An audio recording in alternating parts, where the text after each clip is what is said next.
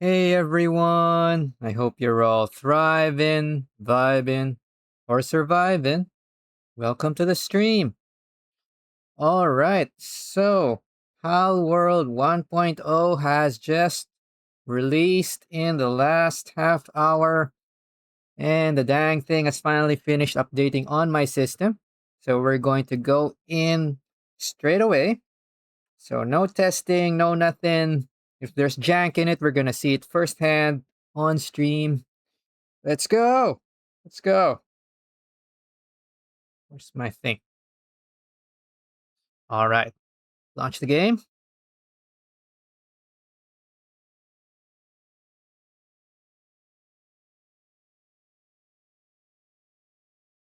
Okay, while that's launching, on the top right, I did retain our death counter. But for this particular run, I plan to keep that running all throughout all of the Palworld streams for this run. So we are going to do basically a running count or a running total of all the deaths we'll have. So nice and fun. All right, so why is this thing there? Fix that. All right, there we go.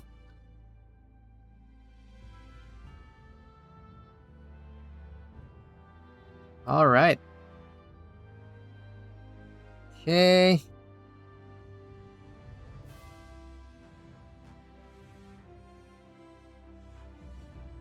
All right. So we're coming in as it is from Palworld 1.0, and I'm going to take my time. We're not rushing here. I did have a chance to review the patch notes, and wow, Bucky was not kidding when he was saying this is very long. So I think, just to summarize it very quickly, this is practically a brand new game. All the old guides and assumptions will probably not apply. Only the general principles of those mechanics will apply, but they are, well, majority of the things will have changed, and we're going to see that as we go in. So let's read this out quickly for what's on the news page. It is no longer early access. Look at that. Pocket Pair Inc. version 1.0.1000427. That sounds like a lot of tiny versions, so I hope this is stable. Okay. So, news on Palworld 1.0. After over 2 years of early access, Palworld has finally officially released. To all Pal Tamers who have played the game up to this point, thank you very much. 1.0 adds many new features to make your time on Palpagos even more exciting, including new pals, story content, missions, new areas, mechanics, and more.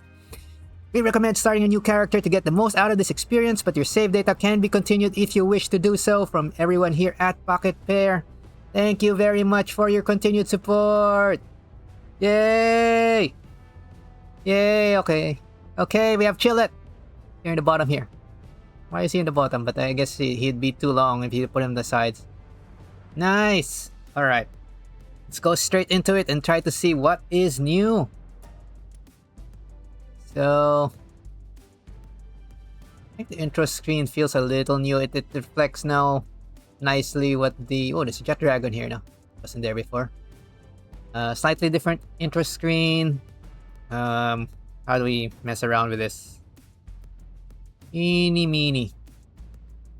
Alright, let's go take a look at credits. Okay, this just opens a link to... it links to a web page to Pocket Pair credits JP page. Okay, nothing too interesting. That's fine. News will open this news. Okay. Yo, you doing a new game for the launch? Technically, yes. This is full release of Palworld, which has been in early access for the past 2 years. So, yes, this is the actual game. And we now have a game. And this might actually be one of the few rare examples of a game that actually goes into a proper full release from early access instead of a never ever. Alright, so... You know what? We're going to put everything on defaults first. Wait. I think it remembered my old settings. Okay. I did see in the patch notes there's something about optimizations and graphics. So we're gonna try the recommended settings as is on my system. I did lower it previously before for performance. We'll just lower this as required. We will use all defaults for everything right now. Okay, except maybe sound, because it was too quiet when I was messing around with it. So keep it at 70 and adjust it later if it's too soft. I want to hear if there is new music, especially. I hope there's new music. Okay, we're going to restore to default everything. Just to keep things all consistent. We're gonna come in fresh. No mods, no customizations. Alright, that should be good enough. Let's go back. Restart. We won't restart. Or should I? That's fine. We won't restart because I'm lazy. Okay. Survival guide. That is long. Yeah, we'll check this when I feel like it. There may be updates there, but I'd rather go into the game semi-blind now. So, okay, we were not going to use the global pal box, so I'm not importing any pals from previous worlds. So we're going to start a new world today. Alright. Start game. Create new world. Alright. We are going to name our new world. Where's my notes? Here. Garden of Avalon. And if you get where this is coming from, you have very based and very good taste. Multiplayer, keep that as no. Keep that as off. Okay, we will play normal settings, but I want to see what the default sliders look like now. So we're gonna expand this. So as usual, well, let's check all the settings descriptions first if they changed. So normal says decent challenge, standard game balance, upon death, all materials are dropped on the spot. So we don't drop gear. Wait. We don't drop gear. Okay, that sounds about right. Casual, pals are easier to catch, you gain more XP, you gain more resources, incubate eggs faster, battles are easier, and there are no penalties for dying.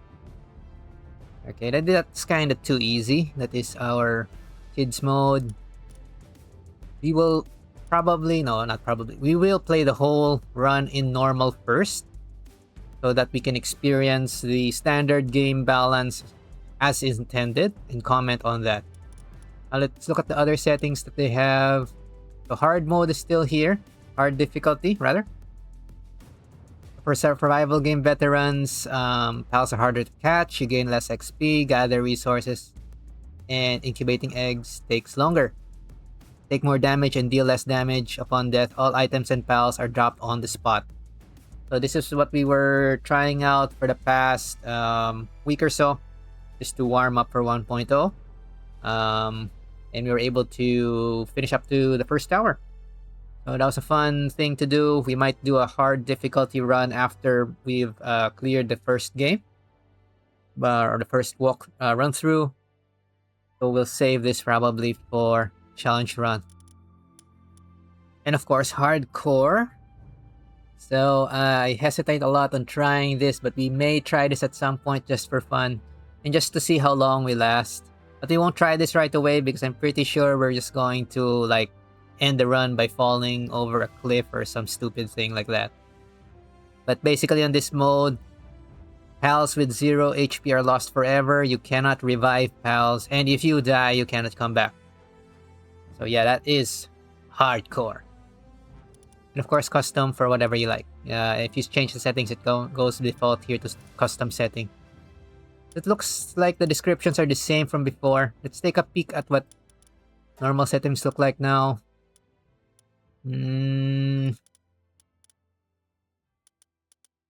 Okay. Just skimming, it looks more or less the same as before.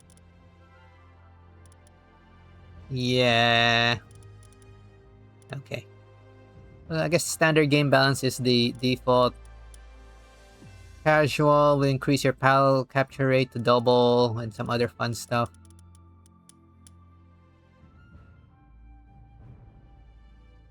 Oh, that's interesting.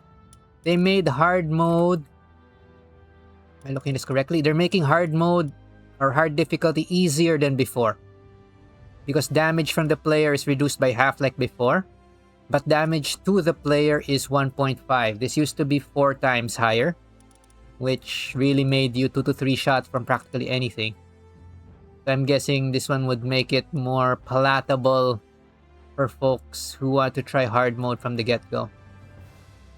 It's actually tempting, but the damage from the player reduction will make our guns, it won't reflect the intended balance for the guns, which I want to test.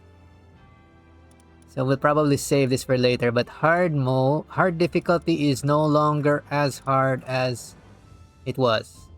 What I can tell. At least that's what I can tell from the numbers. We're gonna find out in standard difficulty if they balance things differently. Maybe standard difficulty became harder. I don't know yet. Okay, in hardcore mode, damage to player is double, so that's the same as before.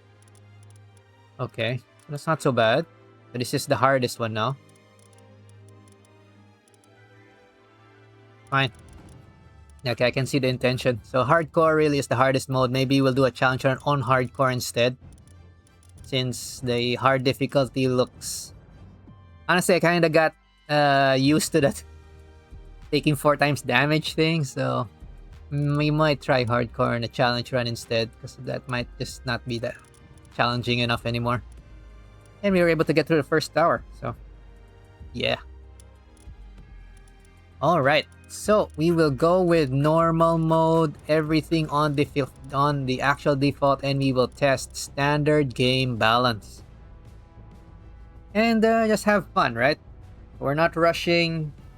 I know there's gonna be a whole bunch of streamers and other content creators rushing to make meta guides and everything like that.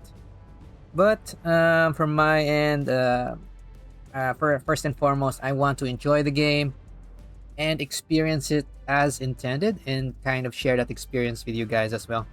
But as we discover new things, especially mechanics and new things in the world, we're gonna call that out, and maybe I'll be making a few YouTube short videos or whatnot to kind of share those for everyone who can't join on stream as well. Alright, so that is the plan. I think we've gone through settings enough. Let's go and jump straight into the game. Well, not really straight into the game. We'll have to create a character. So let's see if character creation changed. Ooh, the loading screen changed. It is a Grizzbolt. Oh no, it's getting blocked by my character. But it's a shadow of a Grizzbolt now. Maybe there's multiple ones. Alright, my player name is... I don't know yet. Well, we can still edit this. So let's decide that after we take a look at our sliders. So just eyeballing, it looks like the presets are exactly the same as in early access. Oh no, I'm one of the folks who was asking on Discord if they would improve the options here. No, the sliders are the same. No. No. Any new faces?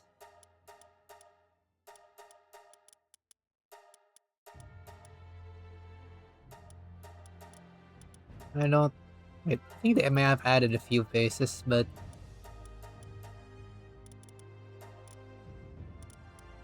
the eyes, I think, are the same. I've seen these before.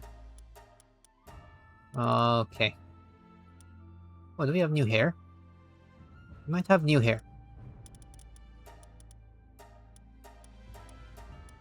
Okay, there's a few new customizations, I think. That's not bad. And the sliders are about the same. Alright, so let's choose a... Fine. Let's choose random and see if we can find something interesting. If not, we'll start from a preset. Probably one of the types here. And go with that. Wow. Okay, so looks like something straight out of Avatar. No. No, wow, that is thick. Thick. Thick. Why is it defaulting to such thick? Okay. Okay. Clearly the randomizer has not been adjusted to make something avoid janky looking shapes, but I guess that might be intended. It is literally randomizing everything. Alright, we'll rotate the randomizer a bit more to see if it lands on something palatable. If not, we're just gonna customize from a preset. Because, yeah, some of these look super janky. Wow, this thick. Very thick. Why does it have a heavier weighting on making thick thighs? What the heck? Or is that just my selective memory? Okay, these ones kind of look humanoid, but yeah. Alright, when they say random, they really do mean random. Okay. Fine. Okay, come on, give us something that kind of looks like a person. And not Too horrifying. Okay, I'm gonna give this a few more minutes if it doesn't give us something vaguely humanoid and something that I will not be regretting for a long playthrough. We'll gonna just edit a preset. Wow, she's swole. Dang. It's like Popeye arms. Okay, we did that. Well, that's a good thing and a bad thing. I guess this kind of lets you have these super jank characters if you like. Jesus. Wow.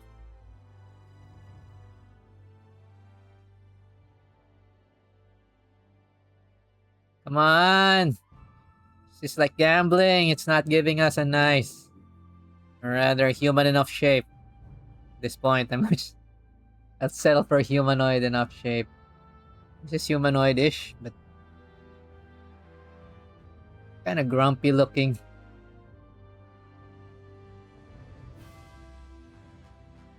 This one's also humanoid-ish.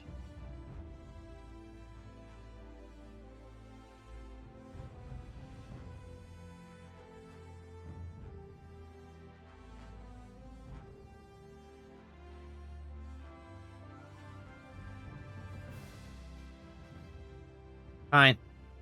Okay. So, upon basic testing, clearly, the randomizer is pretty much the same design as before. It will test random amounts on the sliders.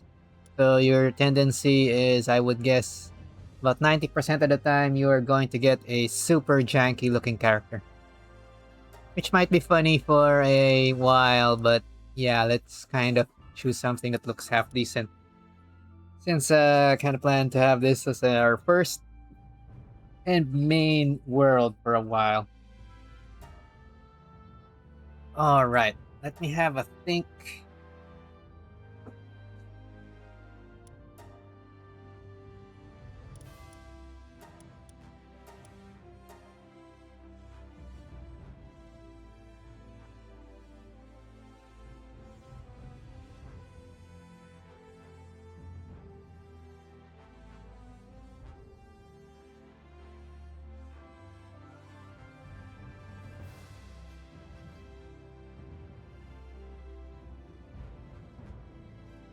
Alrighty.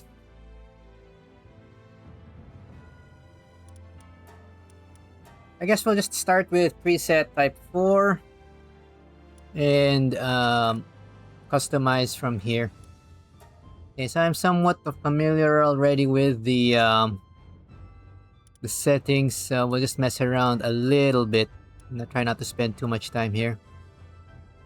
Skin color. You want something human looking. What are the presets now? Blue, yellow, red. Alright, let's have like human looking skin. They can also see if the clothes match humanoid color. Real humanoid color for now. Well, the last stream we were using a purple character. I do want to see how the costumes and stuff look like on a regular looking character. I'll make her a little tan. She doesn't look so sheltered as such. Maybe something like this. Okay. I won't mess with the custom colors too much. I know we can, but this didn't seem to change much, so we'll keep that. Torso size, whee! And oh my god, someone give her a sandwich. How thin can you go? Holy we are skin and bones. This might be funny too. Okay, we're making her maybe slightly slimmer than normal. So we are a castaway after all, so Why are you arriving on the island so healthy looking? Huh? It's like you didn't survive off a ship or something for months without proper food. Okay. Okay, let's go with the torso first. How hungry should she look like? Not super hungry.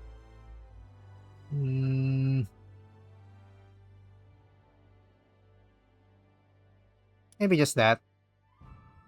Her arms.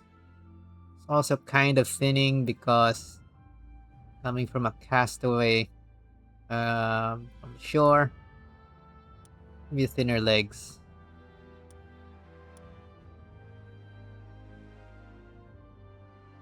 Something like that.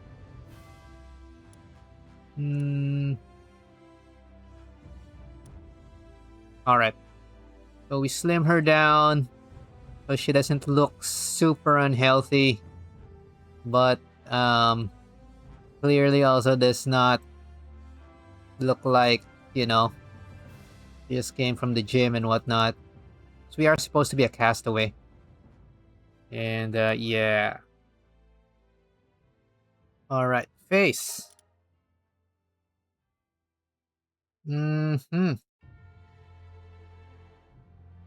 What else do we have here? Okay, let's guessing the new face types are in the bottom.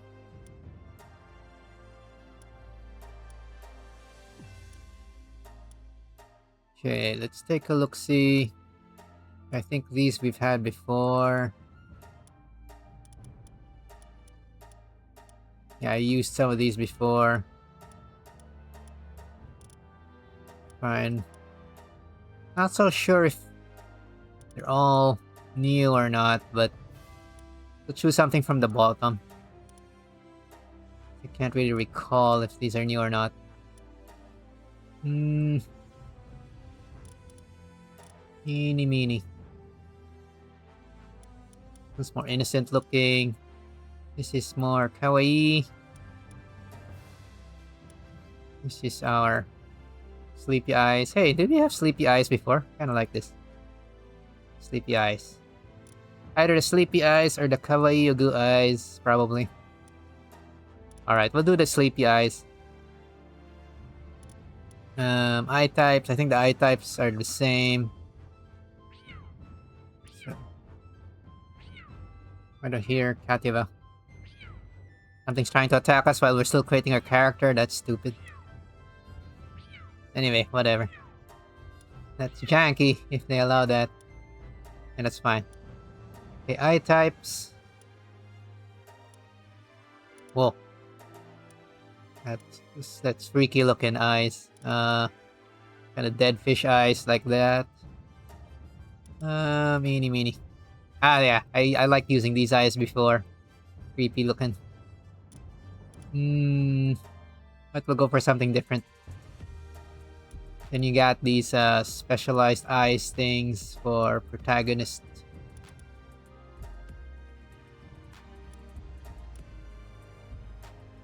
Alright. This kind of makes us look like an NPC of sorts, but fine. We'll use this. Make it a little interesting. Eye color. We'll stick to presets just to save time. But I think we generally like...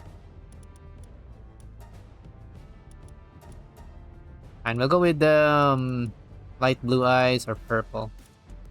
Maybe purple eyes. Okay. Eyebrow color. This will depend on our preset. We go with the yellow. I don't know yet. I'll come back to eyebrow color once we've chosen the hair. We'll just make it match the hair. For simplicity. Okay, hair.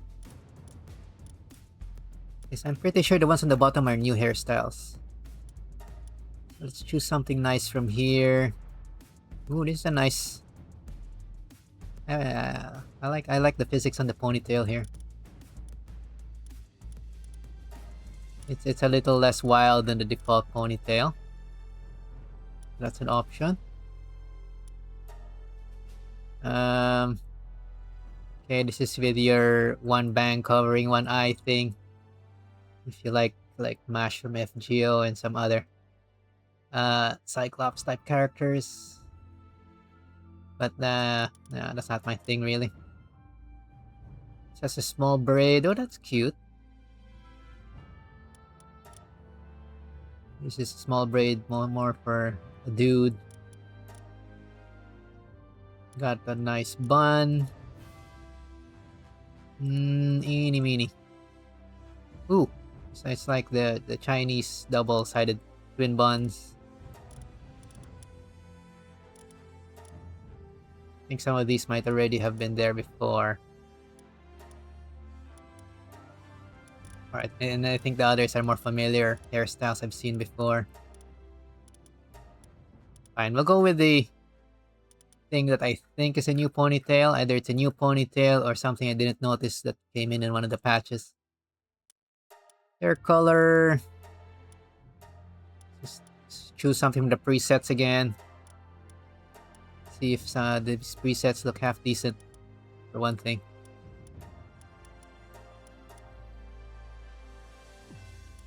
Silver white's not so bad. It looks decent even with black hair.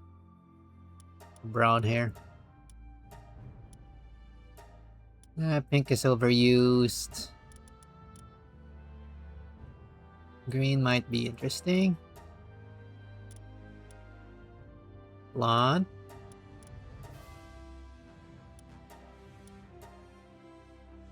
Red. No, red is the protagonist color. Or proper blonde.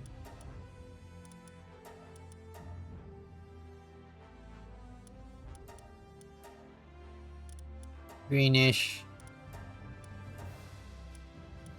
Alright, something I'm noticing right away, the preset colors there and the hair don't seem to match very well, but I don't know. I'm not sure if it's just my eyes, but the preset colors here in the palette and what appears on the character look a little different to me.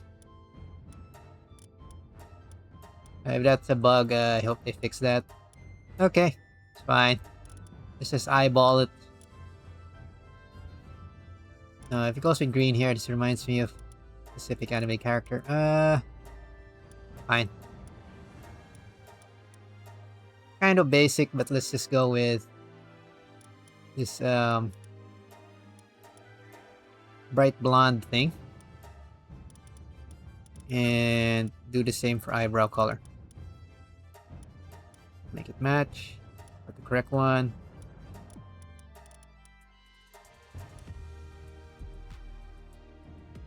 Alright, now I kind of want to change the eyes now. Doesn't match.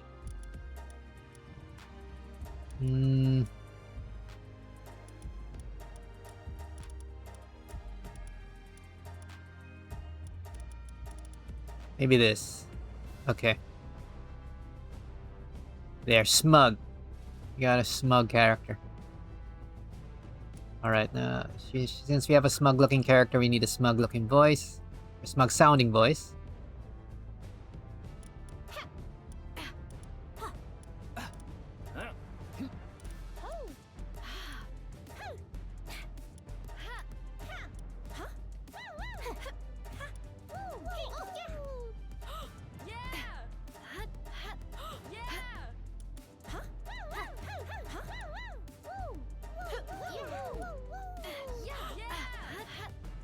Alright, we'll use voice too.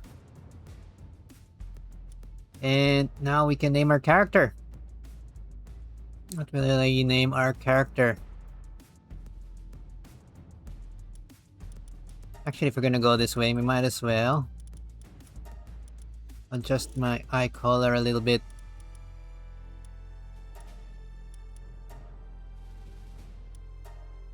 Nah, purple's fine. Oh, this is lighter purple is a little more interesting. Okay. Alright. We will be, since we're human, we'll use a human name. And random human name that comes up to mind. Let me think for a sec.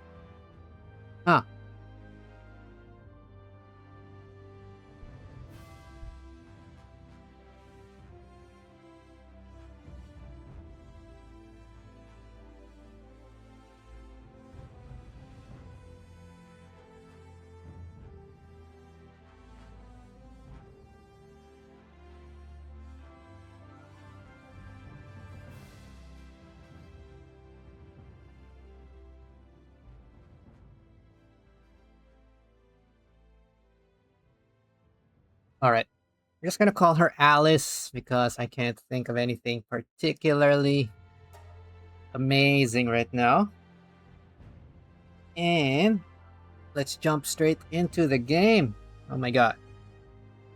Okay, that took us a little bit longer, but maybe 30 minutes for character creation and world creation. Not so bad. Fine. Let's go. Start the game. My god, game is ready. I was hearing some background noise of enemies, so I'm hoping that we're not gonna get attacked right when we log in. But we'll find out. Okay, let's go ahead and start.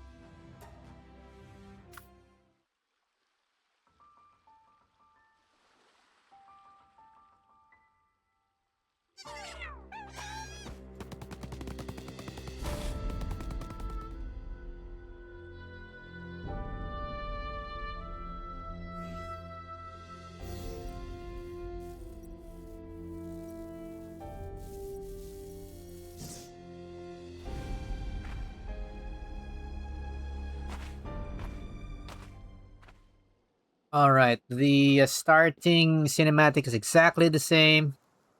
Our starting point is exactly the same as well. That slightly disappoints me. Oh, they kept the rear thing blocked. Fine, maybe when they were playtesting, they were deciding that if you don't do that, people will get lost and go to the beach. Fine. Fine. That slightly irritates me. It's my OCD, but that is probably a me problem. Okay. Fine. So check our settings. What is anything new here? We are in the Garden of Avalon. As usual, you can access your survival guide. Your journals are all locked now. Most of this looks the same. Okay, there's lamb balls, cativas, and chickpeas around, obviously. And whatever else is around. Ooh, there's a Capriti somewhere there. Okay, missions. Activate the Great Eagle statue.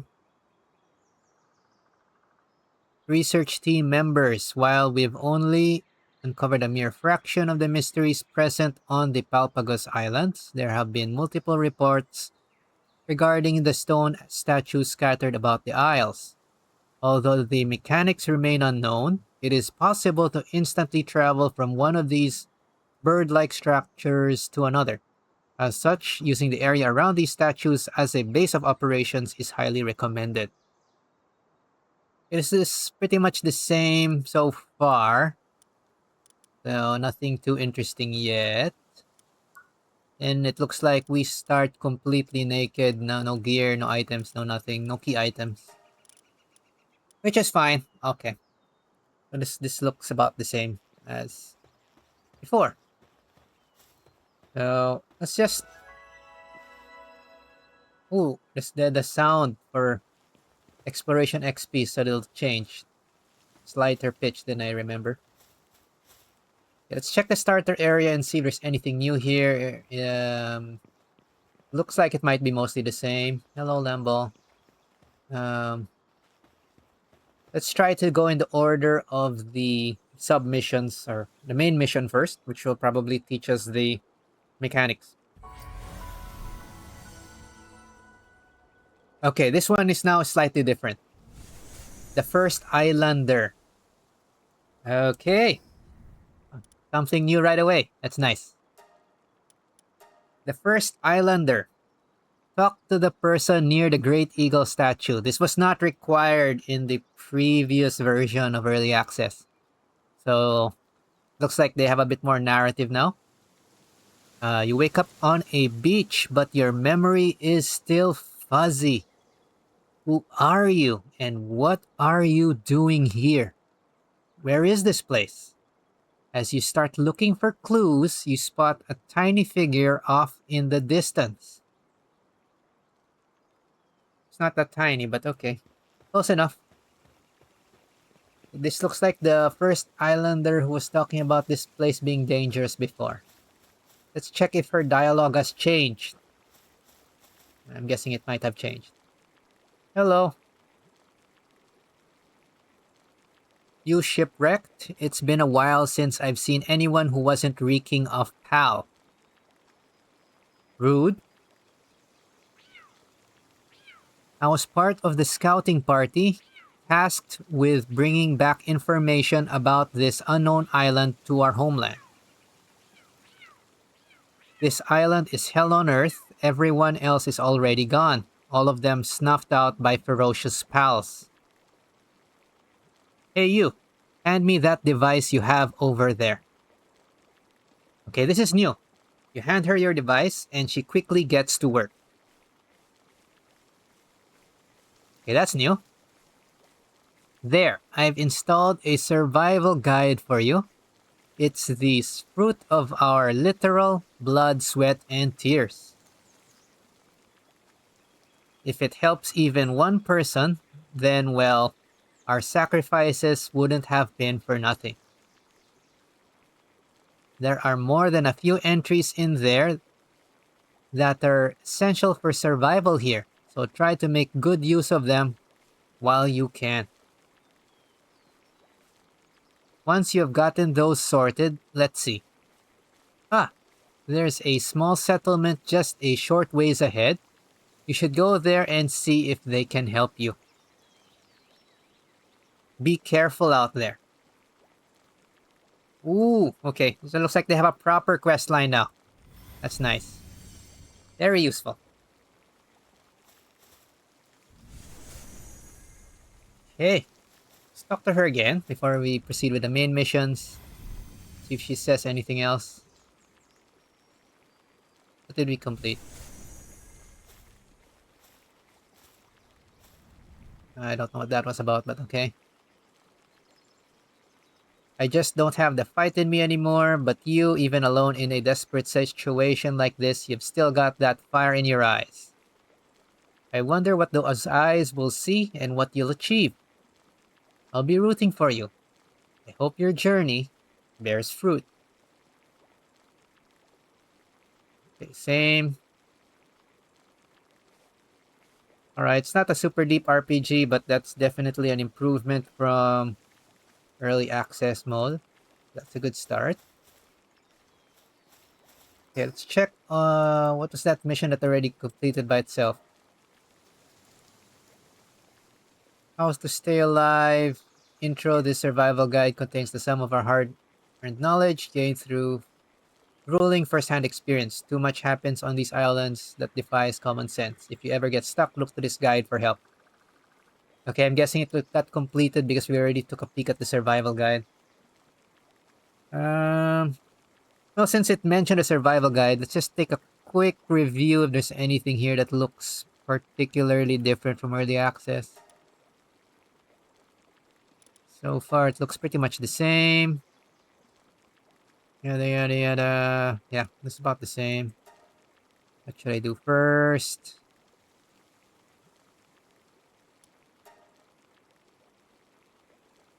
Okay, survival guide's mostly the same so far.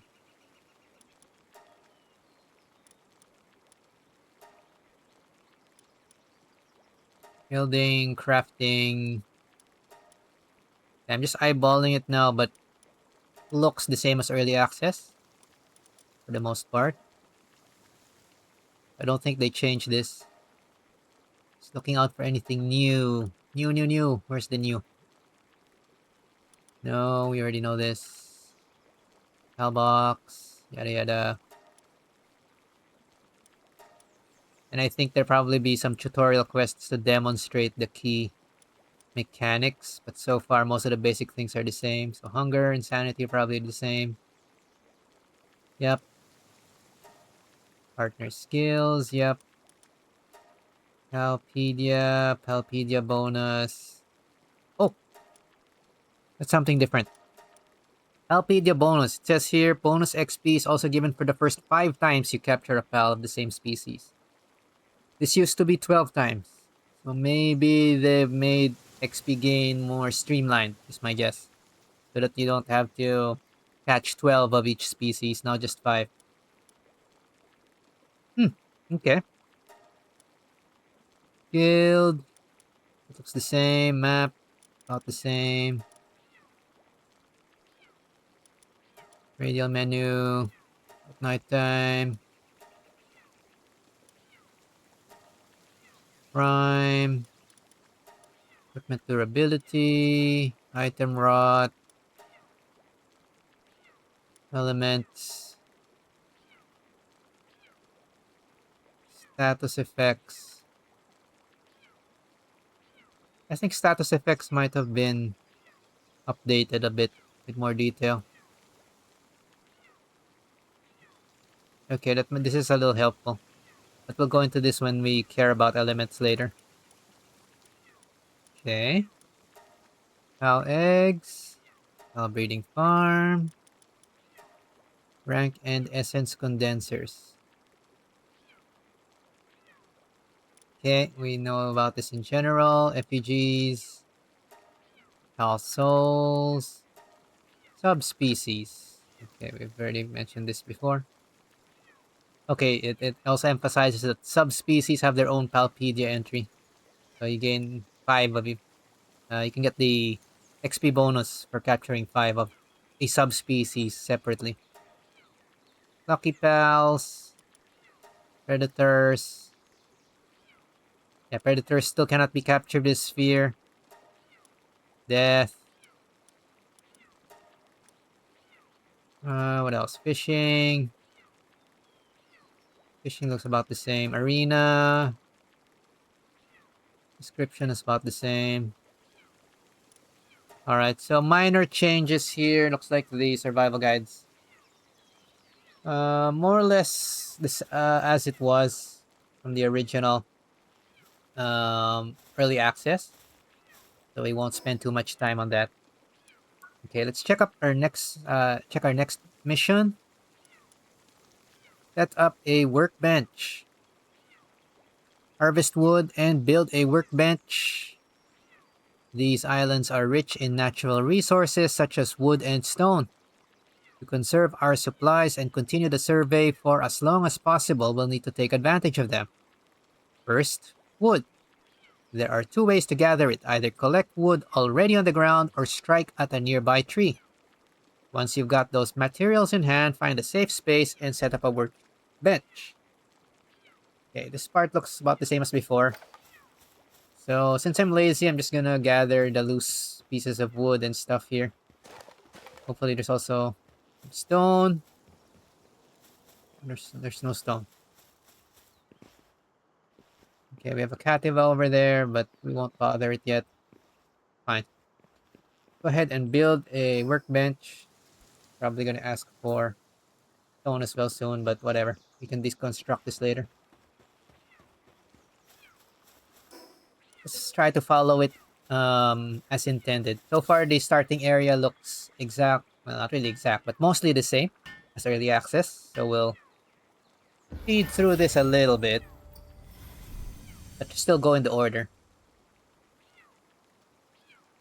Alright. Crafting an axe and a pickaxe. This sounds about the same. Maybe slightly different. Craft an axe and a pickaxe. Wood and stone are basic resources which are used for many things. You can pick them off the ground, or strike at trees or rocks with your bare hands to harvest them. But having the proper tools is essential to do so efficiently. Start by checking the recipes at the workbench, and then gather the wood and stone required to make your very own stone pickaxe and stone axe. Fine. If there's no loose resources, we're just gonna punch a rock. Oh, there's some loose pieces. Well, since it's a new game, it's finally 1.0, let's just do this for old time's sake. We're gonna punch the tree for wood, just to demonstrate how inefficient this is. If for some reason you just want to punch the tree or punch the stone, you can do it. So it doesn't damage you, but it's time consuming. So typically not recommended.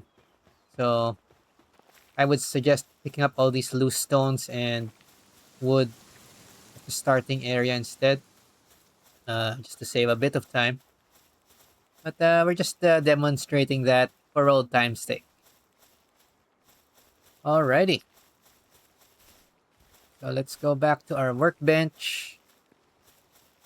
Oh, is this a stone? That's not a stone. It's fine. Let's craft the two things he's asking for. We want a pickaxe.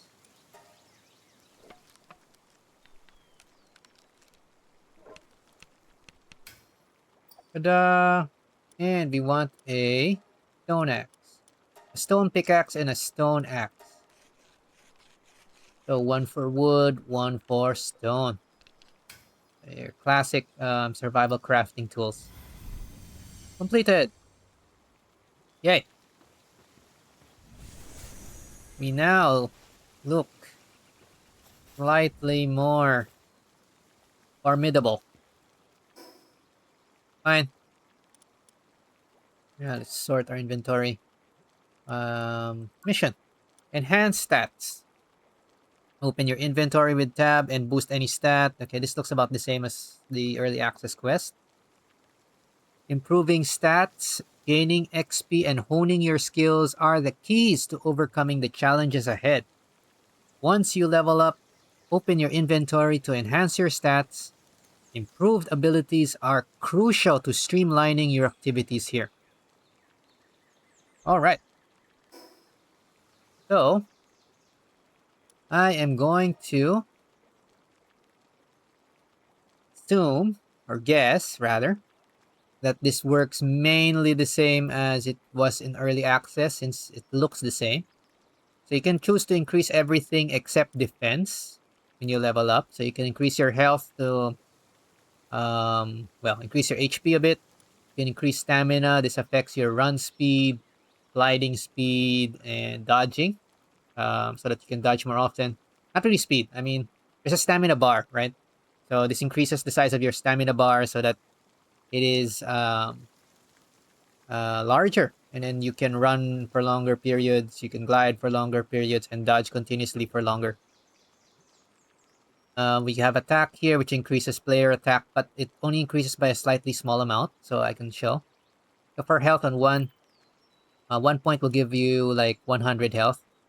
From 500 to 600, it's like a 20% increase from level 1. In stamina, you get like 10 extra points from your base 100 stamina. For attack, it only gives you a base of 102 from 100 with 1 point. So, from my understanding, it's about 2%. Work speed will increase by 50 from 100, so that's quite sizable.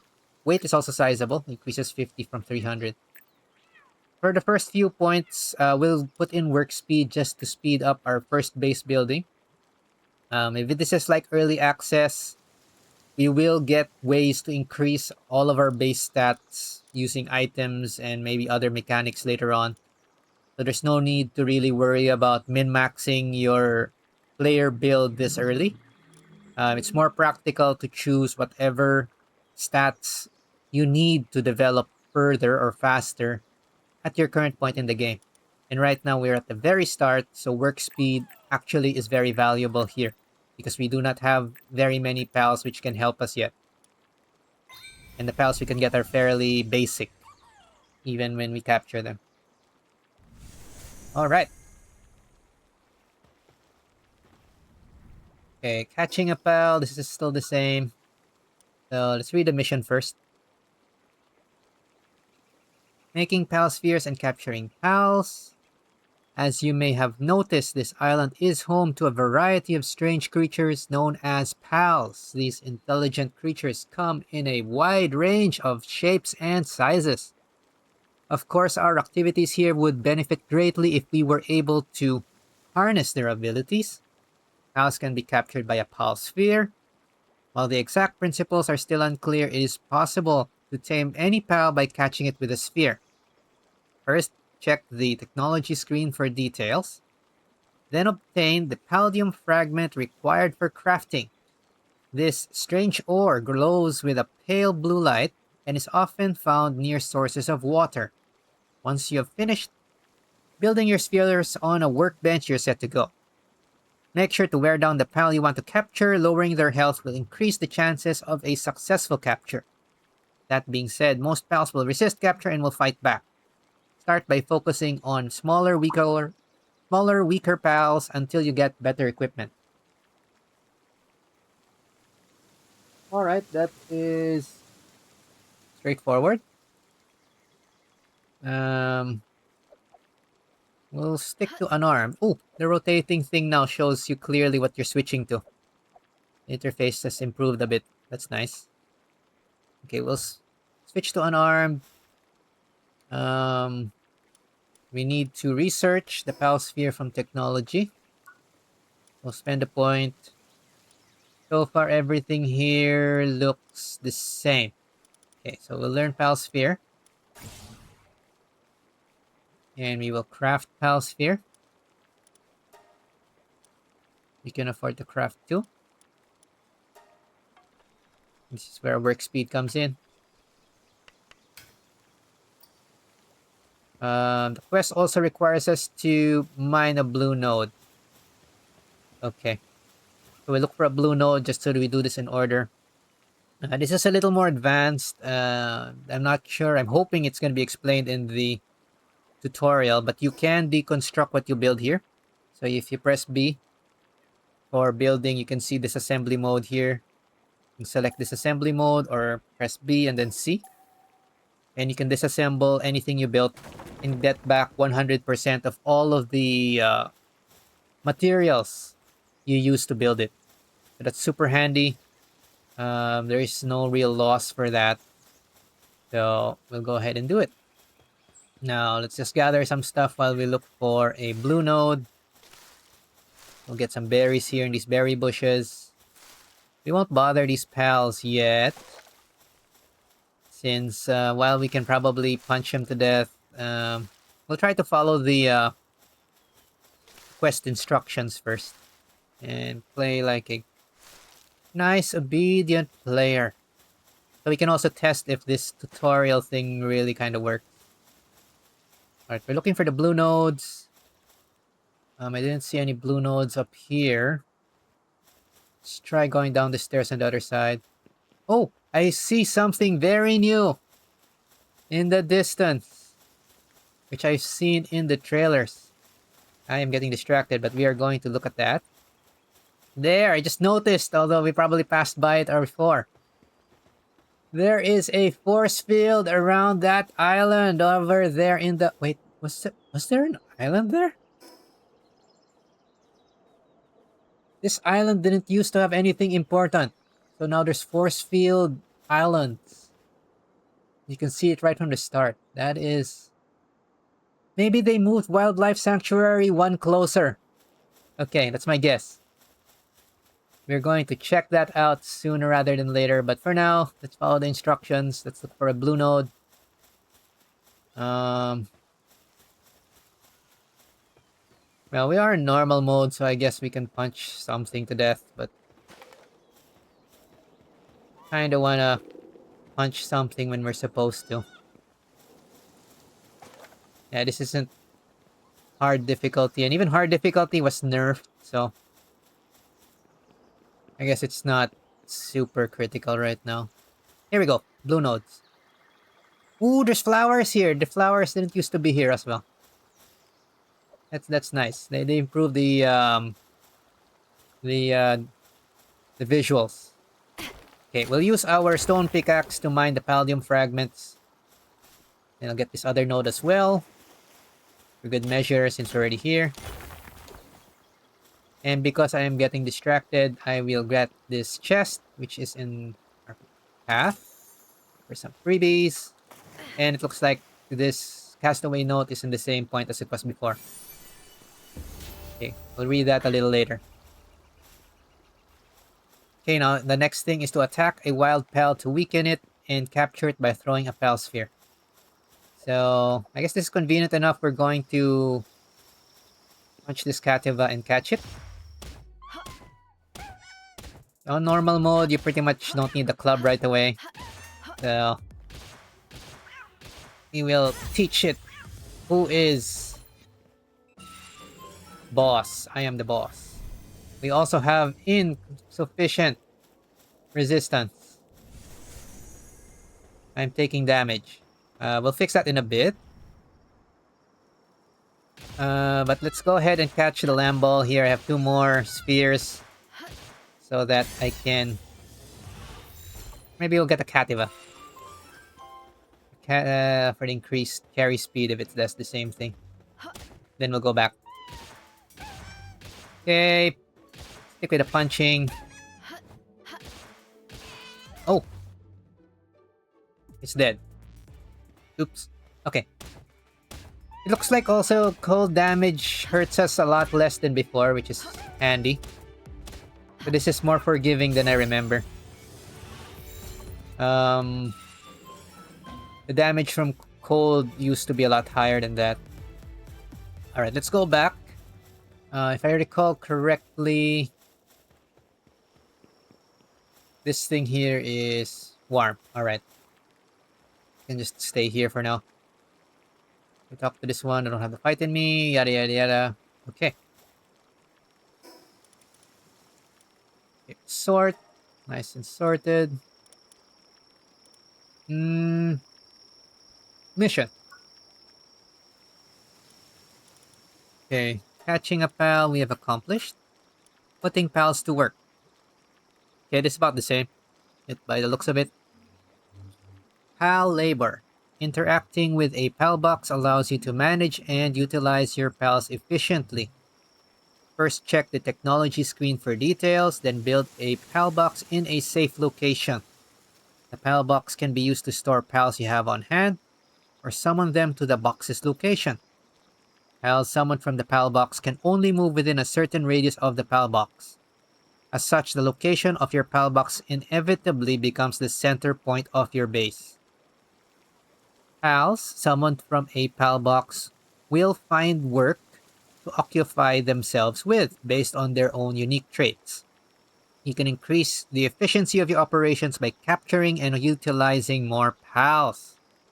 Nice.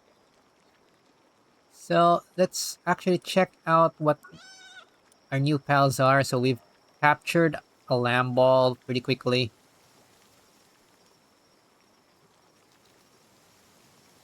Okay, so walk up a hill tends to end with this pal tumbling back down. This causes it to become dizzy and unable to move, making it easy to capture and kill. Wow. As a result, this pal has tumbled down to the very bottom of the food chain itself. Wow, you got called out, Lambo. Very bottom of the food chain. Okay, it looks like its specialty is still the same, fluffy shield. So you can hold it up for a shield. And it can drop wool in the ranch. Cativa, description looks the same. Yeah, being toyed with a Cativa is in many ways the greatest of disgraces. Yeah. Yeah, who would fall for that, huh? While in party, Cativa helps carry supplies, increasing the player's max carrying capacity by 100. Okay, that used to be only 50. And it didn't used to tell you by how much it increased the carrying capacity. So I like this. It tells you outright. But it does not stack. Okay, they changed it. Alright, so I was thinking before you typically stack Cativas to increase your carry weight. But if it does not stack now, it looks like they are encouraging you to have variety rather than numbers. And if they did this with a Gobfin, I would be so proud of them, finally. Make this Pal World and not Gun World. But I'll get to that when we reach that point. Okay, so our weight has increased by plus 100. And as you can see, we have 2 Cativas, but we only get the bonus once. So that's an interesting balancing change already. Okay. I guess we can spend our points from the level up. Let's go put in the new point into work speed again. Okay, hunger is lowering my work speed as well as defense and attack. So, but it hasn't taught us about food yet. So I'm postponing the eating. Okay. That sounds about what we need to do. So it wants us to next unlock the PAL box technology. We'll go ahead and do that. Okay, all of these starting builds feel like they're more or less the same. So we'll unlock the PAL box. Do we have enough materials for the PAL box? We probably do. Place the PAL box and open a PAL box and put a base PAL. Fine. Alright. Since we're here, oh, I don't have any more. Fine. We'll catch more pals later. Let's look around. I have an idea of where I want to put my base. If they did not change the terrain significantly, we're going to use that as a starting point. So, oh yeah. Something handy. It looks like they didn't explain. These little jumpy, glowy thingies are jump points. You can safely use them to do a nice jump like that. And when you fall, even without the parachute, you will not get damaged. It's just a nice thing to scout the immediate area. Okay. So we're gonna go down. I'm planning to kind of build in the... Oh, it's kind of the classic starting point around the first lake. Well, it's prettier now. That's nice. So let's look around if the first lake looks the same first of all, right? It might be different and we'll make a mistake and have to redo things, which is annoying. Let's go ahead and also mine more palladium while we're on the way. So harvesting resources is fairly quick on normal mode. I like that. I think they've made it faster than before. Okay, that's good. Are we low on wood? No, that's fine. We'll just harvest whatever's close to where we will be building. Let's follow the path going down, as is. So, without jumping down, we'll follow this bridge. This kind of feels like the intended way to do things. Oh, man, I guess we should bring out a pal, right? Since it's there. Actually looks like they're kind of useful right now. Infinite stamina is not helpful. Fine. And they all kind of... Oh, you still cannot reorder your party from here. That's annoying. Fine. Now we'll summon this Cativa, which seems to be the least useless, I guess. And just walk around. We'll continue harvesting the palladium since we'll need a bunch of that.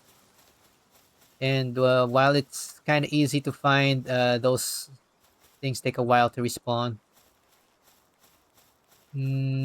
Okay. So just as before, everything in the general area, the common spawns are all peaceful creatures, peaceful loving pals. Aha, and there's a free sphere. So I guess I can go ahead and try to recruit as a chickpea. Let's find a chicken to recruit. Okay, but I will unsummon our Cativa first. Oh, I'm starving and I'm dying. Okay, we should probably eat now. Okay, so starvation does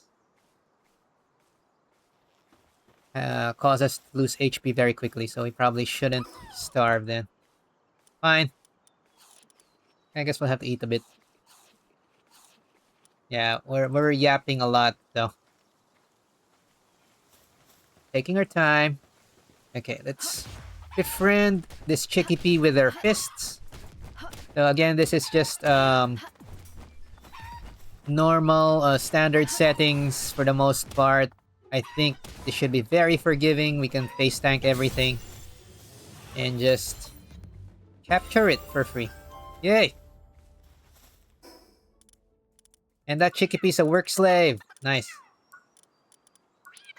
So Chickpea is a nice pal. As it lays eggs. We'll be using this for a bit. Looks like it's about the same as before. Work slave is a common passive, and it's a very helpful one because it increases work speed by a lot. At the cost of some attack or a lot of attack. But typically, you want to specialize your pals either for base work or for combat. So that's fine. Yeah, their work suitabilities are the same as before, so nothing to comment there. Alrighty. We'll spend another point in work speed and move on, I guess. We'll bring out the Chickpea so that it's the one getting... Well, actually, it's damaged, so maybe we shouldn't. I'll let it heal outside the box and just bring out this Cativa. In case we need to run. You have something to distract the enemy with. At the early parts of the game, especially on standard settings like this, you don't really have to worry too much of the starting area. I think there's only a few rare spawns that used to pass by from time to time that you need to avoid. But nothing's aggressive. Unless they didn't change. Ooh! T-Font is available this early. Okay, they gave us a watering pal early in the game. That's nice. Okay, that is important. Now that will become clearer why that's important later. But since we don't have any spheres right now, I will. Actually, you know what? I'm going to make some spheres.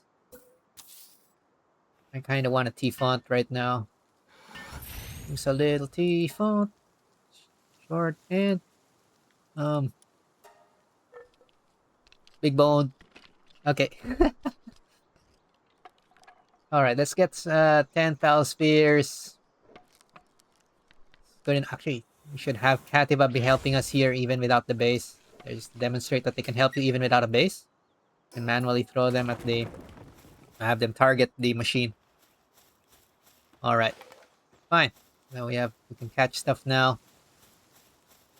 This area looks pretty much the same as it used to. Okay, that's fine. For now, I'm going to leave the rest of the nodes where they are because I want to see where the nodes spawn. And this will be kind of used for how we design our base. I see a few T-fonts. So they added these early. So you don't have to rush down for Pengolet, which is fine. So let's find one which is kind of in range and recruit it. Oh! Cativa's gonna kill that one. Whatever. Let me unsummon Cativa. Where's our target? Let's chase this one. A good thing T-Font's pretty slow. So we're going to befriend you. Hello, be my friend. Be my friend. I said be my friend. There. Okay. And the other one is in the water. But I want to capture it as well. Problem is I don't think we can attack in the water. Can we? Okay, that's close enough. Ooh, missed. Get in here. Yeah, for low level stuff, it's pretty much easy peasy. It's expected. Okay, let's look around the starting area again. So we kind of have two choices. Typically, you want this side of the lake or this one. The advantage on this side is there's a jump point, which I'll show here. So for the most part, I think this is... Okay, no secrets here. Just double checking. I used to make a base on either of these sides. This one because it has a jump point. It used to have a second jump point here, but looks like they removed the second jump point, which is disappointing. Makes it a less attractive. This side also has an ore node over there, one ore node. So that's kind of helpful for passive harvesting later on. The other side is similar. It has the same resources and I think one ore node as well. The difference that I like on and why in the last hard difficulty run we built here instead is this one is very flat, nice and flat. That's super important for building, as we'll show later, because elevation is kind of tricky to manage. I think they may have added tools to help deal with elevation, but for the most part, cliffs and like this lake here tend to be a bit of a what is the term? The T-Font's really following us. I think we're just gonna punch this down, catch it as well because it's annoying us. But yeah, we generally want a flat area for ease of building and to maximize the amount of usable space within the base, right? And let's let Kativa hit this a little bit. Okay, it's not very helpful. Let's just punch it. I punch you! I punch you! I punch you a lot! Standard settings is so chill. I don't have to worry about the starter pals two-shotting me. This is so chill. Right. Fine. I'm getting distracted. What were we talking about? Base building, right. So, by the looks of it, this is probably the best starter area now. I used to build also on the left side, but they removed the jump point, so that's no longer as attractive. And the left side has a lot more cliffs and stuff to navigate with building. We'll build on this side. I'm gonna build our PAL box. Of course, the way it faces also matters. So, you want it to face where you want to appear, where you want the border to appear. So we're gonna eyeball this a bit. My guess is maybe here, and then we'll review the borders and adjust it. So I won't deploy the PAL right away. I want to kind of make sure this works. And let's test fast travel as well. Fast travel. Ooh, this is question mark now. That's a nice touch on the map. Before it was very obvious there was a boss here, but maybe you have to see it. Sounds also have changed. Travel sounds slightly different. So fast travel works. Why did I fast travel again? I forget. But anyway. Oh yeah, I was double checking the facing. The facing of the PAL box. Oh, it's reversed. It'll appear on this side. Fine. I want it that way. Disassemble, yes. So fixing the orientation is probably a good idea now. So we'll do it the other way around. We want it to face this way. I think. Wait. No, that's what we did last time. We face this way then. There. There? I think. I'm getting a little confused. Whatever, let's choose one way. I want it to face towards... It has a view. And we can look at the tree. Actually, yeah, why don't we make it face the tree? So that we have a sort of a target. Okay, so this is reversed. It should be something like this then. Like that. Okay. Yeah, it's kind of a pain to move the PAL box around because when you remove it, the whole base gets deconstructed. So we'll just take a few minutes to test if the orientation of the facing is correct. And we will inspect the borders of the base as well. Alright, there. It's facing the tree. That's nice. When we log in. Okay. I also noted from the now loading things in the bottom right, they have updated it so that it's not just what it used to be with a single pal. So far, I've seen Toko Toko, Grizzbolt, and some other pals, so that's nice. Nice touch. Okay, so from the top here, this is not super useful, so I probably want to move this down a little and right.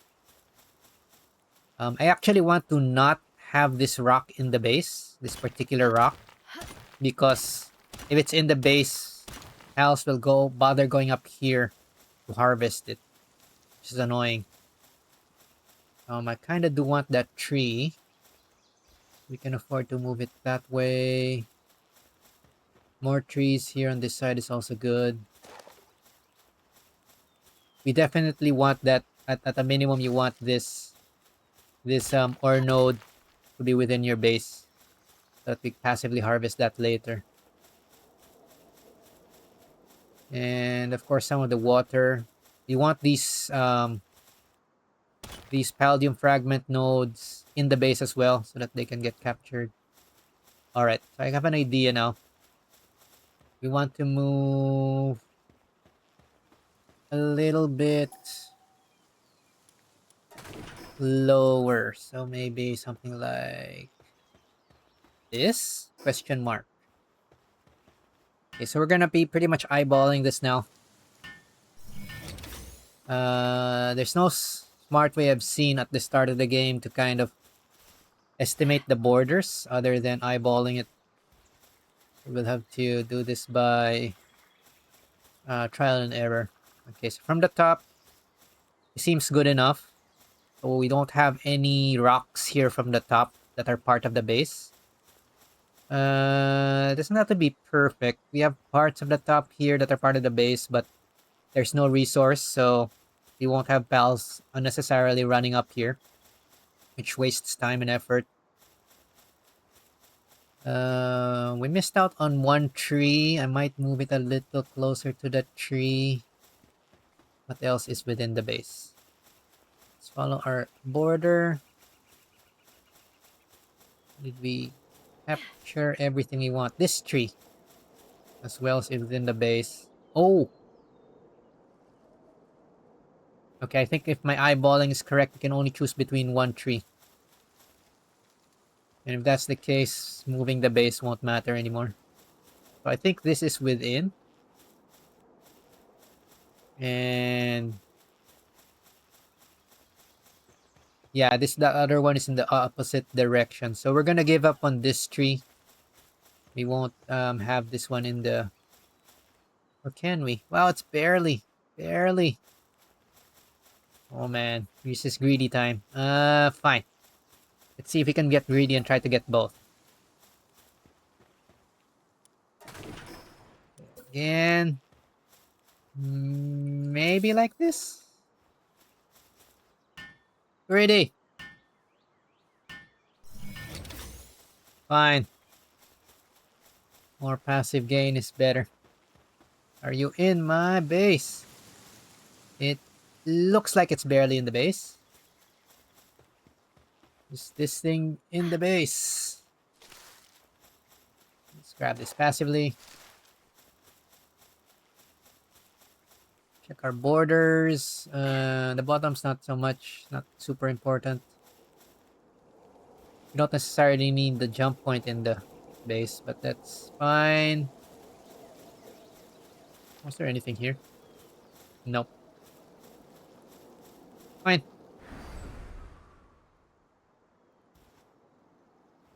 And these trees are all nicely in the base. Alright, fine. I think this is good enough. Maybe I'll just move a little bit to the left. Just to make sure there's a little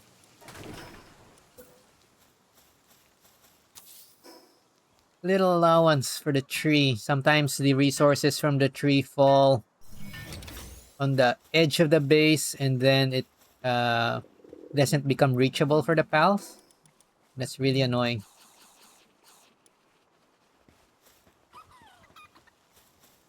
Okay, now there's an allowance. Hopefully like the wood doesn't go out of the base from here. Let's check the sides first. Make sure all the nodes we want to harvest are nicely in the base. So this is just for some basic efficiency, and solar pals don't keep on running around in weird directions, which they used to do. Oh no! No, this one is... Okay. Fine. Fine, fine, fine. I have to move it a teeny bit to the right. Teeny bit.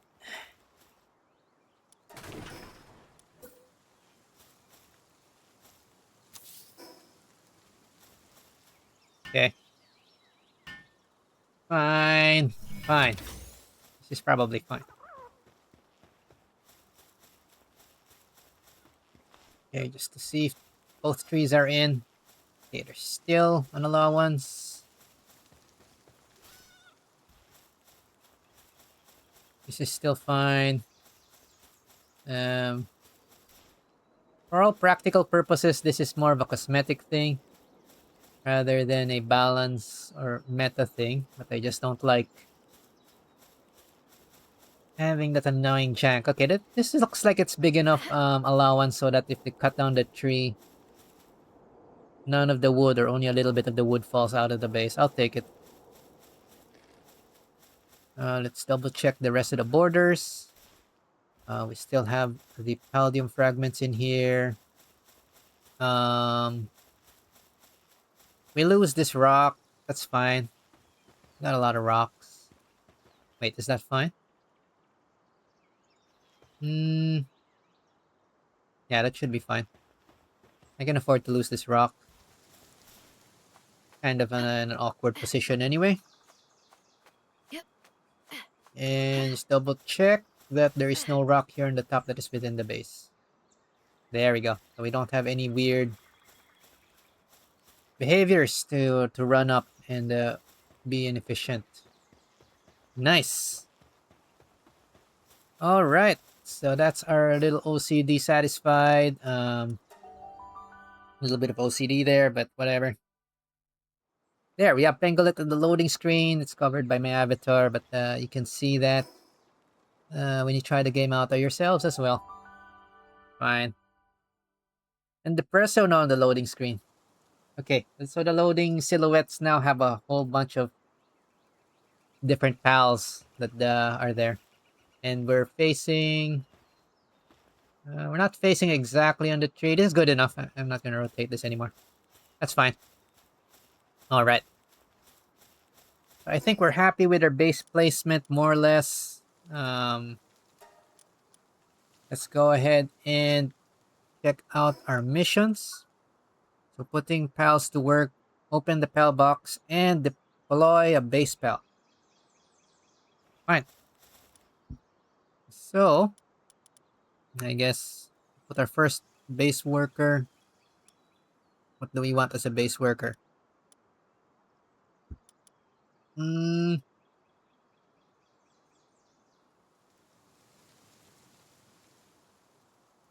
meeny.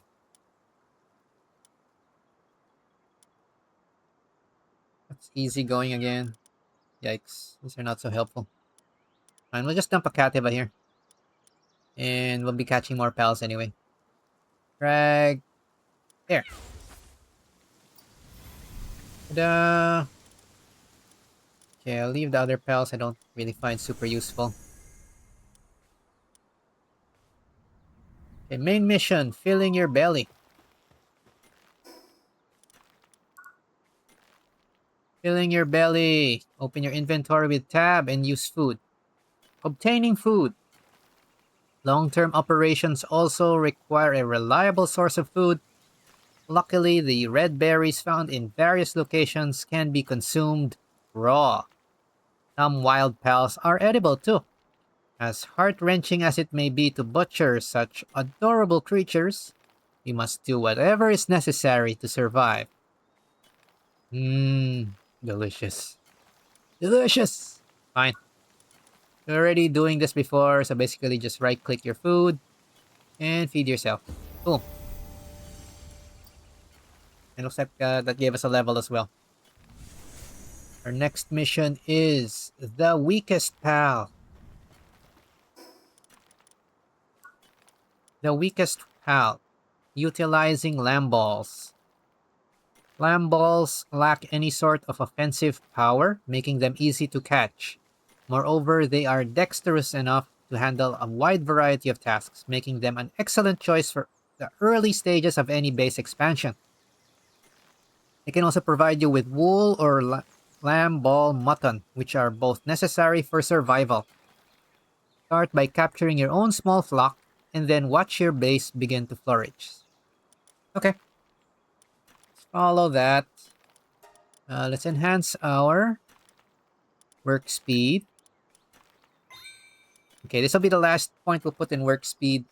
We'll start increasing stamina next. So it can run around more. Now clearly we will need more spheres, so we will quickly put down a workbench and get us some spheres. Fine.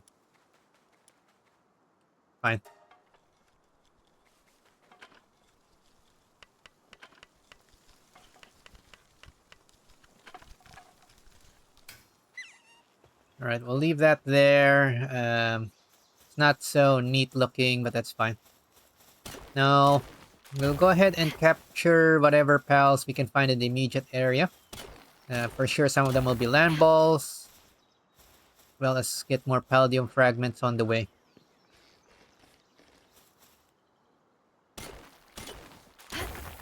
We can probably start working on that target 5. What does it say? 5 captures per pal for the bonus. There, the land ball is highlighted. I punch you! I punch you! Befriend my friend! Okay, I'll punch you, chicken. Be my friend too.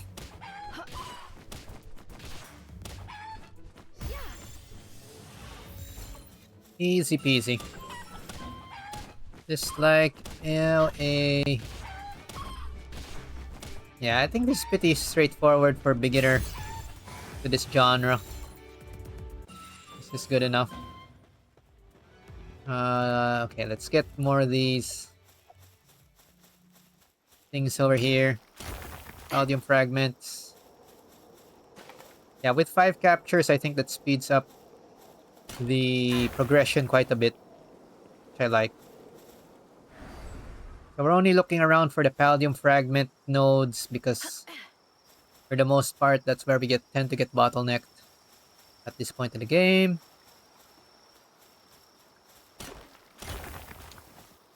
And we can let the pals harvest the regular stone and wood. Okay, let's get this lamb ball up here. Hello, lamb ball. Yeah, at least it doesn't require us to capture like 10 lamb balls like in the previous version. 3 is pretty straightforward. Alright. Next is cloth. Okay, gearing up. Crafting equipment. First, use the wool obtained from a lamb ball to craft cloth at the workbench, and then use that to craft a set of cloth outfit. Next, craft a common shield, which utilizes the self-restorative powers of palladium. Finally, craft a normal parachute, which will make it much easier to navigate the difficult terrain. Equipping these will make your activities here much easier. Alrighty, sounds legit. On the way, let's get a extra lamb ball here since it's asleep. Wakey, wakey. Time to get schooled.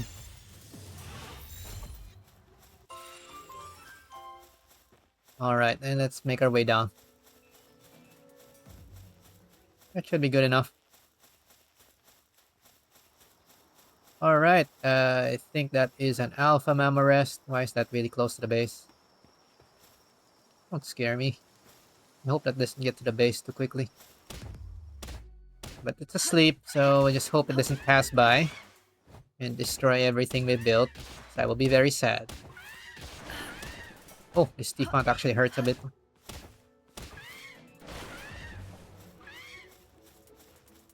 Okay. Punch, punch. Oh. Got killed. Oh well. Whatever.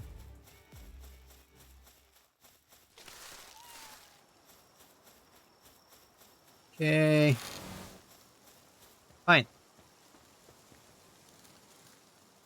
Alright, so it wants us to make the cloth outfit. So that should solve one of our problems.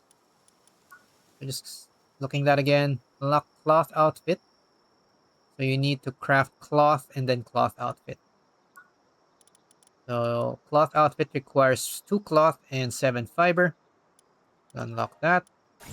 And we'll also unlock the recipe for cloth as a material. We'll go ahead and start with this.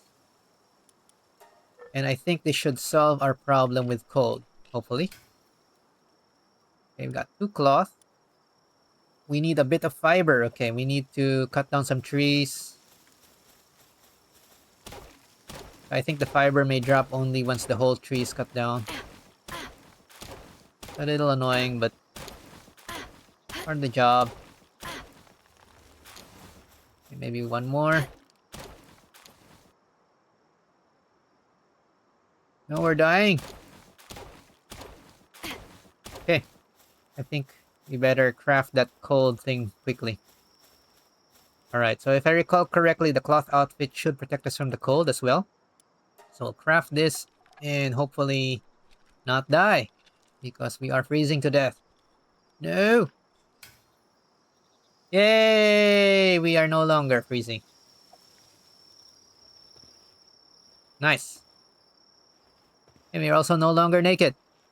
We look a little more civilized. Or civilized as someone who punches people down can be anyway. Good enough. Fine. Alright. What was the next thing? It wants us to make a common shield and a parachute. So from technology, we'll look for those items. Common shield. This one will require a bit more fiber as well. And the parachute, some cloth. Okay, so we'll make 2 more cloth. I think we should be able to craft the parachute now. Yep. Okay, we'll let the Cativa craft that for us. We'll focus on cutting down the trees for wood. And since we don't have a wood cutting pal yet, I guess cutting within the base doesn't change things very much. Okay, we're getting a little overweight. Gonna slow us down. I guess we'll build our first chest. We'll have to learn wooden chest. I don't know if there's gonna be a mission that teaches about wooden chest, but fine, we need it already. So this is the cheapest chest. We'll be using this for a while to store items. What the heck? I'm gonna rest this up here. Oh, it's not aggro. Okay. It has a green bar, so it is not aggressive. Hello. We'll wave. Hey! Hey! Hello, visitor. Okay. So the smart thing to do when you see something that large is leave it in peace. Unless you want to die. Okay, we'll put the first chest around here. Probably. Yeah. Want to put it kind of close here to mark the ore node. So I don't get too confused.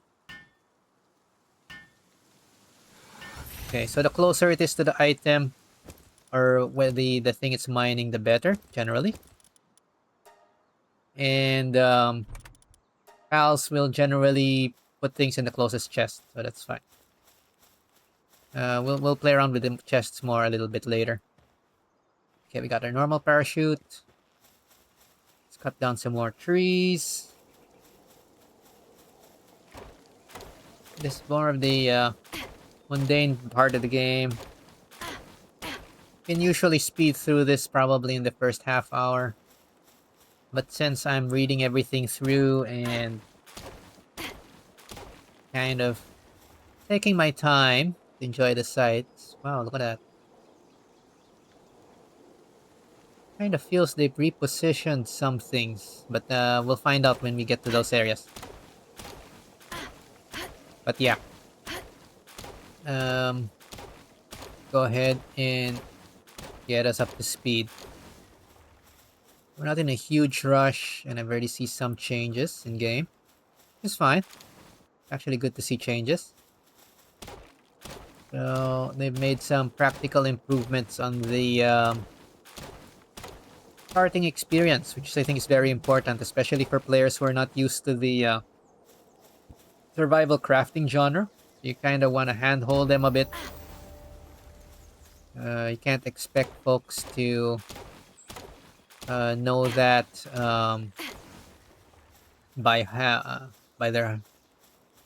by themselves, right? And yeah. All right, I think this might be enough. I'm not sure if they'll explain this in the tutorial, but this is a very neat trick here.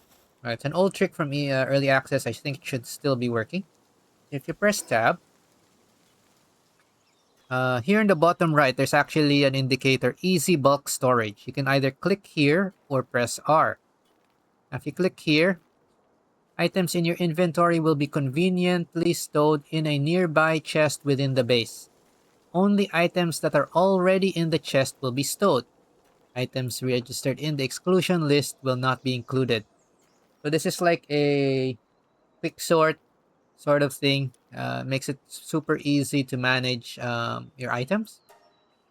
You can just do that and stow them in a base chest, so that you don't have to keep on running back and forth between chests, because that's just a lot of extra meaningless menial labor, so to speak. All right, I think we have more than enough materials. Like this thing here, I got chests. I don't have to run back to the main chest. I just press R, stow, boom. We're done. All right. Oh, that's cute. The Mamorest is either stuck there or it's taking a bath in the lake, but it's probably stuck there. Oh well. But at least it's no longer aggro, so as long as we don't bother it, it won't destroy us. Okay, let's craft the common shield. Bring out the Kativa to help us. We have more than one Kativa. And equip this.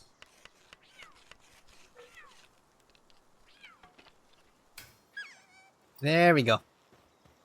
And now in the bottom left, you can see that there's kind of a third bar above our health that recharges. That's the shield bar.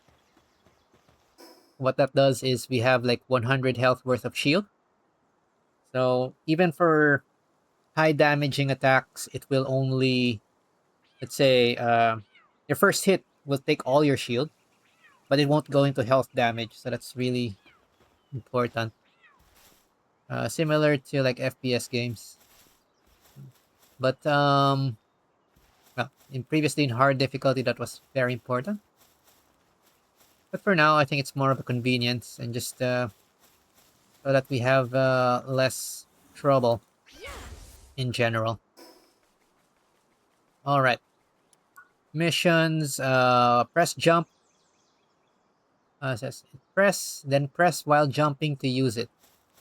So I think it should that should probably be meaning to press space while jumping to use it. So jump again. Demonstrate. So it wants you to learn how to use the common parachute. Demonstrate from this height. Jump and jump. Ta-da! Hey, now we can hang around.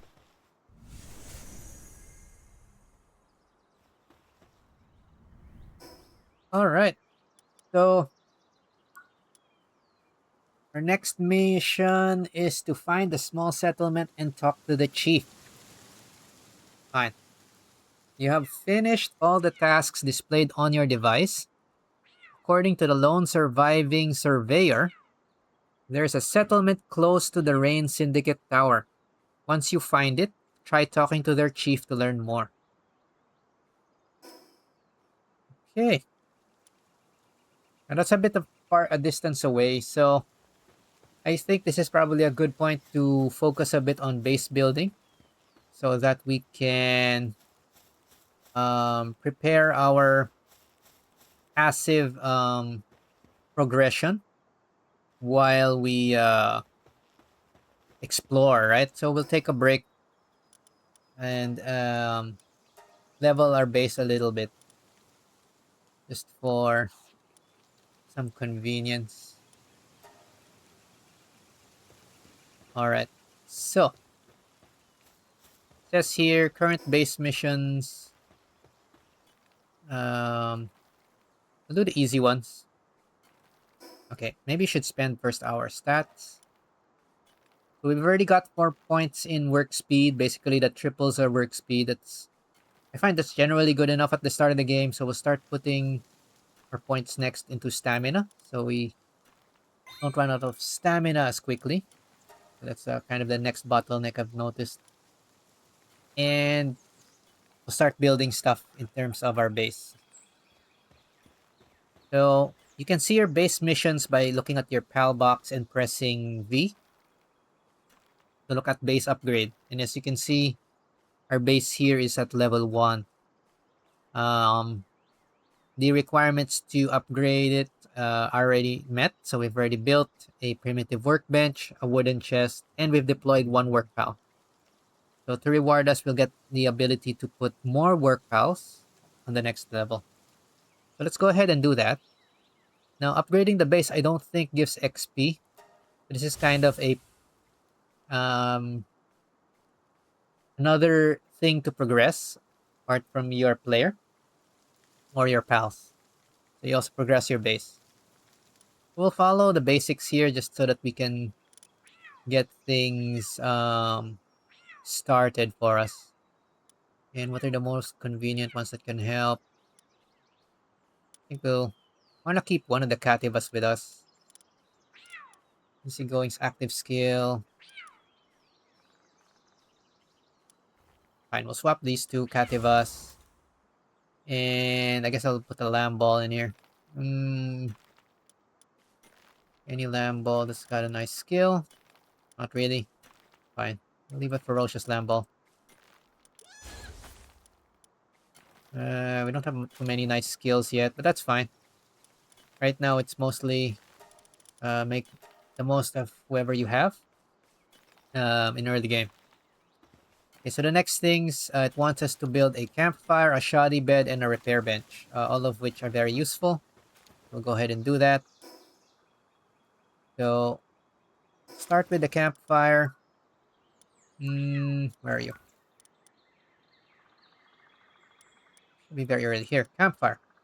So, used to make food, simple food, and provide meager warmth and light. As you can see right now, we're not really laying out our base all that much. We'll just kind of put things generally around, and we'll fix this later. Since we'll have more recipes and tools for base building as we progress. Next is the shoddy bed. We will unlock the shoddy bed. Oh yeah, just to advise, I don't think the main mission will explain this, but your campfire can be used to make cooked food. So that's a interesting upgrade as well. At this stage, the early foods do not give you buffs, but they do provide more nutrition per piece if that's something you need at the time. Now we want to make next the shoddy bed. So let's go ahead and unlock the shoddy bed. So this is a human bed. Sleeping restores health, sleep at night, and time will pass until morning. Cannot sleep unless built under a roof. Okay, so let's unlock that. So there is a challenge with this one. So as you can see, it must be built indoors. we're going to have to do something with that. So to be able to build the shoddy bed, you will need to have structure that is uh, basically on foundations and under a roof. So you need to unlock this one, the wooden structure set. This is the earliest um, building set that you can unlock. We'll be getting like the stone structure set and more advanced ones as you level up. But in early game, typically this is what that we'll be using. Now, since this is a human bed, it doesn't really contribute much to the base per se. I kind of like to build this a little further from the center because I don't use it very often. And for now, might do a building stream once we fix up the layout, but I just need the bed somewhere, right? So that it's not in the way. Right, so we'll just make a single wooden foundation around this corner on the bridge. Yeah, that's probably good enough. Not close to anything. There's no trees here, so it's not in the way.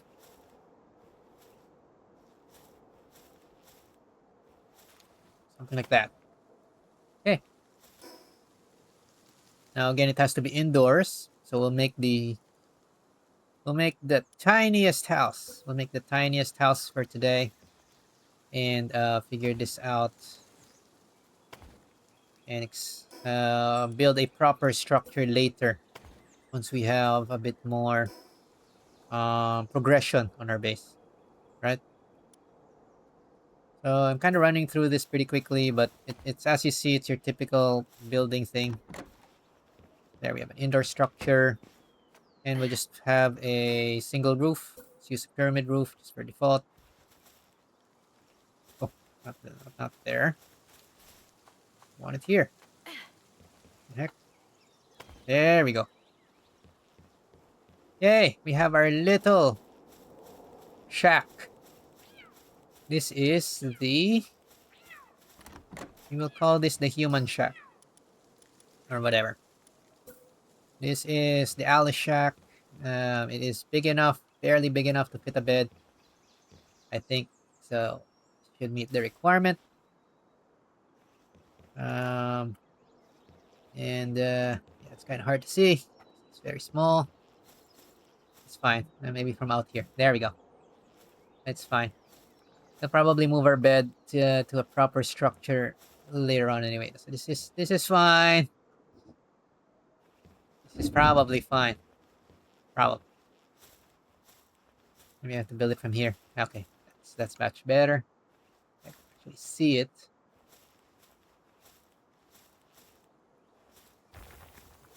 Okay. Good enough. Good enough. Build. It's a little angled, but whatever. Doesn't need to be perfect. This is a temporary structure for the most part, just so that we have a bed. Yep. So in previous version, if you sleep in single player, it will pass through the time if it's nighttime. Let's see if you can sleep through the day. Did they add the option? No, they did not. Time will not skip because it isn't nighttime. Oh well. Fine. Alright. Okay. So we now have our little shack here. Put it out of the way. But it is not bothering us.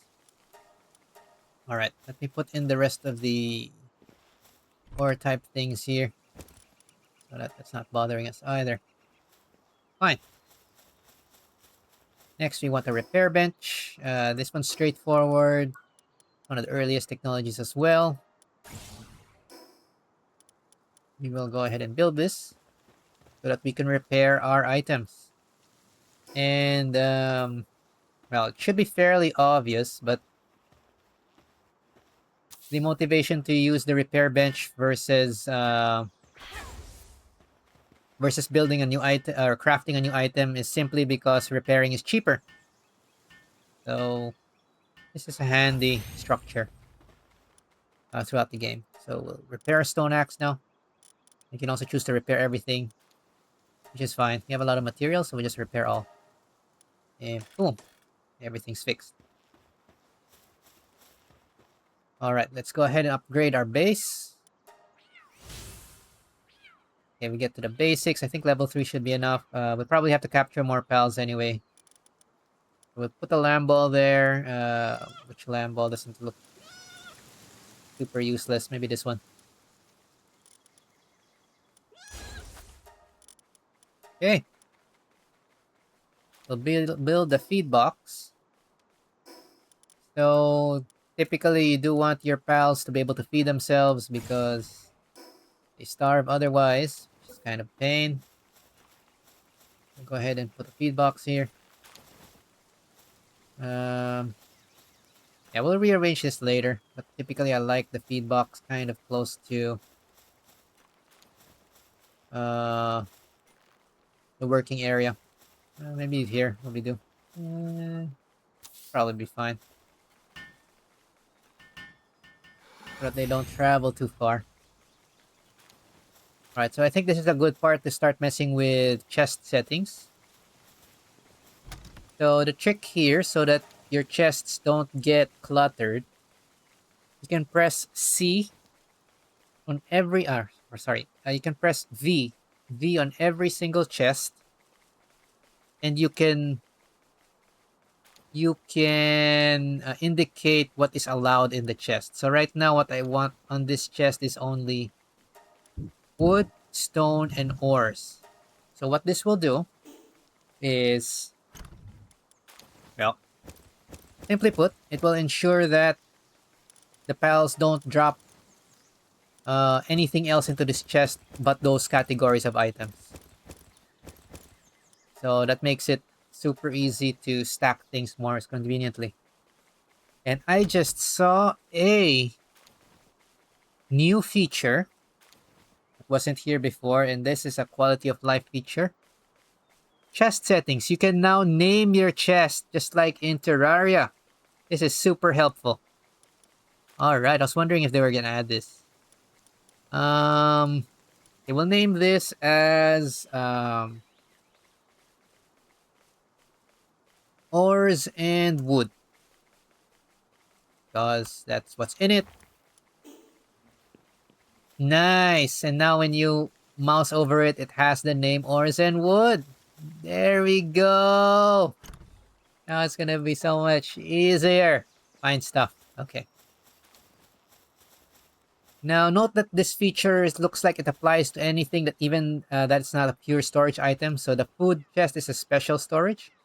It holds both ingredients and food. Right now we won't distinguish this yet because we don't have the need to. But we don't need to name it. So a feed box is a feed box, so that's fine. For now, I'm just going to dump all of these food that's about to expire in there so that our pals don't starve. And that should take care of their basic needs. Then the next thing we need is make 3 straw beds so that we can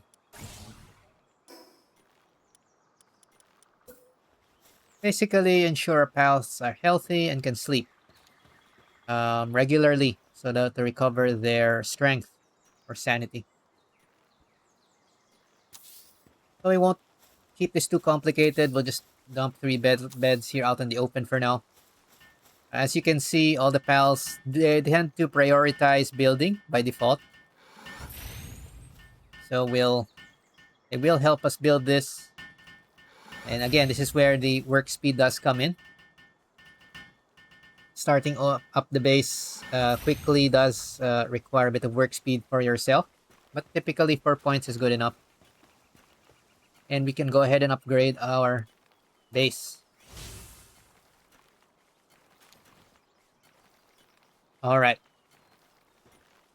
So let's build a fourth pal bed because we now have a maximum of 4 base pals at a time.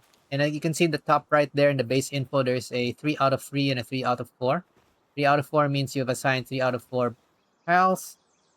3 out of 3 means you only have 3 beds. So we need at least one bed. The cheapest one is this straw bed. So we'll need at least one of these for each of the working pals.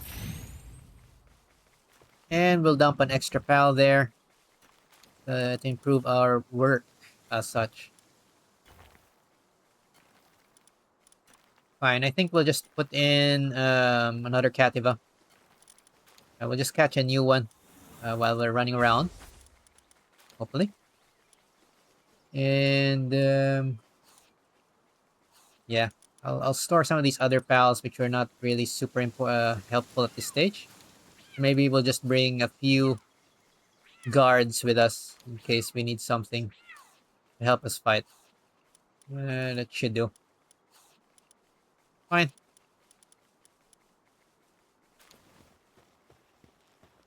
All right. And I think we'll just finish off with a berry plantation. Actually, no. We don't have enough pals to run the berry plantation efficiently yet. So we will hold off on that on second thought. And we will try to go ahead and catch more pals and resources and gather new resources. This is probably as good as our progression can be for now. So while we're going out to do other stuff, our pals will be harvesting ore for us, wood for us, and we won't have to worry about doing that ourselves. So that's really handy. Alrighty, so our choices, we can go for the small settlement and talk to the chief. It's probably what we want to do next. And we can upgrade our base. And we need to catch more pals. So, how do we want to do this? Fine. Let's go for more pals, but I also want to backtrack a bit and see if there's anything new in the starting area. So that we don't miss out. If there's anything new here, it'll probably only be useful at this point in the time. At this point in the game, it's not super helpful to do otherwise. And I should probably craft a better weapon. So let me catch this lamb ball and then we'll go ahead and try to get something better. Get in here. There we go. Okay, we're good on lamb balls. The heck's that? Mimog? Something? Mimog Effigy. This is new. This is new. Mimog Effigy is a key item, epic.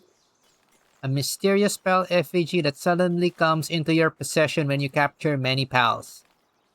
Players can enhance their abilities by offering them to a certain statue. Ooh, okay, this is definitely new. I have no idea what that does. So that is exciting. Hey. Fine, let's store this thing. What's this? Someone's DMing me. Give me a sec. Let's see what this is about.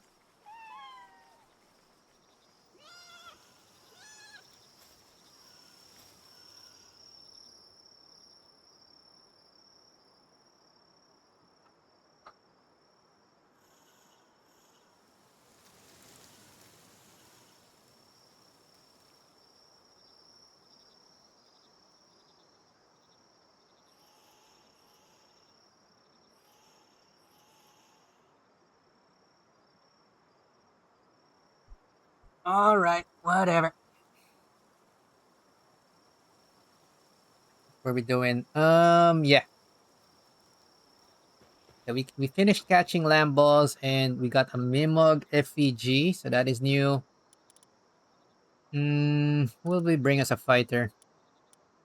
Should probably want to level this lamb ball because it has burly body. Nobody else here looks very interesting. Oh, this one's ferocious. Maybe it's a better one. We'll swap. Well, this is the fox. And you can be here. Good enough. We don't need a full party yet. But we probably want to make some proper tools. Alright, let's make our club. So this is our classic friend at the start of the game. We call it the club because we use it to club pals to join our club. And I guess let's make a torch just to complete the set. The torch is another way to prevent getting to improve your cold resistance when it is nighttime. So it's also handy for that. And it lights up darkness, obviously. So we'll go ahead and have that handy as well. Fine. And since we're here, we'll craft a few more pal spheres so that we don't have to keep on going back. Okay. Now, fine. I think we got a lot of resources. Let's go ahead and craft 30. We'll have this lamb ball help us craft. And we hold and do that ourselves as well. Crafting animation seems pretty much the same. Nothing too exciting, but if it works, it works.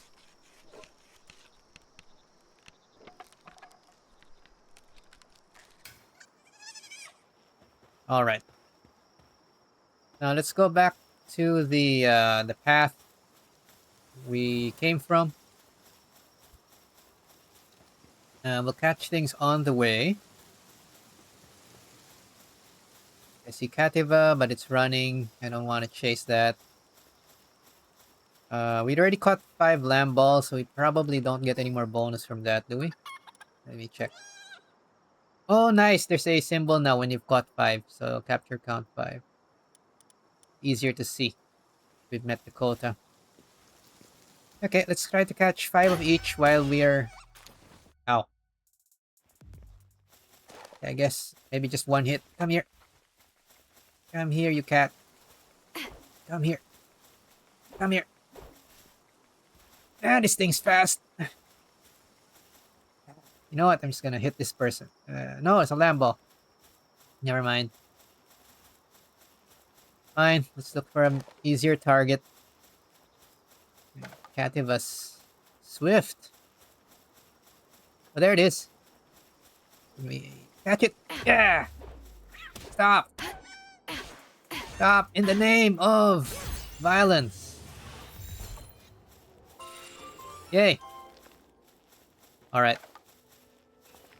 Let's just continue at this rate. I think we should be good on...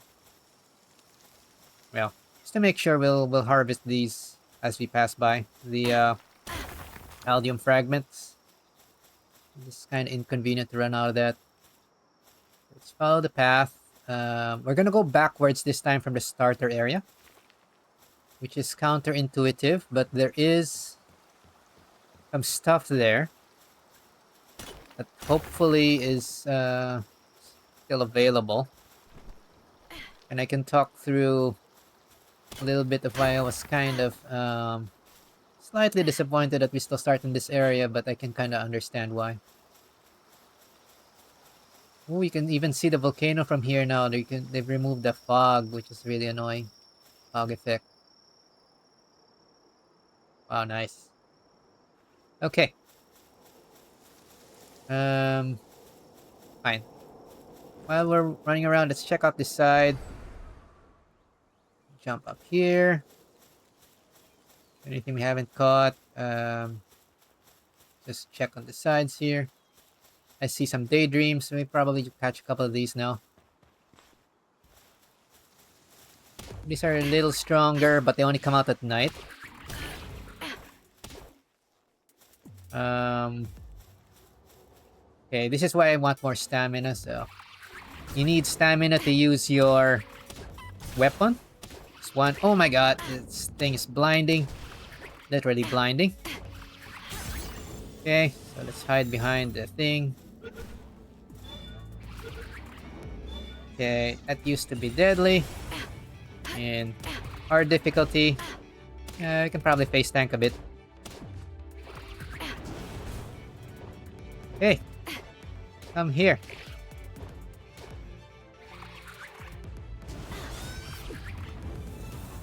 Come here.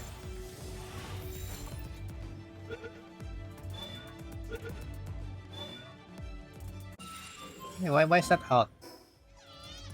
Heck. Something. Why is this thing out? Daedream. Did they change it? Oh, there's a Pupperai. That is a new pal. Must be in the immediate area. We'll look around. Dream Chaser, while in party, appears near the player, attacks hostile enemies with dark bullets. These bullets will not reduce the target's health below 1. Okay.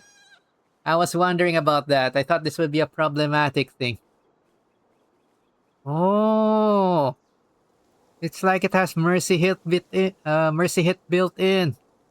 That's super handy. Wow, Daedream just became very useful now. Let's see what else was in the area. I have to look for that new pal. We saw Mamorest. We don't know what it does yet in this new game. Full release. And that's it. Okay. Tech-wise, we'll check that out later. Fine. Okay, Daedream now looks like it's safely a source of extra damage without risking... Oh. Well, I was still hitting it, so I guess I should maybe let the Daedream take the shot. There, it will not kill it. So this is our pal to catch things. Ooh, okay. New strategy. You want Daedream very early on. Did we get enough Chickpea? Let's check if it's marked out. No, it's not. We want one more. So we just poke this once.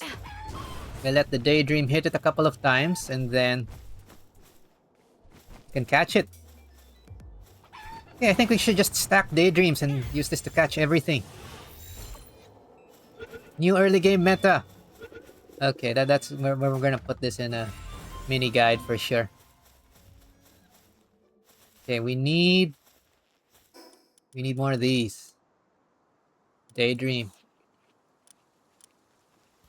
We'll try to catch more of them as we find them, but it's already daytime. Alright, so it looks like we got another Mimog Effigy. I'm not sure what this does, but looks like we get 1 each every time you've completed the 5 capture bonus for a specific type of pal. So that's pretty straightforward. Okay, let's go backtrack a bit. So we'll also look out for Cativa. Oh yeah, I want to check this stack with the Daedream. Do we need to bring 1 Daedream, or it doesn't specify? So we'll try to test this later if it stacks when we get back to our pal box. Okay, we got enough Chickpea. Caprity spawned here, so this might be a uncommon spawn early on. Maybe let's all get it. This is our little... Oh, whoa, level 17 alpha. Never mind. I think that's gonna give us some trouble, even if this is normal standard settings. Okay. Fine. Let's increase our stamina a bit. We did get a level. And since we are back at the starting area, we found this statue. Let's fast travel back to our base. I kind of want to see what happens if we can bring 2 Daedreams. So it looks like the technique, I'm guessing, is going to be different now. Okay, mining foreman's fine. Can keep that. We probably don't need T-font. Okay, you can stack Daedream still. I think meta's gonna be 5 of these. And then this will allow you to pretty much catch anything. Okay, should have been catching these more in the night. I did not know. Well, we did not know. We're gonna put that into a mini guide. Fine. Alright. More you know, right? Let's go back to the starting point. So we are learning things which were definitely not there before. And were not possible before. They're not meta things, but even the early game now plays differently. And I think, hey, this NPC also changed name. It's now Scouting Party Survivor. It's a level 22 alpha, I guess. Says the same stuff. We'll test the crime system a little later. I'm pretty sure it's just gonna get the cops to shoot us, but that's fine. Maybe we'll do that on the way back. Alright. So, now, unintuitively, I think one of the reasons why they previously in the very first version of early access, you did spawn here, right? This point here in the map. And if you look behind you now, that area has a cave in. Before, this was not caved in. And you can just go through that and explore the rear area freely, right? Now, while that was good for an open world type of game design, apparently there were a lot of players which got confused that if they try to exit through this side, they can get lost and not find their way back to the starting point. And there was complaints about that. So what they did in the end was to block it off to discourage you from going back and getting stuck here in the rear area. But since we kind of know the background of this, we want to explore the off path now. See if there's anything unusual. So this one is still the same. There's usually one chest there. We have journal entry here. And I think it's supposed to be the first journal entry you find. So since I touched on that, let's just take a peek at journal entries. So unfortunately, that doesn't get highlighted on your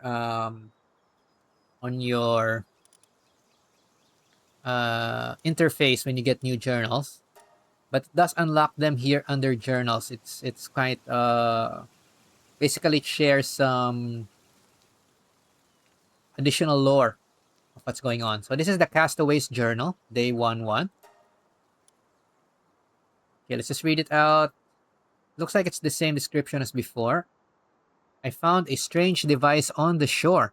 It appears to be some kind of electronic device, but its odd design is unlike anything I've ever seen. Seems to be capable of recording images and displaying information about what is shown. I've decided to take photographs of the island using this device and use them along with this journal to document my findings. So I think this is exactly the same as the original journal entry. Now let's just take a look at this if it's different. Yada yada yada. Found a sphere. Okay, I've decided to name its kind Pals and archipelago the Palpagos Islands. Okay, it's the same intro so far. I don't see any changes from the original thing. Did they block this off even further? Before you could climb through a hole here, but holy, they blocked it off even more. They really don't want new players to get stuck in here. So okay, fine. That's fair. It's fair. So if you're going to check out the rear, you have to jump off, which is unintuitive. But fine, we will do this because we know the controls. Okay. We'll explore the rear of the starter area and see if there's anything new here. But it's just regular Chickpea. We've already caught Chickpea. Did we? I think we maxed Chickpea already. Yeah, I want to save my pal spheres for new pals. And for those which will still give us a bonus. Fine, let's just explore a little more. Sort of looks like this is about the same layout. Okay. Alright, let's go down. This is the stairs. Oh yeah. Might as well show what is here. And that is a new island that we are facing. I am 100% sure that was not there before. Okay, we're gonna check that out at some point. But right now, I don't think we have enough mobility and survival tools to get that far without getting killed. So we will spawn that. Okay, let's look around. The only problem I have with these daydreams is they are blocking my line of sight from time to time. They are extra damage, so I'll take it. And apparently they have mercy hit built in. And they can't be attacked. That is so OP. Daedream is now catching meta. They don't even have to be a frontliner. Alright. I think on a practical basis, you probably only need 1 or 2 of them. But stacking 4 might be fun. 4 or 5. Ow. Height damage, fall damage. Okay, we caught Lamball before. We'll leave that one alone. What is in the rear area? Okay, mostly looks the same so far. There's a few signs of life here, but there weren't any NPCs here before, so I'd be surprised if we find anybody here.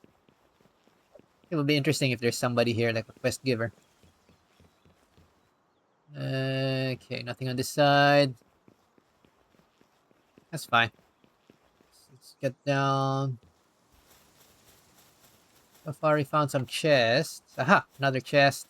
At least we're getting rewarded for exploration a little bit. That's always good.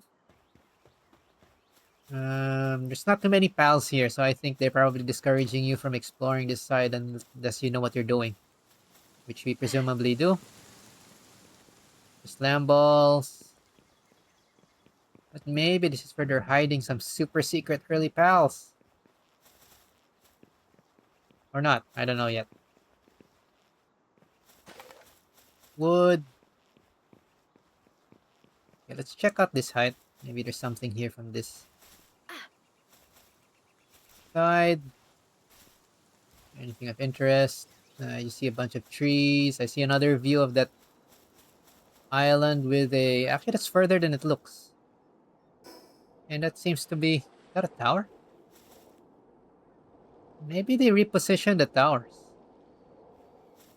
Or maybe that's a different kind of tower. I don't know. Ooh! Egg! Egg! You got a large dark egg. Nice. We have now random pal. And I see Celeray down there. Okay, there's some new pals down on the beach. So this is not all... This trip is worth it. We got egg. We got new pals. So I want to get the Celeray. I think that might be our first glider pal. Oh, or was it something else? I forgot what it does. I just need it for my Palpedia collection regardless. Fine, let's follow the road. Let's keep this simple. We'll hug left. Else I'm going to lose my orientation and might miss something of importance. There's a bunch of lamb balls there. They're not really that interesting, so we're gonna skip them. We have a dungeon over here. I'm kind of tempted to try out. Actually, what level is this? 13. Okay, we might hold off. 13 might be a little much for us right now. Let's get these Caldium nodes while we're here. Just handy. Okay. Presumably, this is kind of where we landed. We're hungry. So eat.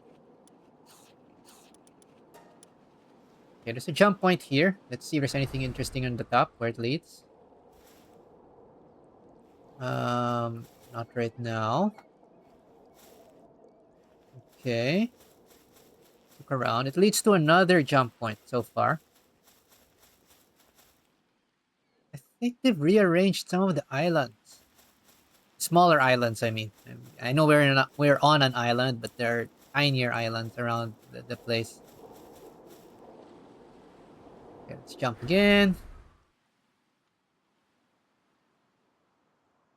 Huh? Ah, at least that's in the water. Bro. Okay, never mind. Maybe you're supposed to use that for something else. Or be swimming back on the shore. Okay, let's not use up all our stamina. Remember, this is a problem. You can drown. I don't think you can dive. And as far as I know, water is a important barrier early game, so let's not drown so early, I think. Must be embarrassing. Fine. Okay, let's search the shore. Presumably we crashed around here. And okay, let's catch the Cellerays. One of them already saw us. You! Join my party! Okay, I'll just let the Daedreams fire and also test what's their rate of fire. The rate of fire is pretty slow.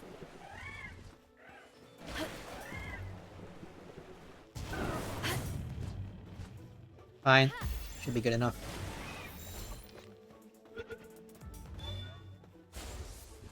No!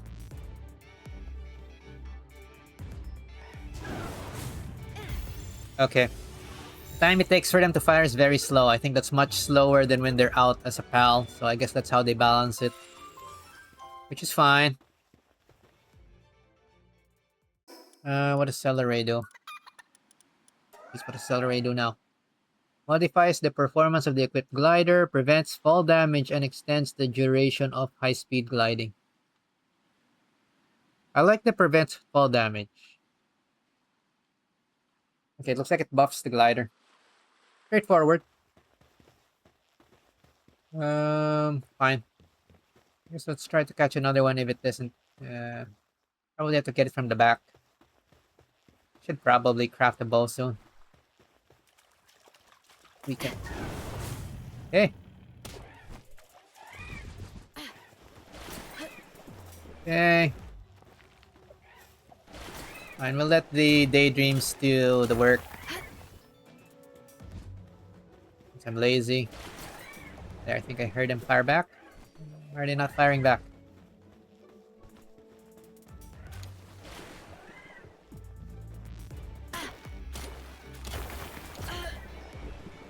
Fire back!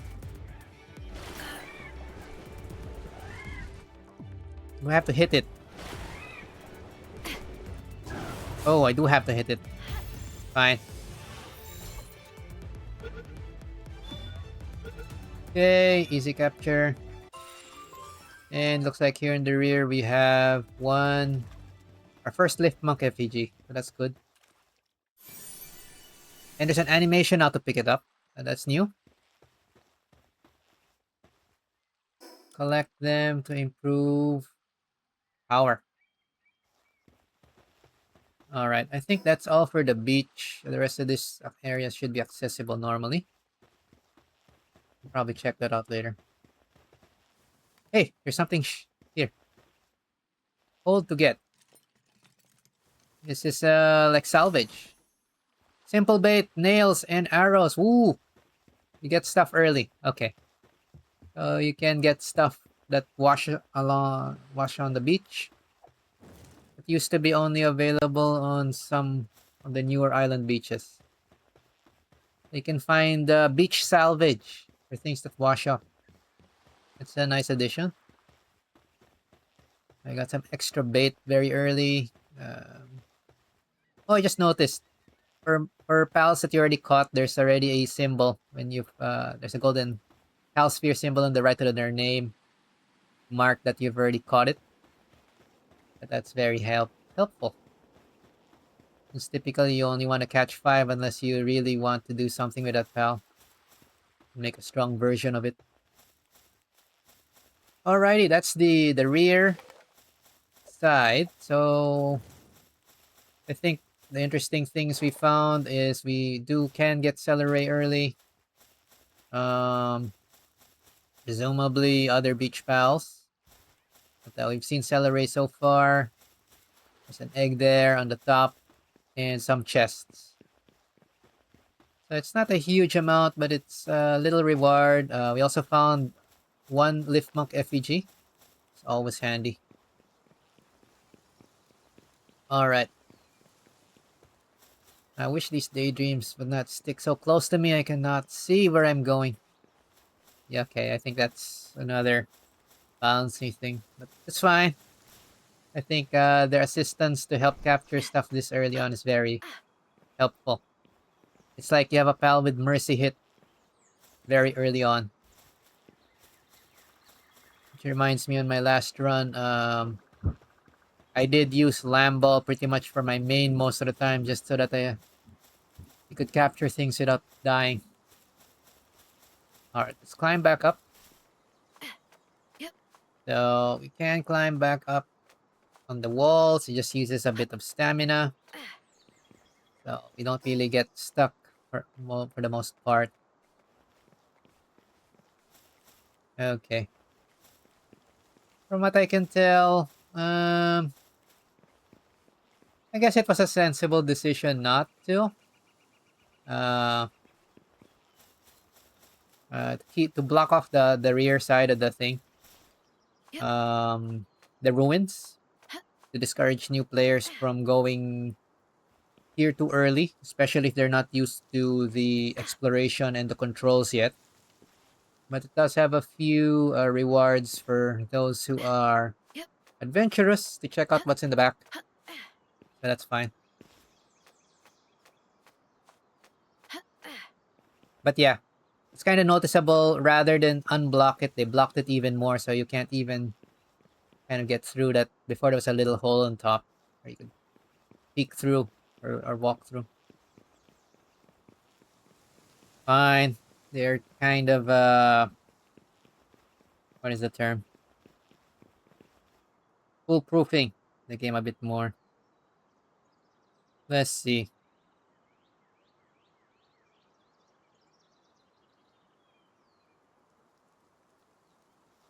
All right. Let's go back to Katiba. I think I need a few more of these. Come back here, you little, you fast-running little pink things. Ah. Yeah, I'm gonna get the bow soon. Just chasing and running is not fun for me right now. Oh, there's a chest. And you are trapped, I think. Come here. There we go. Boom. You are mine. Fine. Found a chest, so that makes us feel a little better. Alright. Let's head back to the base. And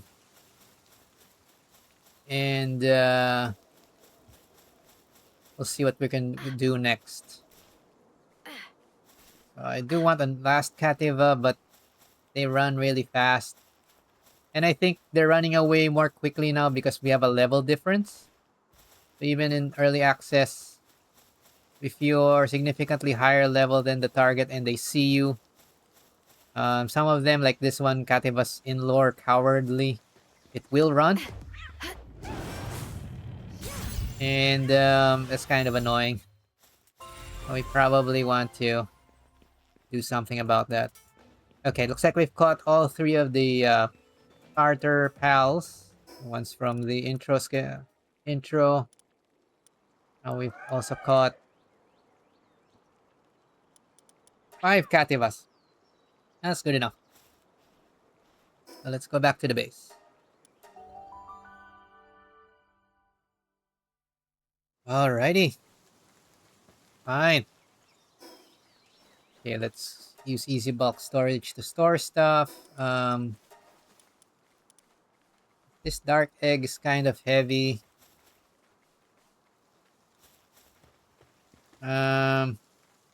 We can just continue carrying it for now, but we'll probably have to worry about weight soon. Alright, we still don't have enough stuff to make use of the berry plantation nicely, so we'll postpone that. So the reason for that is we have pals that have watering work suitability, but we don't really have anything for planting or gathering. Oh, we do have gathering. We don't have anything for planting yet. We can probably want a gumos or something.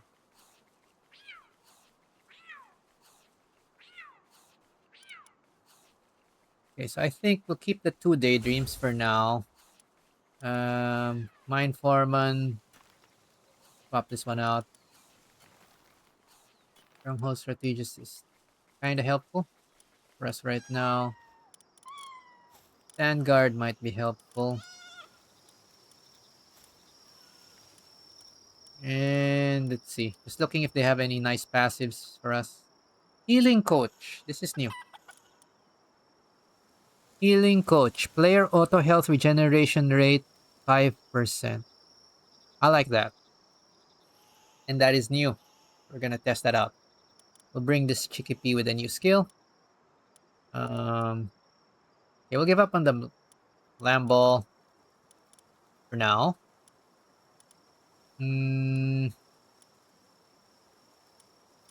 That's probably good enough.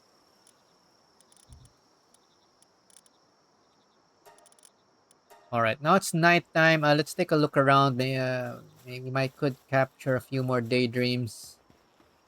Or other useful night pals. And let's make our way to the first point here. But we'll try on the left. So we'll follow the path on the left. There, see some daydream. Let's catch some new pals on the way to the new fast travel point. There we go. Hello. Oh, daydreams. It's not aggro. I thought that was aggro on site before. Or is it only aggro if you're lower level than it? I'm not sure. But it's also good that they made the starting area a little more forgiving. There we go. Fine, Daedream. Oh, escape. I'm blinded. And the blind effect is pretty nasty.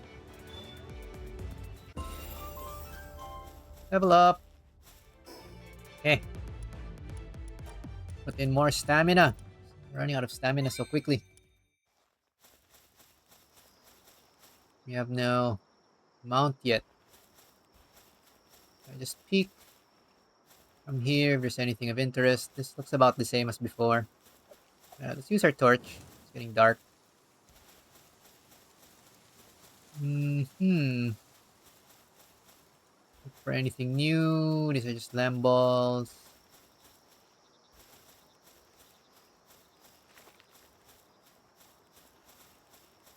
Is that a Cativa or is it something else? No, it's just a Cativa. Aha, more Daedream. Fine, let's complete our stack of Daedream while it's night.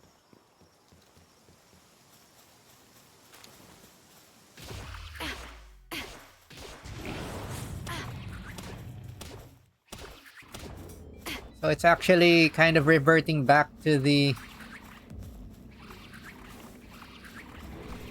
release, not really release meta, but Daedream used to be a very early use pal as well. Interesting. But it looks like you have to continuously attack so that it helps.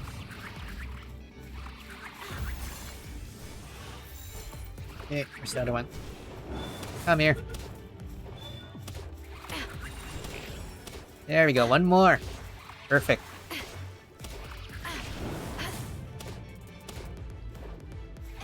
That's probably good enough. Oh! I am getting damaged enough.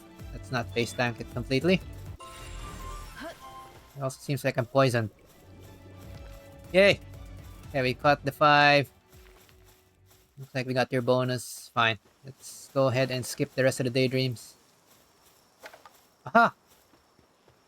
One of my favorite, unlikely favorites. Go Moss! Come here! Come here, Gumos! You're so chill. Come here. It's our planting, pal. We can have a proper farm. Whoa! Don't bog blast me. Rude. Hey, and let's catch your sleeping friends too.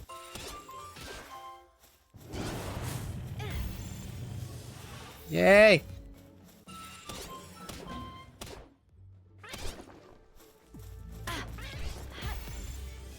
Alright, the cooldown on the Daedream attacks is pretty high. More! Gumos! Yay! Finally let Gumos shine. No, I killed it! Oh, we're very close to the boss. Whatever, it's still nighttime.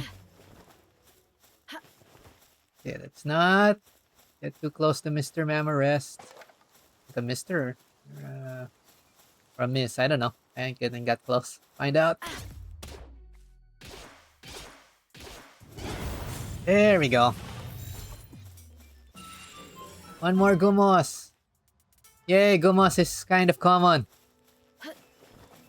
So you are able to properly make your farm early. I thought about it. Nice.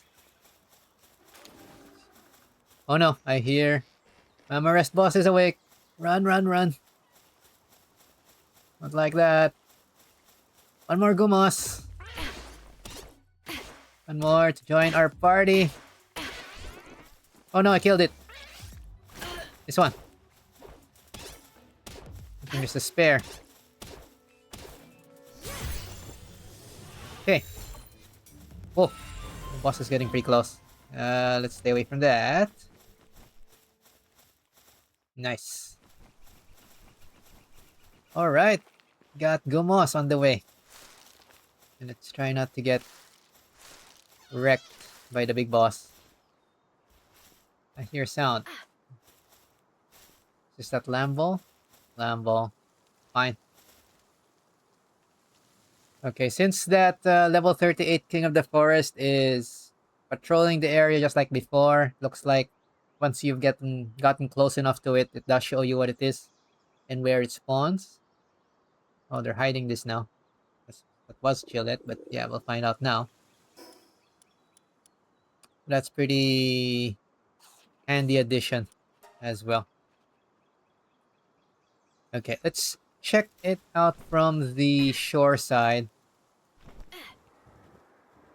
This is probably a little safer than trying to sneak by the Mamarest. If that sees us, we can probably still run through. Oh no, Pangolets running. Fine. It's fine. We already got a watering pal, but there's probably other Pangolets here. Yay! Okay, let's just gather whatever we have on the way. What are we gonna find? And make our way back. Okay, but getting Gumos early is good. I think that will settle our... the thing we were missing. We were missing a planting pal. That will solve that problem pretty quickly. Okay, so looks like they both simplified and made it more straightforward how you progress with the captures. Ooh, that's a new thing. Pupperai. Pupperai. That was the thing we saw last time. As you can see, that boss is aggro, but the regular Alpha Mamarest doesn't look like it's aggro, so I think that's fine.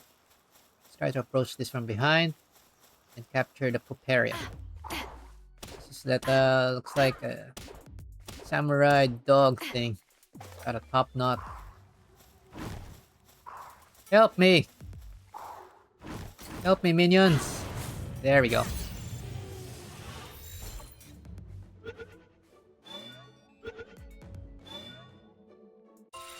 Yay! That is our first new pal! That is completely new. We're gonna go check that out as soon as we get back. Let's catch another one while we have the chance. Stop running! Stop running, puppy! No! Well, now it's gonna stop running. Oops. Oh well. That's why you should have joined my club. Now you did. Okay. Get a bit more pallium here while we pass by. Anything here on the sides?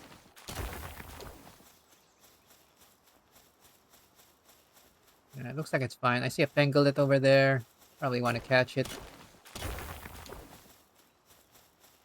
And aha, more. There's another Pupperai. Come here, puppy. Weapon is damaged. No. My wooden club is broken. Okay, I guess we better go back. Let's get back to the base and probably progress a bit. Okay, there used to be an NPC around here. Let's see if she's still here. There she is. Okay. So let's see what this NPC tells us today. Hello. Veteran Pal Tamer. Am I liking the launch so far? Is it good? This is great. It's like we're playing for the first time, except not. There's a lot of that's the same, but everything feels so much more polished. And we just caught our first new pal, so we're gonna go ahead and check that out after we talk to this person. Okay, Veteran Pal Tamer. When you faint, you'll drop some of the items you're carrying, but a pillar of light will mark the spot, so you can easily find them. I think this is the same dialogue as before. You can pick up your items by touching any part of the pillar. If you use a flying pal to reach it from above, you can safely retrieve them. Keep that in mind. Okay, it's the advice for death recovery. It's practical. I kind of want to get that pangolin, but my weapon's damaged, so let's go back. Alright, second fast travel point, yay. So I think I want a bow now. I think probably should do that. Not rely on melee too much. Right now, melee... Well, at least the club seems to function about the same. Just very basic. You club things to death or into submission. And that's about it. Alright. So let's sort ourselves and get ourselves started. Okay. Pupperai. Actually, let's check from the Palpedia entry. It's more complete. Where are you? Oh, they renumbered the pals as well. So the new pals are... Okay. So the old numbers are not gonna apply. It looks like we have at least 204 minus the subspecies. That's a lot. That's a lot for a single monster collecting game. 200 plus without variants. Alright. So we already know Pangolin. Let's take a peek at Gomos if it changed. So Gomos, while in the party, improves logging efficiency by 30% and reduces weight of all types of wood by 40%. Types of wood? We have more... Okay, multiple types of wood. That is new. You used to have only one type of wood, so that kind of implies there's more than one type of wood. And it looks like they are kind of encouraging a variety in your party rather than stacking pals of the same type so far. So even this one, the healing thing, does not stack here. From Soothing Shower on T-Font. We already know T-Font from before.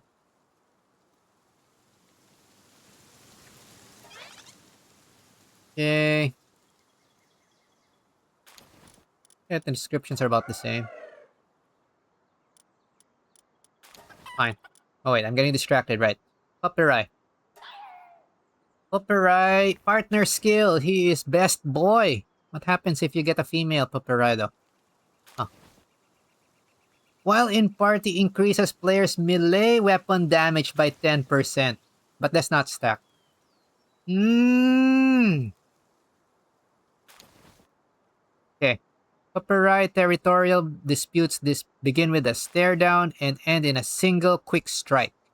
Training them to stay is risky business, as the go command triggers that same attack instinct. Okay, that's interesting. It's a lumbering, gathering, and transporting pal. Okay, this fixes that gap before to lumbering early. Okay, this is much more polished. What is the best starter pal? Ooh, good question. Right now, it kind of looks like all the ones it gives you at the start have particular uses. But what stands out to me is Daedream. You probably want to get 5 of these right away. I'm going to stack 5 of these right away, since I already have 5. To make it easier to capture. Because it's like they have Mercy hit by default. Now, my only issue with this is they're going to block my line of sight so much. Oh my god, I cannot see. But okay, that's fine. But yeah, I did mention they changed Daedream's special skill. It can attack hostile enemies even if it is not summoned out. So that means you can have them help you passively. It's passive damage. But the important change here is that these bullets will not reduce the target's health below 1. I think this is very important early on to capture pals because it's very easy to kill them rather than lower their HP so that you can catch them easily. And Daedream kind of just solves that on her own. That's pretty awesome. And it looks like this new pal Pupperai solves the related problem of not having a lumbering pal early on. He certainly sounds like he's best boy, yes. We need more space on the pal. The pal box. We probably upgrade now. So yeah, let's do some base work next to progress. Yeah, that's probably the most practical approach now. Alright.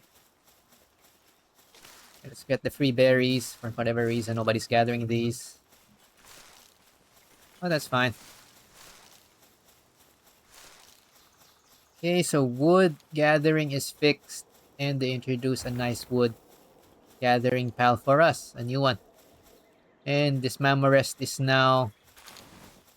At least the ones which visit all the way up here are...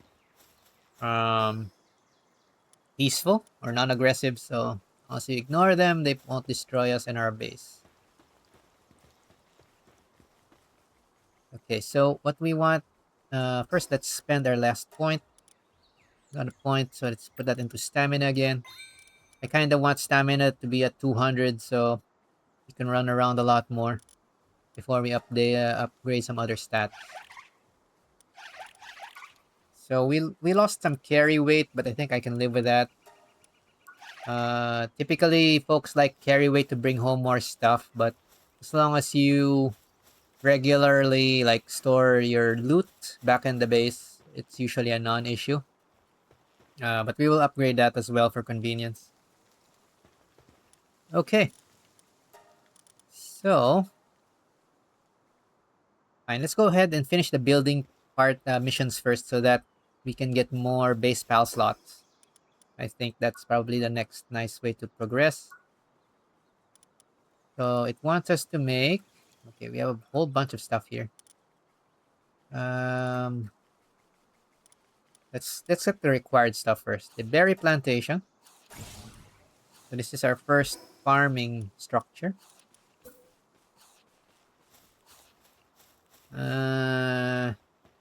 And this is fine. We'll probably just rearrange this once I make a proper build. For now, we just want to make sure these are completed. Yeah, our builder pals are not super helpful yet, so this is why we wanted work speed. And we need a pal gear workbench. So the pal gear workbench allows us to craft, well, items to activate certain special skills for a few pals. It looks like we need a couple of cloth. I don't have enough wool, so I'm going to have to bully a lamb ball that's nearby. Let's look for one. Fine. Yeah, maybe I should have built the ranch already. But it's fine. It's just faster to bully. And one more. Chest as well.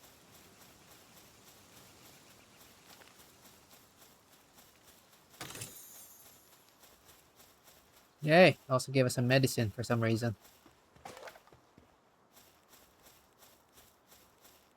And I want my grappling gun.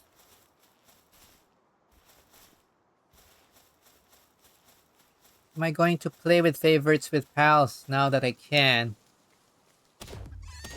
Probably, yeah, probably. Actually, now that I think about it, I probably want to try out the new pals in particular and see how they play.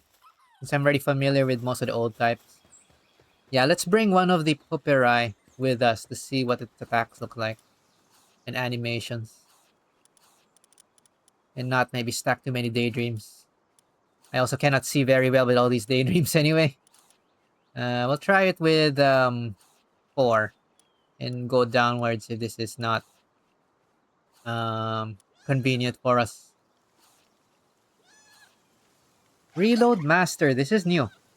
Player reload speed increase. They added a lot more passives. Maybe this is to give you more options on builds. Mind Foreman is the same. Cheery. Nimble. Okay. And this is a malice. Bottomless stomach. Fine. But it's a good point. Let's put Pupperai up front. I want to see what this does. It's a ground pal. Also, it's kind of rare. Or at least previously, this used to be rare. Early. And, yeah. Let's work with that for now. Let's bring it out. Puppy! Okay, we'll let the puppy... Actually, let's see what its animations look like. Oh, that's cute! It's using its little bamboo training sword thing to cut down the tree. And it looks like it's having a hard time, but it's doing its best. That's cute. Okay, no regrets here. I think we were gonna check out all the new pals. There's probably a little bit of bias on making them more interesting. Alrighty. What were we doing? I'm getting distracted. Gear workbench, right. Wow. So many distracting things. Where is our... Oh, this is repair. This is cloth. We want 2 cloth. Boom. And we want to build the workbench. Okay. This is probably about the same, is my guess. Kinda doubt they changed how this works. Yeah, we got logger now. Okay, we got the correct types in the starter area to not lock behind any particular job. No usable recipes. Okay, you have to learn recipes to use it, which is fine. We'll get to that. Let's upgrade our base. Level 4 to 5. Yay! Okay, the next bits are kind of stuff that are a little more advanced. The crusher, the stone pit, and the logging site. And I think they might have streamlined the base levels as well. I vaguely remember this one to be a little later in the base level chain, which is fine. Keep it simple so that newer players get used to the system more easily. So we'll probably stick to base level 5 for a while. So with that, we'll have to choose our jobs. We want the farming job to be kind of solved. We want mining and mostly transporting. So, okay. We only have one type of planter, so we'll choose our best gomos. What is Wellness Watcher? Player stamina consumption minus 5%. This is also new. A lot of new passives. I can't wait to see what they put on the pal surgery table once we get to it. Alright. So for early plant and ground types, I do like Gomos, but I think we'll skip it um in our first playthrough so that we can see what Pupperai does. Since that's the newer one. And we'll kind of do the same as we find anything that's interesting. Alright, nothing too much that's helpful in the passive, so we'll just get this one with fine first. Just I think for value of sold items. Good enough. So we need one watering pal. Let's choose a nice watering pal. The Celeray can also do transporting, so that might be a better option. And this one's a work slave, so that's fine. A little more helpful. Okay, then we need a miner. Stronghold strategist. Now, what do we want to level? I think right now we only have one miner, so we'll have to choose Cativa by default. Which Cativa? Sickly, Stronghold. What is Insomnia? Insomnia does not sleep and continues to work even at night. It looks like they renamed Nocturnal. This used to be Nocturnal. Okay, I'll have to take note of that.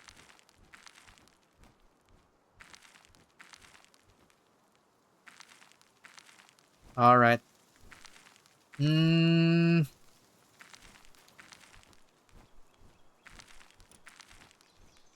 Stronghold Strategist.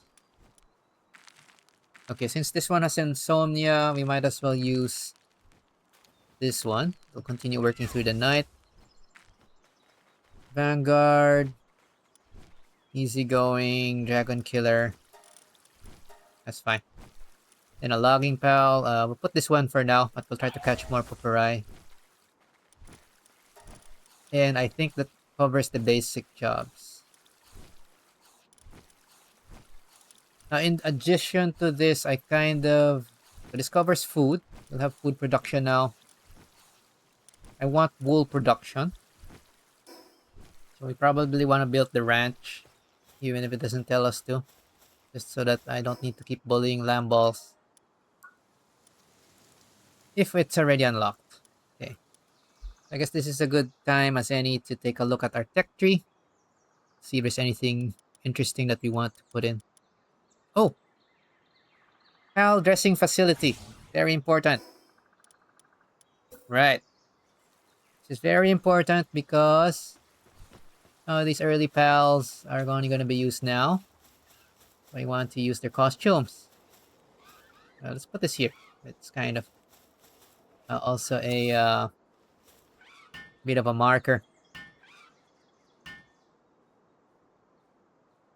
All right.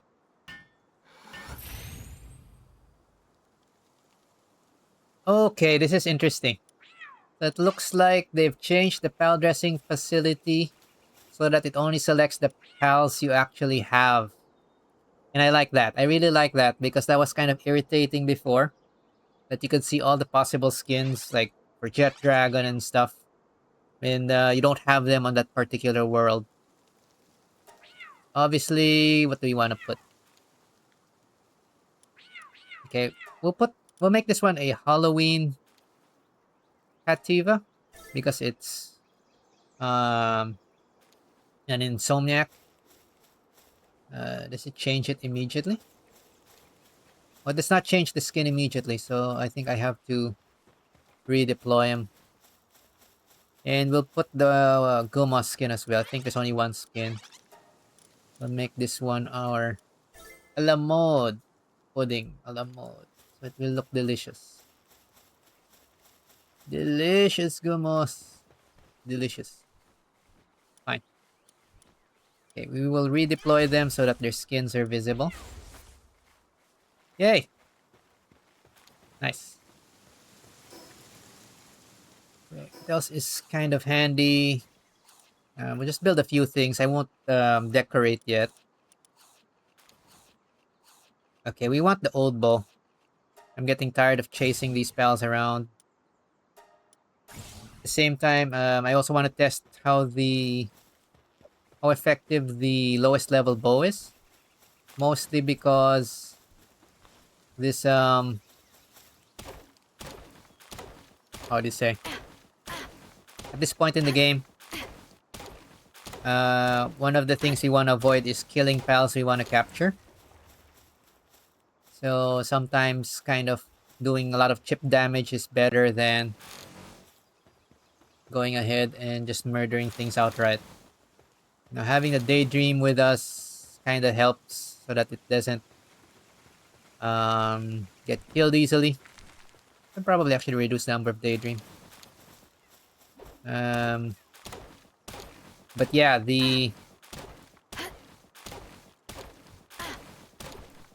whatchamacallit, having a range attack so that things don't flee so easily looks like a good idea. Okay, I think that might be enough. Let me put this excess food in here.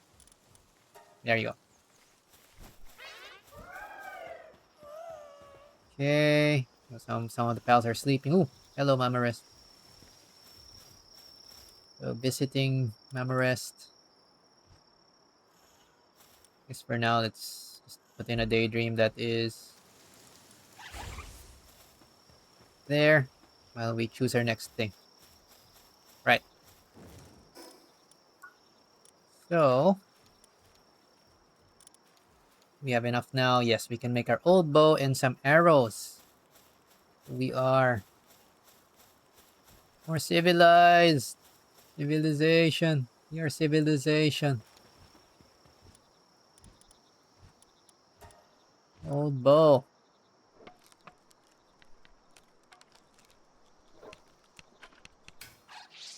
And arrows.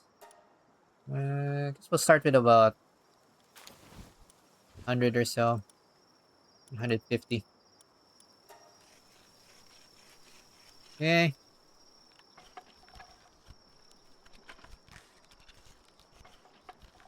Oh, and how time flies. It's already been 3 hours. Wow. Oh, well. I'm having fun, so let's keep going. Um, but yeah, so far the interesting things I can mention, we have Pupperai, Daedream's new um, skill. It's very helpful early game. We're gonna be using this a lot. I'll probably mention those two for now. Alright. Now we have a proper ranged weapon. Lights up dark areas. Do we want to keep the club?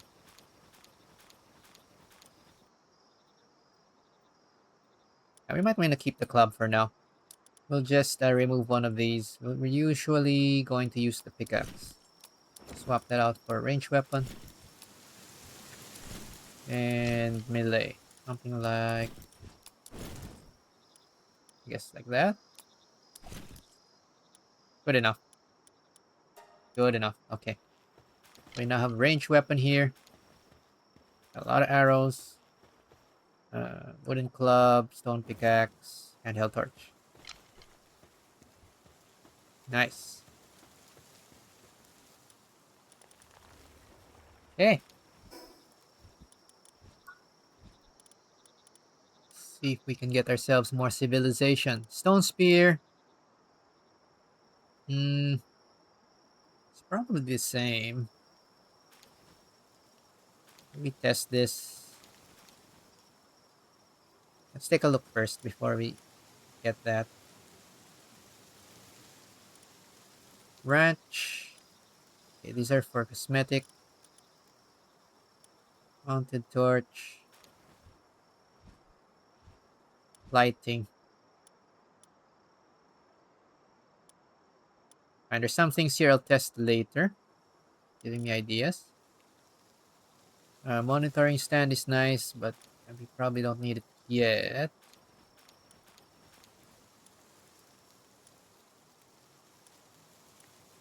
Okay.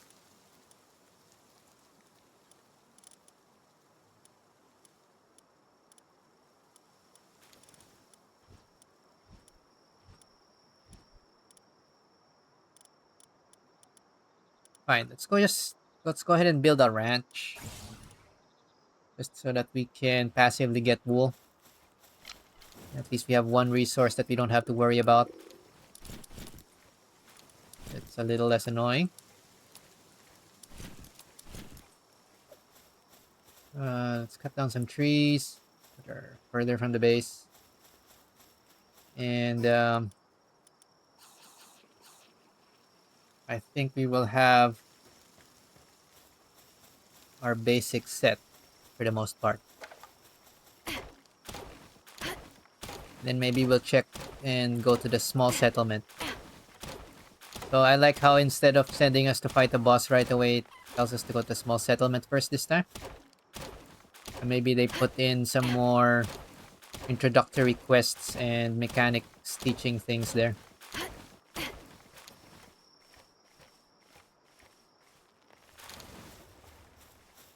There we go. That's a good pupper.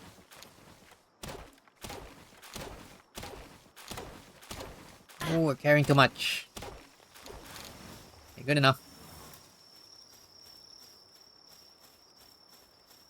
Right. We probably also want to store some of our items. Something is heavy.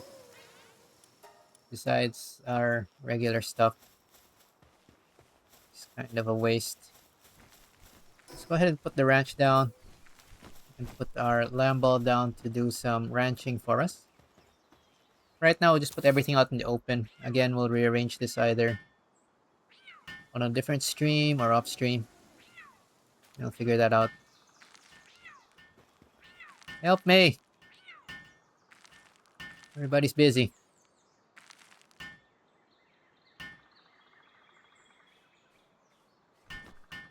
Oh, they're in a short break. Fine. They're busy with other jobs.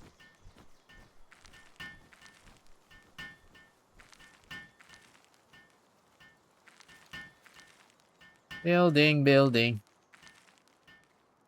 That's why we want a bit of work speed. There we go. Now we can put a sand ball in here. Okay, I just saw a problem. I guess we'll have to build a monitoring stand next. Just to make sure everybody's doing the correct jobs. Let's pick a nice one.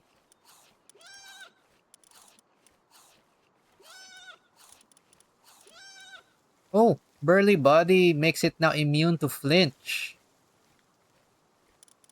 What the That's super useful. I should check all these passives. Immune to flinch. Flinch might be helpful. Okay, we'll put that one here. And yeah, I think we will have to make the monitoring stand. At least I think it might have been moved earlier. Cheap anyway. So what this structure allows us to do is assign specific jobs to our pals as we like, so that they don't just run around doing random things while we're out. Typically what I like to do here is prioritize what we actually need at the moment and adjust from time to time.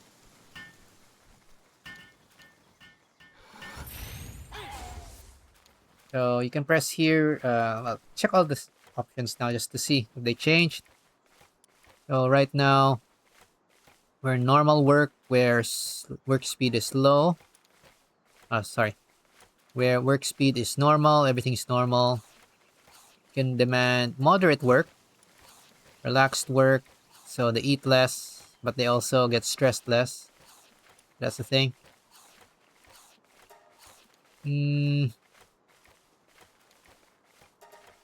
Hard work, brutal work. This is about the same. So let's use normal. Again, sticking to the defaults a bit. I think that pal's stuck, so let's let that be unstuck. You can do fixed assignment management as well, but I don't normally use this unless I really need to. I prefer adjusting the priorities first on the monitoring stand. So like for this one, we do want Lambo to focus on producing wool. Solely on that, we're going to disable its handiwork and disable its transport for now. Now for everybody else, everybody's doing pretty much a unique job. So, and nobody in particular has a work suitability that's better than the others. So we'll just leave the rest as is. All right. So that should allow us to get passive amount of wool. Okay, so I think this one is becoming more obvious that the transporting is going to be the next bottleneck job. So we want a higher transporting pal soon. Okay, now let's go ahead and fix our storage. So we did mention as well, something is taking up all of our weight right now. So we're going to store all the stuff we're not using here in the base. And right now, I guess we'll just make a pile of chests here and figure this out later. Okay. So for chest settings, we uncheck everything first and decide what we want to put. Pal materials is common, so we might as well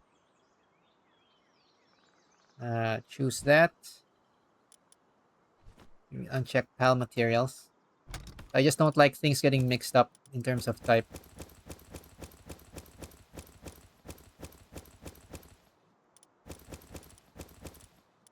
Fine. Actually, we'll move the pal materials chest. Better idea. We'll build one chest right beside the ranch. And this will be the pal materials chest. So this is kind of dummy proof. And we will adjust from there as we get more stuff.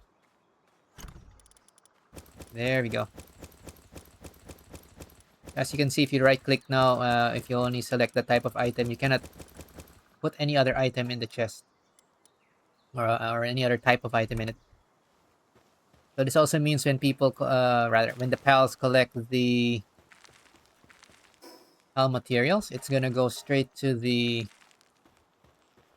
this chest in particular, instead of getting dumped all over the base in random chests, which is pretty easy to have a problem with. And the rest of the heavy items, I'm just looking at the weight. The rest of the lighter things I should just carry. Production goods. Fine. For now, it's just production goods and pal eggs. We'll just dump that here. Production goods and pal eggs. Since we're not using these yet. And we don't want them to be in the way. There you go. And now we have our weight back for the most part. No, we don't need spheres. The rest are tools. We can't really avoid the weight on the tools and the equipment. That's fine. Alrighty. I think that frees up a lot of weight. Let's try to catch a few more Pupperai and whatever is close by. It looks like they're close to the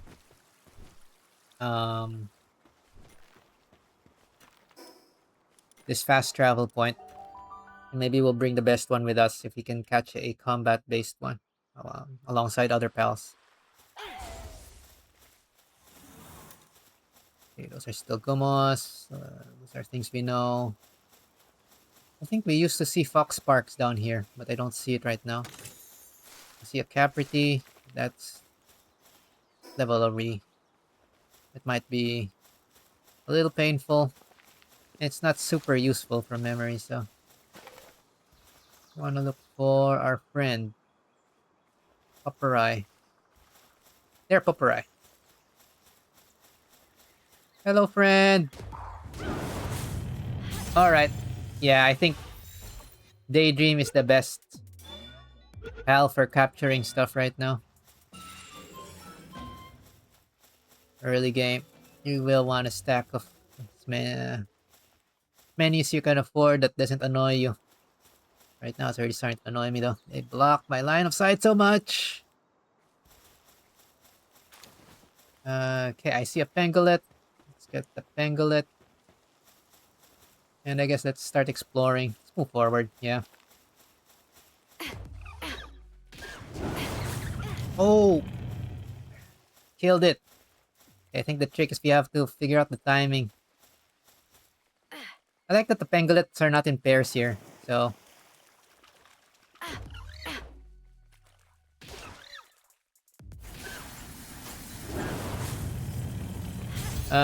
you don't get mobbed by them. Okay, let's catch a Pangolin. We'll check that out later on the base. Fine.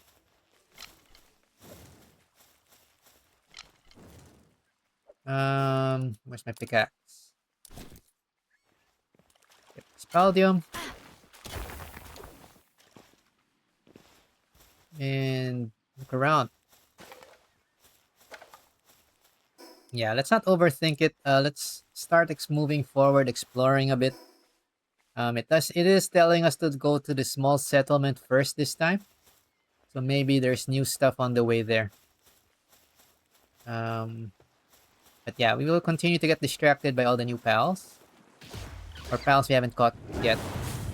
There we go.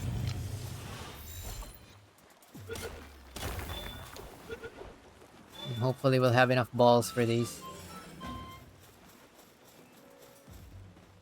Yay! So, NPCs. Okay, this is what I don't like about this. I cannot see very well. Okay. Position this as well. We have two NPCs. So these were here before. Let's see if they do the same thing. So the first one is the Skilled Islander, level 9. Don't tell me your new face.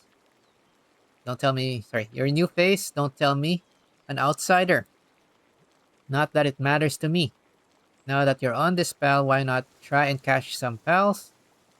You can get extra XP for capturing up to 5 of the same kind. You know what they say? Pal tamers get stronger the more pals they capture. Here, take this. I've got high hopes for you. Okay, still gives us 5 Paldium fragments like before. So that's the same dialogue. Okay, let's look at, I think this is the farmer. Worrywart farmer. She used to give us a quest. Let's see if she does the same thing now. Oh, are you an adventurer? Perfect timing. This is the same dialogue as before. Could you deliver this special dish to the settlement nearby for me? Give it to the super dependable looking one. You'll recognize him right away. What? Why don't I take it myself? It's just that dish smells so good that pals keep swarming me. And I can't get anywhere near the place. So please, I'm counting on you. Just make sure the pals don't eat it on the way. Special dish. Submission. So this is for our first like side quest. Go to the entrance of the nearby settlement. Yada yada yada. Alright, fine. Mission.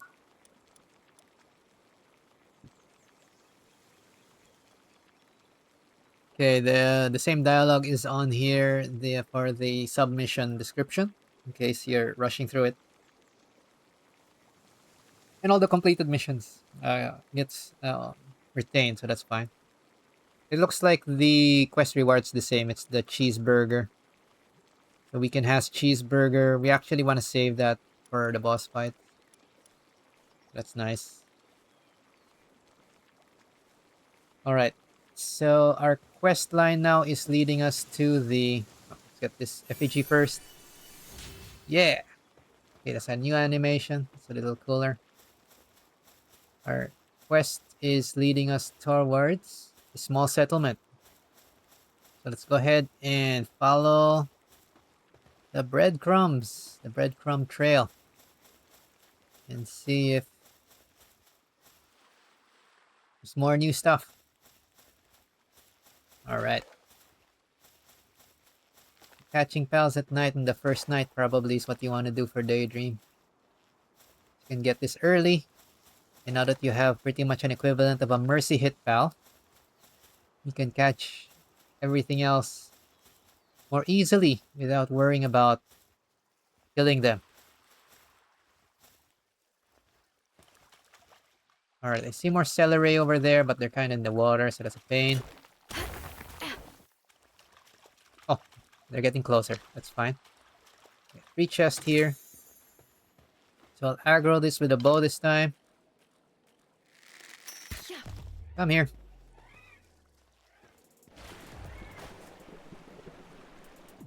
Yeah, let's see. Let them approach because I don't want to fight in the water.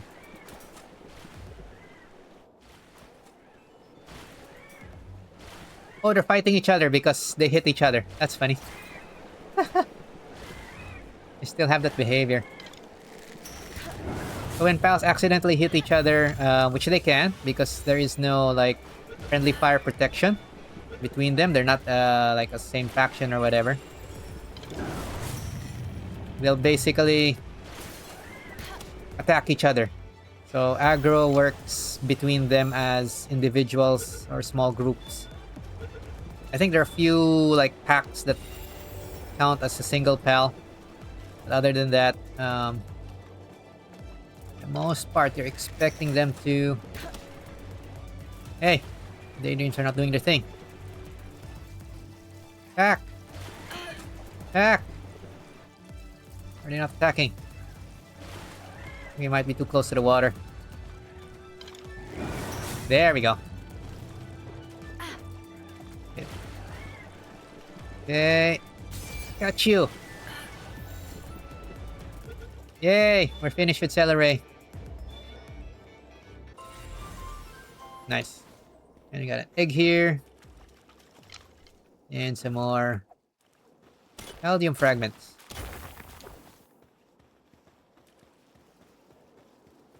Fine. Space-wise, we're still good, probably. So let's continue. When I'm looking for Pupperai, we'll catch whatever is interesting on the way. We're not picky. But I probably should try to get more chests soon. Or rather, we need to craft more pal spheres. We need to get back to the base on our next trip. Typically, we'll find a fast travel point soon, so that's fine. Here's a jump point. Let's see if it leads us somewhere.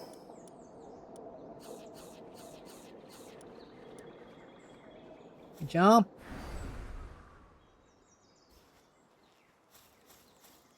Maybe there's something here. Oh, there's a chest. Nice. Free loot. Aha, free fell sphere. Sometimes there's stuff on top of these rocks. Egg. Sometimes there's nothing, but we can see what's around. Okay, that looks like Rayne's tower is about the same. That looks like a depresso nest. There's a big depresso and a lot of small ones.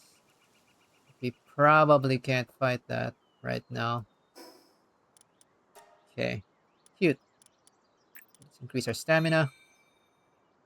Since we're still very much on the running part of the game. I just noticed the flying pals, like the Gale Claws, are not available this earlier, the Nightwings. So maybe they're not encouraging flying super early anymore. Which makes sense. I did find the flying a little awkward. Okay, so it's telling us to go straight to the settlement. I guess let's follow instructions. We'll skip the... Typically, I'd get the tower point first, but let's try to follow the instructions of the quest today as well. Ooh, Krojiro early. I want Krojiro. Come here. I think they added them as well in earlier areas last time. But, yeah, let's just catch this one. Come here. Yeah. We used to have Krojiro. They were added in earlier areas, but I don't remember it being this close before. So that's nice. Is that cap pretty high level? No, that's kind of high level. We'll skip that. Might be painful. Now, this is a free pal sphere. Actually, we are close enough to the flight point. Fast travel point. Rather than flight point. Fine. Might as well unlock it. It's a little closer than the settlement, and then we'll walk from there. Maybe there's stuff that is new. Erbil is also early. Didn't used to be here. Let's catch them both. Okay. Having the Daedream early are super helpful. Daedream squad. It's like a executioner squad. Maybe I will bring a fifth. Not even getting to use the Pupperai. Okay, I see Fox Sparks. I see you running! No running! Okay, this is why we want the old ball. It's my club. Poke you.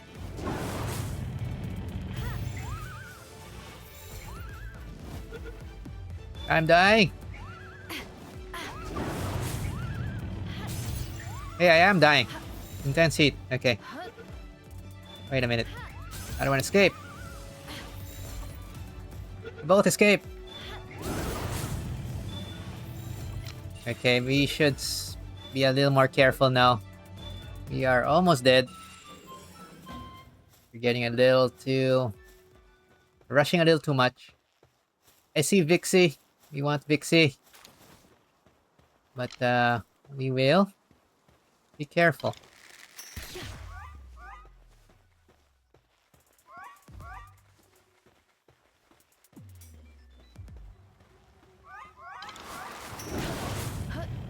There we go.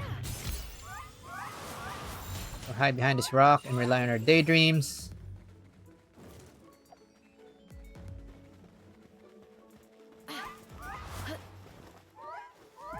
Help us.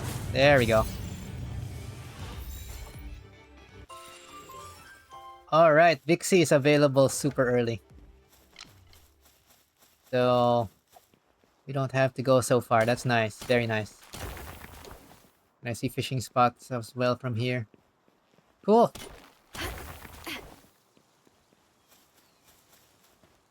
Okay, we'll head back so that we can make more spheres and store our new loot. Then we'll continue exploring quickly. Ooh, and another level up because we have discovered the Rayne Syndicate power. Stat points again. Um, Actually, I'm getting annoyed with the weight. We'll increase weight a little bit before we go to stamina next. Since I'm not stacking Cativas this early anymore. I think I saw some stuff nearby we can still capture that I want. Oh no, they're running. Oh! Fine. We'll go to the Syndicate base afterwards. Let's make some space. And maybe craft more spheres.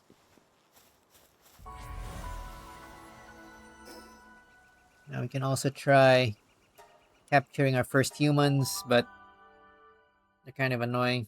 They kind of waste a lot of spheres. But we can try. Okay, let's store all our stuff. But mostly takes care of this. Something like that. Lighter items we won't bother with yet. Alright. Egg thing. Fine.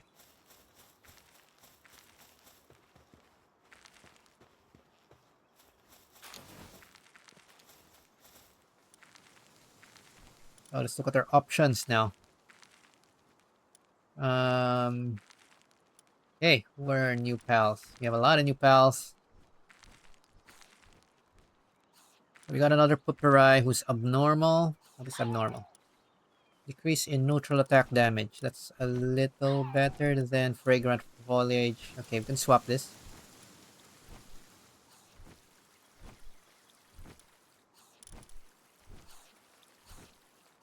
Hey, why is it Cativa now? The heck? That's lagging a bit. There we go. Okay. Okay, we have our first Pangolin. Does it require anything new? Pangolin rocket launcher. Explodes on impact when incapacitated. It looks more or less the same as before. Pupperai has Fierce Fang and Double Fang. Okay, we'll test that as well.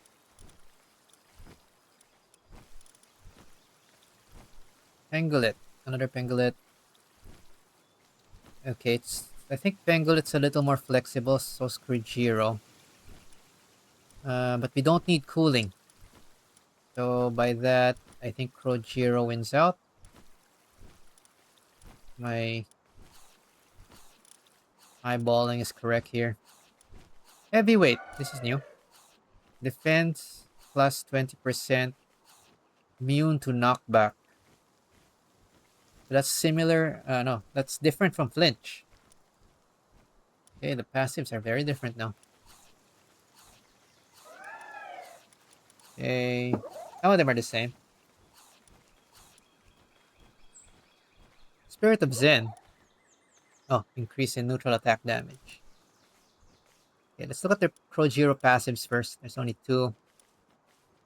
Fine, we'll level up the neutral one. One with no passives. I think its skill's still the same. Aha! Bug! Bug! The description! Look at that!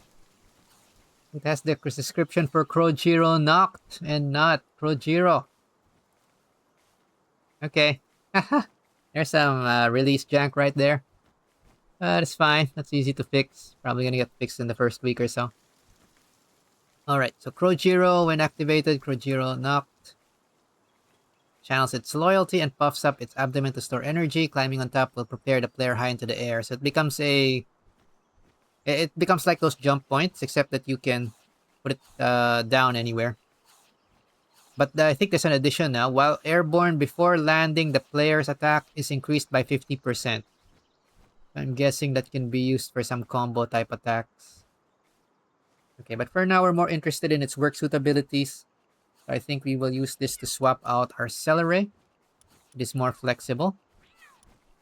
So we will use this instead. This Celery is retired. So this one also covers gathering and handiwork. That's helpful. Let's take a look at what else we got. Herbil. Okay, Herbil Pulse. I think its skill is still the same. Healing powers to restore when incapacitated. So in case you get knocked out, it will give you a one-time recovery if the pal is not yet knocked out. So it's not super useful, but I guess putting it early in the game gives you a little bit of a buffer if you're new to the game for new players. So it has planting, gathering, and transporting together, so we'll probably swap out Gumos quickly. We'll just choose which one we want. Sadist and Burly Body kind of conflict. I guess we'll just use the Dainty Eater for now, till we get something better. At this stage, we'll be swapping in and out pals very quickly, as we find things that are a little more useful. So we'll keep the Gumos with the costume because it has fine furs. Might be helpful. So this covers our main jobs. Fox Sparks. Looks like the skill's still the same. It turns into a flamethrower. It's the first kindling pal we found. That's pretty much the same job. So we don't need it right now, but we'll bring this out when we need to kindle or cook stuff up later on. And of course, everybody's favorite, Bixie. Bixie. Dig here. Sometimes digs up items from the ground. So I'll use the one without a skill. And we'll put this in the ranch. But now we'll have to think, what do we need more?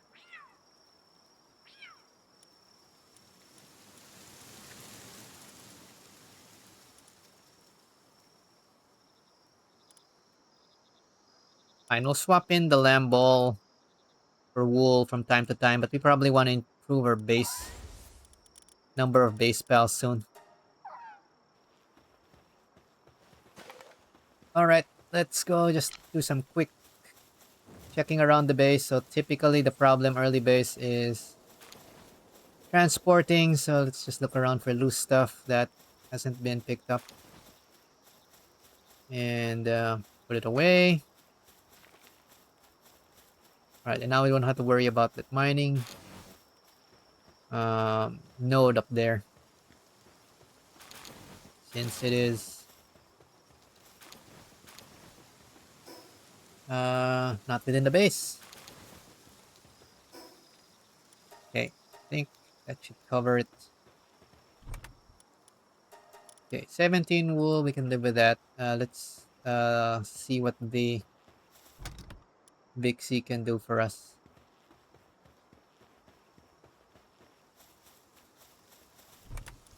Okay. We should probably allow spheres here in case spheres get dropped. I don't know. We'll see first what the Big C drops. It might be newer items than before.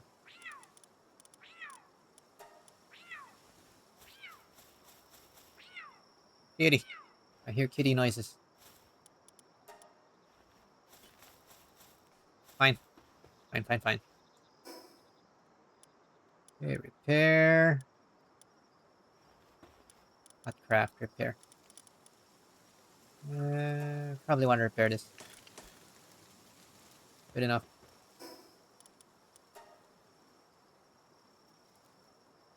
Alrighty. We are getting so distracted on the way to the settlement. But this is fine. Probably. Vixie.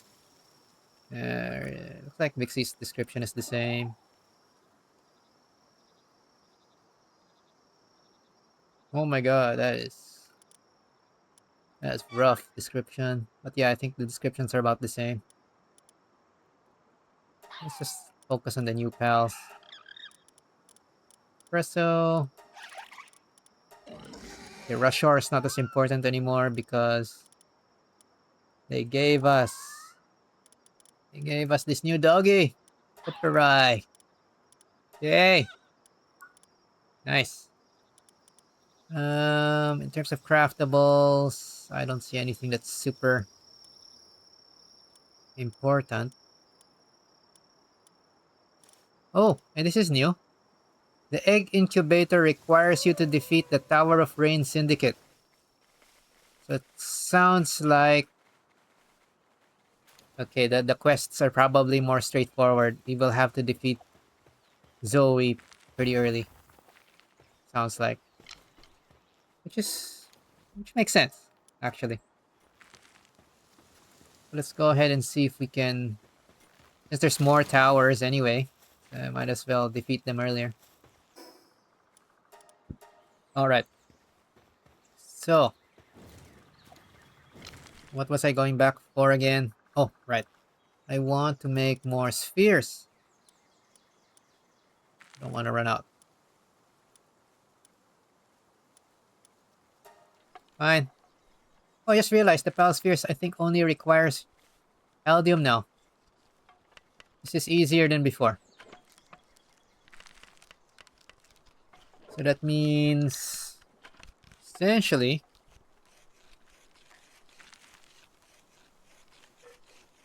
You can progress more quickly. So it doesn't use up extra wood or stone.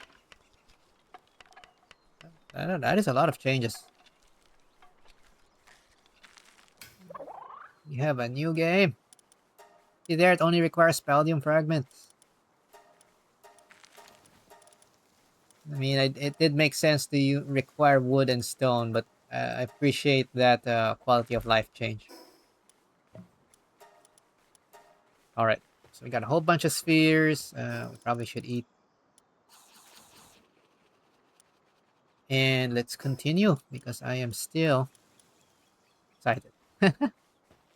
Okay. Unfortunately, the small settlement's still kind of far, so we're gonna have to go from here. Let's see if the syndicate camp is still right beside here, if it spawns there, and see if we can get a random pal to rescue. That still works the same way. And let's look around for other pals here that are new. That there's a new thing over there. There's Clovee. What is a Clovee? I don't know what it is. I want it. No! Foxpark's already running. Come here. Get bullied by my gang. We have Clovee. I don't know what this is. This is new! Clovee! You are mine! Stop running! Stop running! Join my party! New pal! Yeah, full Daedream full Daedream is the new meta for early game. Nah, they're so far. Fine. They're probably not super uncommon, so we'll catch whatever we find. But we've now found our second new pal. That's nice. So, they've spread out the new stuff. So if you're rushing, you're gonna miss out on this. Okay, I think I don't have 5 Foxparks yet. Get this. Come here. Come here, puppy. Alright. I think we probably have enough Paldium now. We'll just pick up loose stuff. And, okay, the next part, this one is fighting area. We will bring out our Pupperai. See how well it fights. We'll probably kill the people anyway. That's probably fine. And yeah, you know what? We're just gonna attack him. Like a thug. We will try to. Don't shoot me with your submachine gun. There, get in there. Haha. You're mine now. Actually, I want to catch that one. He's already about to die. Let's catch him. I catch people. Syndicate Gunner. Catch Syndicate Thug! Still fighting sounds. Something's aggro. Where is it? Jump! Oh, there it is. Behind us. Yay! Catch everything! Nice. Okay, fighting music's gone, so we probably caught them all. Let's look around. If they added chests to the camp, but from what I recall, it's only the caged pal. It looks like it's the same. It's still only the caged pal. Caged pal plus the syndicate themselves are the things you can unlock here. Fine, let's free this lift monk and bring it back. A rescued pal has become my ally and gifted me a peach. Okay, there's a little more description around that. Cool. Okay.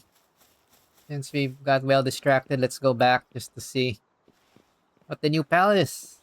We got a Clovee. What is a Clovee? I can't hold all these pals. Alright.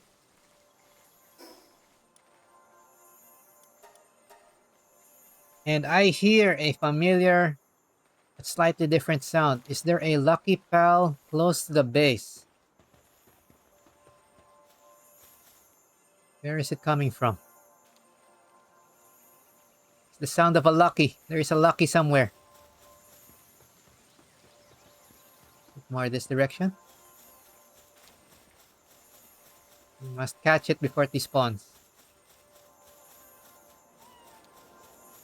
It's on the left.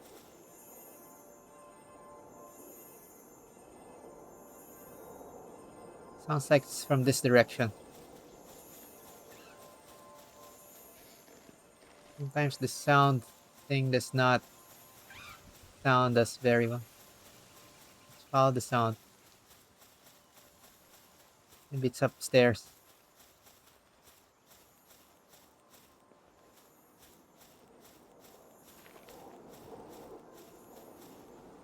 Jump point. Jump point. At least there's now the jumping animation.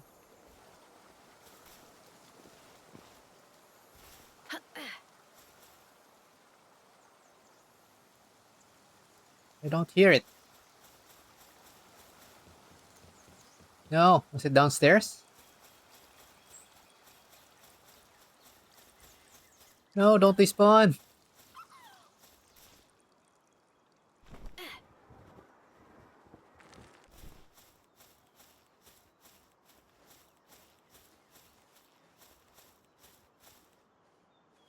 No, I don't hear the sound anymore. It might have despawned.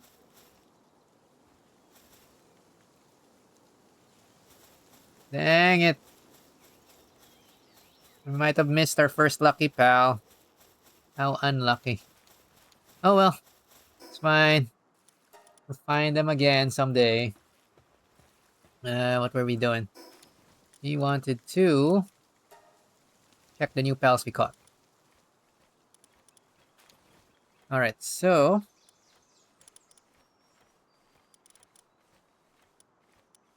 got the Fox Sparks. From the Fox Sparks, anybody interesting? This one looks like a nice fighter. Serenity and Musclehead right away. Here, Clovee. Let's check in the Palpedia first. Clovee. We still have Lift Monk.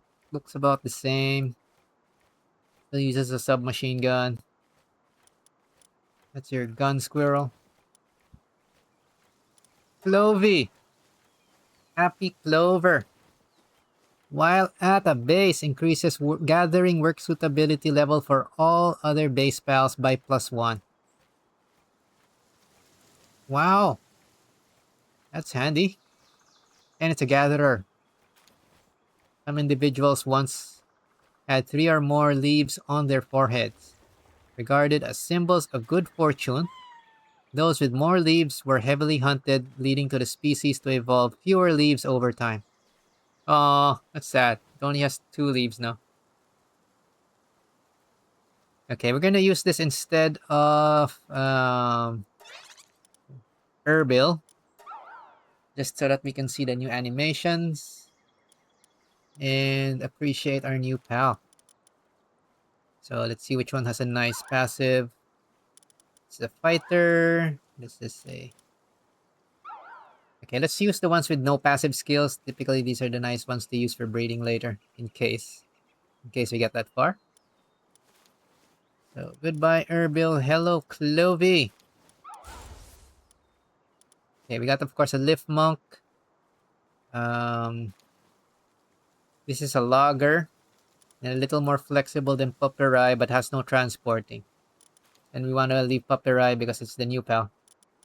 So, I think that that choice is made. We'll just swap this one in.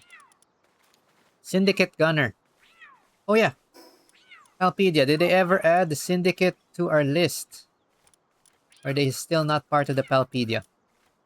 Because they're technically not pals. So even the Terraria mobs that you can catch are not pals. They're not here.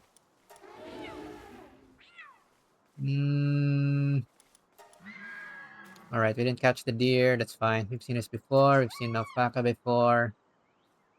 Alright. So humans still do not get added to the Palpedia, which is expected. So that's the same as early access. I do want to test if the humans are able to fight better now. Service-minded. Your drop items plus 50%. That's actually good. And it has use weapon.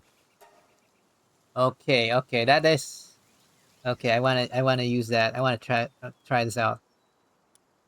We're gonna drop one Daedream just so we can fool around with this. Fury, Nimble. Nimble's not so useful anymore. It's more for a base bout.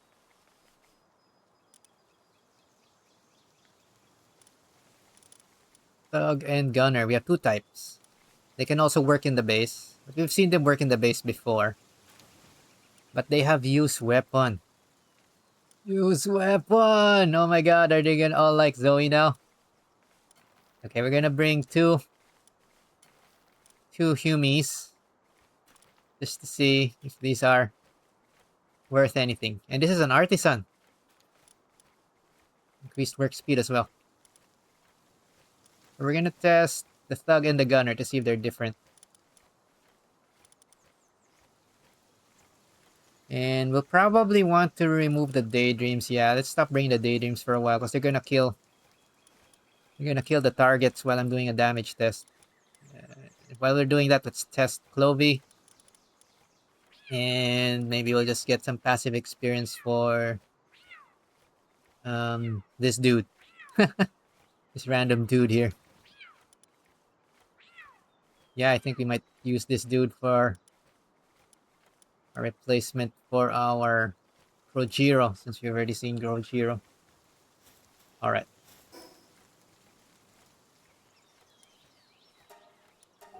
Alright, damage test. Or behavior test. Are humans now usable? Okay, let's find something to bully. Let's try the Syndicate Thug first. We probably want to catch this Fox Sparks anyway, so let's try the Fox Sparks. What does he do? Oh wow, he just murders it. That's actually stronger than most pals, isn't it? Okay, let's try the other type of pal. Gunner. See if they have a same fighting style. Let's try Gunner. The Gunner is holding a different kind of weapon. Oh no, humans are OP! This is Gun World! Oh, he's missing a lot. Oh, it's an elevation issue. Let's resummon him.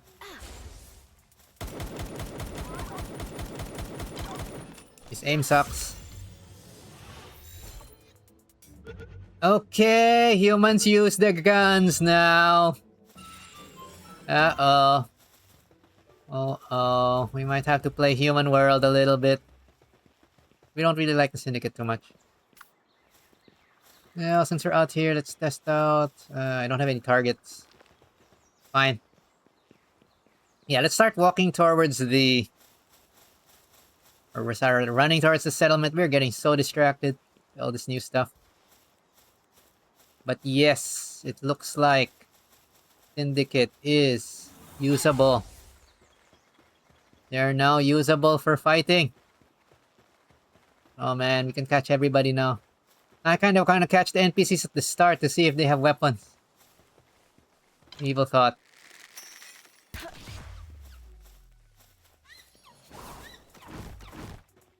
Okay. Okay, Pupperai is respectable.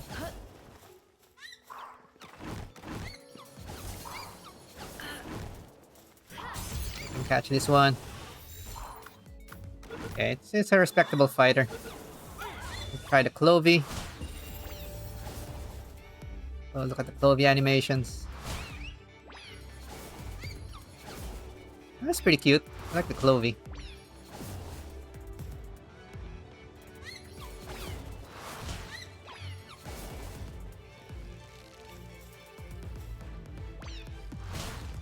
Yeah, but right now humans still seem stronger.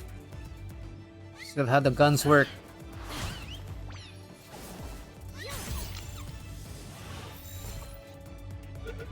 A little disappointing, but yeah, if they use the humans as is, they're strong. I kind of don't want to rely on humans too much. Dang. I'm not sure. Oh well. Fine. Let's go back for a bit. I just want to get my not Dazzy.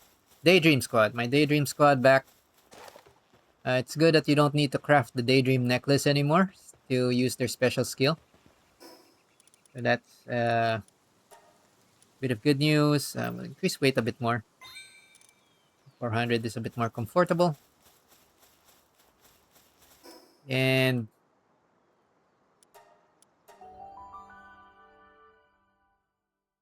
alright. While Pupperai is useful, the fact that humans can be used for combat now kind of is a nice Easter egg of sorts. Kind of felt this is what would happen. Humans are too OP if you let them be usable. Alright, so what did we catch? Anything super nice? No, not really. Fine. We have new Vixie. It's a dainty eater. That's fine. Alright, so we probably still want 4 Daedream. Just so that I can catch everything very quickly. Oh no, but they will kill things too fast. God. Choices. Fine. Let's test Syndicate Thug, who is service-minded. See how much drop item increase that passive is. I want to test that new passive as well. That didn't exist before. Service-minded. So your dropped items plus 50%. I'm presuming when I kill something, it will drop more stuff. Or maybe when I catch something as well. We'll say farewell for Pupperai for now, but we'll keep them at the base. We'll keep Clovee at the base as well. And what do we want to bring?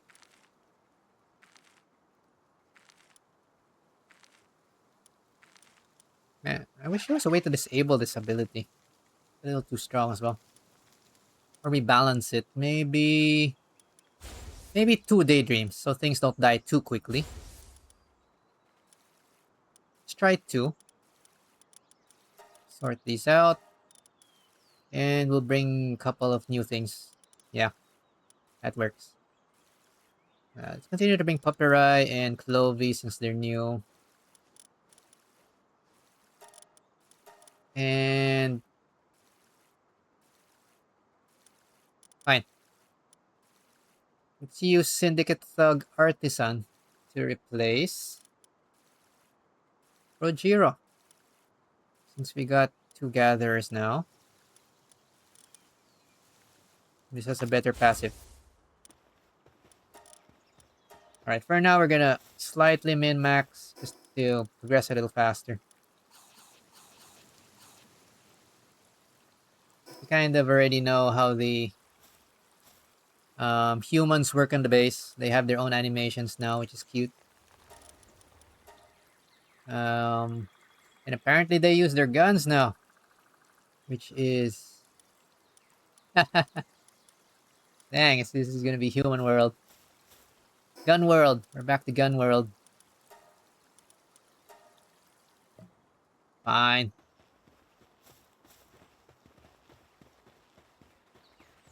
Alright. Okay, stuff that does not drop pal spheres and arrows. Fine, we'll make chests for that later. Or maybe we'll just make 1 chest now. Come back here later. Figure it out.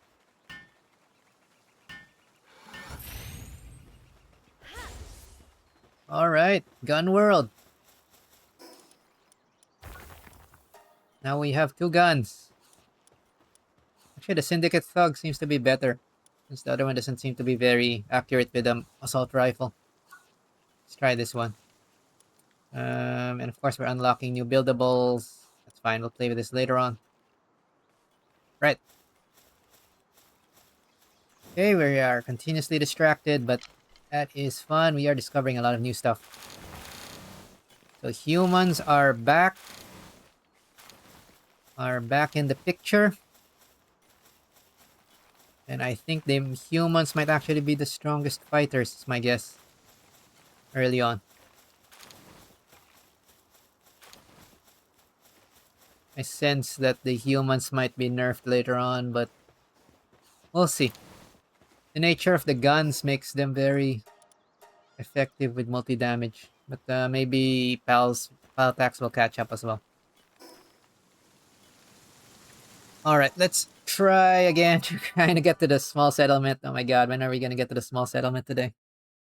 We're getting so distracted. This is fun. This is fun. Okay, small settlement. Okay. Continue catching everything that has not completed. Okay. I summon Man with Glock. Man with Glock wins. Come here. Oh, I think their HP is also weaker though. Maybe that's for balancing purposes. Oh wow, it killed them so quickly.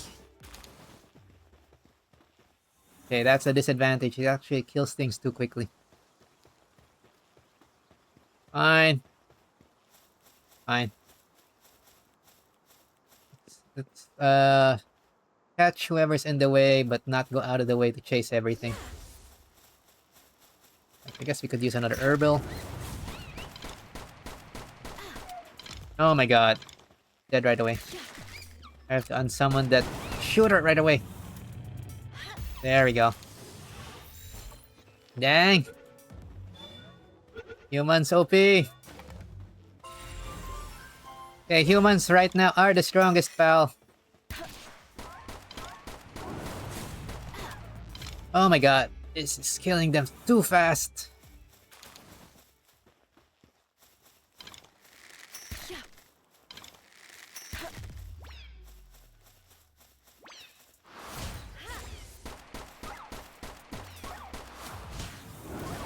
I summon Glock. It is super effective. Oh my god, look how quickly that is going down. That's crazy. Okay. Humans are super OP right now. They're the best, pal, for fighting. Well, the player's kind of the most OP thing too, so I guess that makes sense. Fine. Where are we supposed to be running? That way. Left. Turn left here. Okay, the Syndicate Thug looks eager to help with logging. Whatever. I think you're gonna bully my pixies too quickly. Let me catch enough of them first. Sheesh. Okay. Alright, I think that's good enough. We're not going to min-max our Vixies. We got 5. Next. Let's move on. Moving on. Alright, so Daedream and humans, specifically the Syndicate Thug, seems to be the most accurate. Are the strongest early catchables. I won't call them pals anymore. We'll call them catchables. Okay, Jolt Hugs, probably about the same as before. I'm guessing this is your first electric.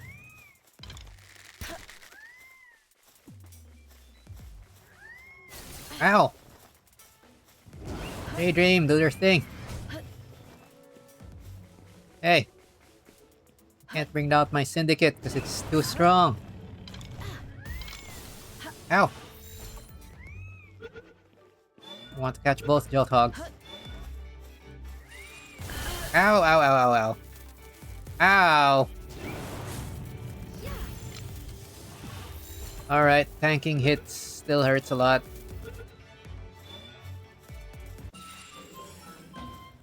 Let's check their HP. I think the Syndicate HP is lower than PALs, generally. Okay, maybe that's how they made them lower HP. Their defense looks... defense potential looks about the same, but maybe their HP is lower. We'll have to catch more before we can conclude on that. Okay, let's get these Jolt Hogs. Free. Thank you. It's nighttime. Catch them while they're asleep. Yay, Jolt Hogs are super common now. This used to be a pain. Mushroom. Now there's too many. Okay, just gotta catch one more. And we can leave the rest. Nice. Another level up. Yeah, let's start boosting stamina again. Alrighty. Okay, we should be approaching NPCs. We don't really need a torch. The same one from before. Desperate Farmer. If you have a paddle that can water crops, could you give it to me? Okay, this looks like the same sub-quest as before. Submission. There used to be plenty of water pals. Some shady group came through and took nearly all of them. Kidnappers. Desperate Farmer. Okay, I think this mission is exactly the same as before. Hal's Blessing. And it's worth a bit of cash, so we'll go complete it right away.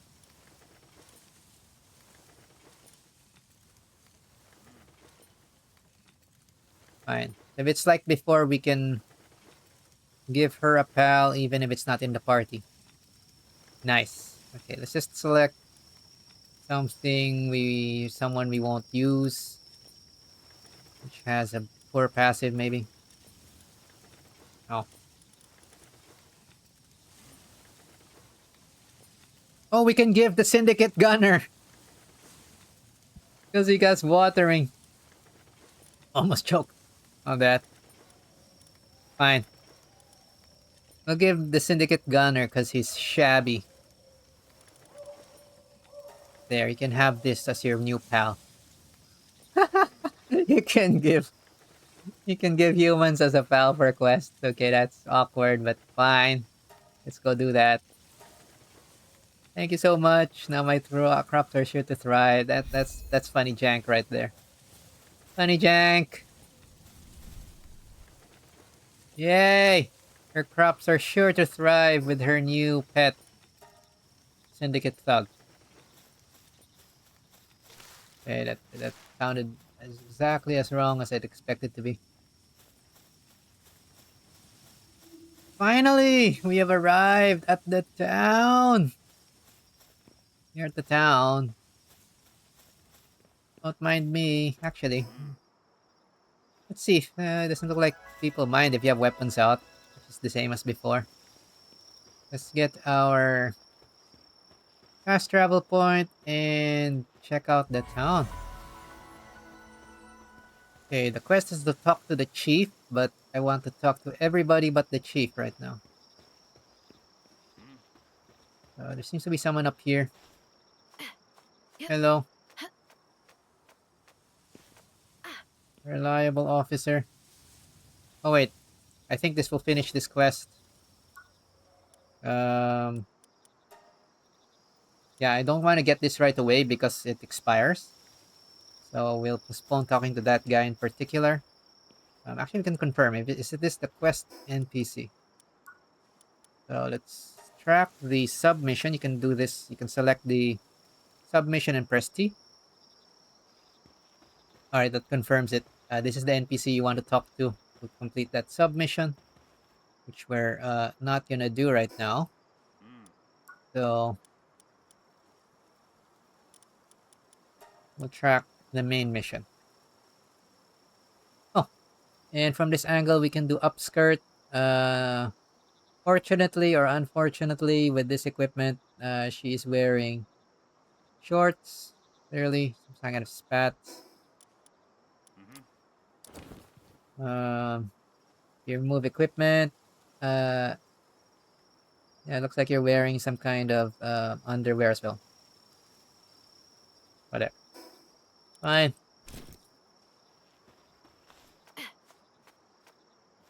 Just for science. Totally. Alright. Let's talk to this guy. He's probably gonna ask. Okay, arrogant pal critic. Let's see if it's the same as before.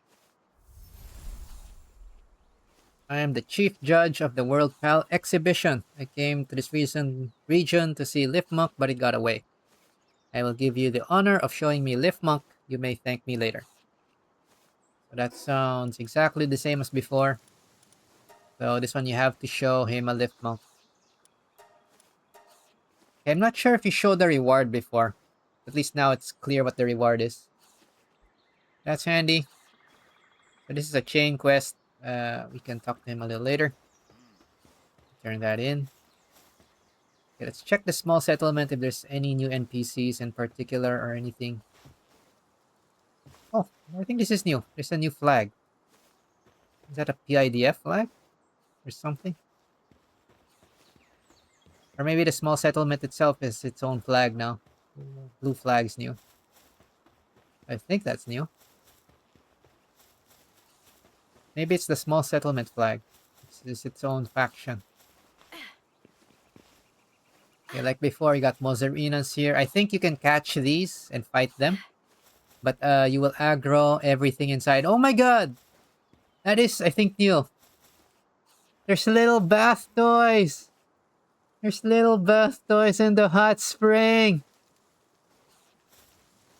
I want them! How do you get those? There's little bath toys in the hot spring! Oh, they're like little plushies. That's so cute! I'd buy that for real. The real world. Alright, yeah, let's not aggro the whole town right now. We can experiment with crime a little later. Okay. How do we want to do this? I guess let's start it right. This is the PAL researcher, if I'm not mistaken, and he's going to give us another quest. Nice to meet you. I'm researching PAL species and conducting an ecological survey, including unidentified species in this area.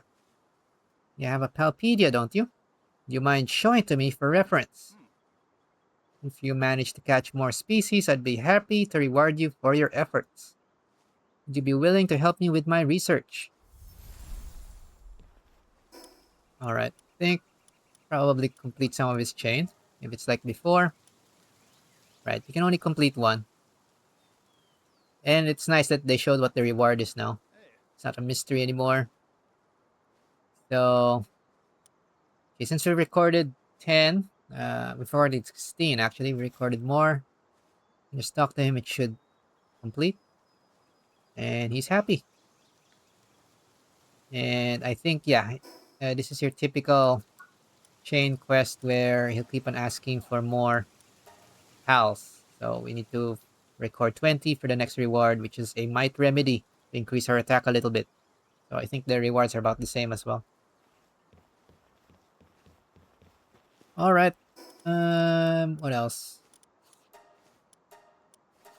Okay, these don't require XP, so that's fine. No, I don't think XP will be a problem for a while now. Fine. Let's hug right, so that we don't confuse ourselves. Let's see if we can explore the rest of the settlement. If anything changed from this shack town. There's like more little things. Like I don't remember these pal spheres being on the ground here, decorative. A lot more pal spheres. A lot more detail. Lavender, Butcher, Espresso. There's a guillotine there for some reason, maybe to threaten uncooperative pals. And a chair. Hey, is that new music?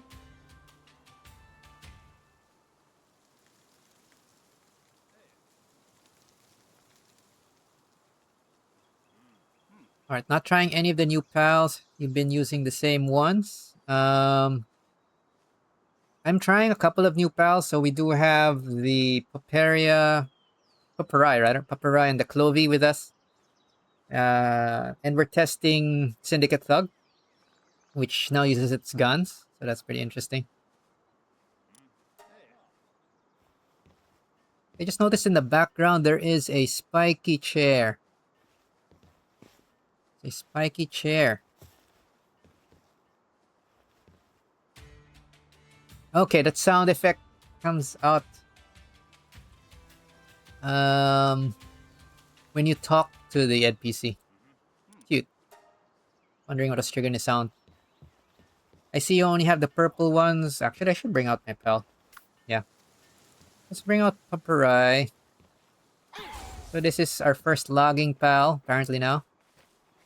So there, we can have it log this tree while they're here in the village. A cute little doggy. Doggo. It's probably not going to help much, but we can let him do that. And we also got Clovee. This is new. It's a little floating rabbit thing with clover things on its head. Kind of reminds me of that little mascot from a couple of animes. Old animes. Alright. See what the Pal Merchant is selling. Yeah, at least it shows the passive skills, but I do not see anything that is worth the money. But they're high level, I just realized. Level 11. I guess it's worth taking a peek what is selling from time to time. Now, if you're selling pals, how much are pals worth? 400, 500. Oh, we can sell them. They're not worth much. 500 gold. I guess the might be based on the level, I guess. They're low level, they're not worth much. Yeah, it looks like it might be level. Or maybe the passives as well. Alright. Getting hungry. Fine. Well, at least nobody gets aggressive when you have weapons out. That'd be annoying. You have to sheath your weapons. Okay, is anybody hiding up here? Nope. There wasn't anybody in these upper rooms before, but I'm just double checking if they added something here. There's nobody there. There's a tub there. And there's this little room you can't enter, I think, as well. There's a sleeping tansy. Okay. This looks about the same. The innkeeper. Welcome. Haven't seen your face before. Did you come from far away? Take your time and rest up. So, exactly the same dialogue for this one. Nothing much to say about that. Okay. I think the small settlement is pretty much exactly the same as outside of those new blue flags and some decoration so far. So that's fine. I think it was already kind of well built out. Right, we can talk to this guy. This is the bounty hunter dude.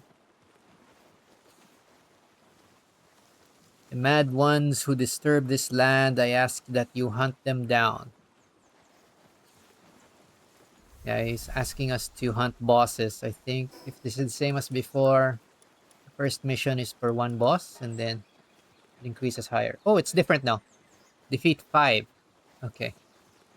So there's no initial one for the first kill. You have slain only 0 creatures, not yet. It is still insufficient.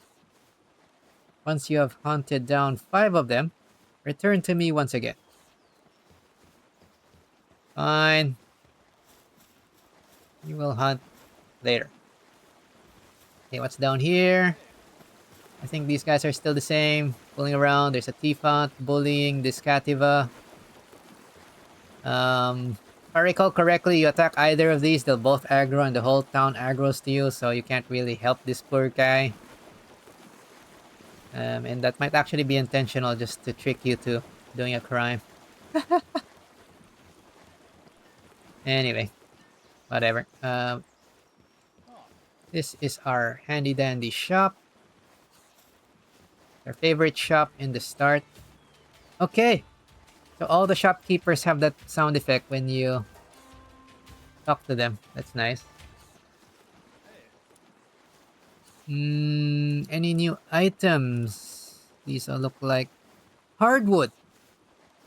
Hardwood is new. High quality wood selected from sturdy trees. From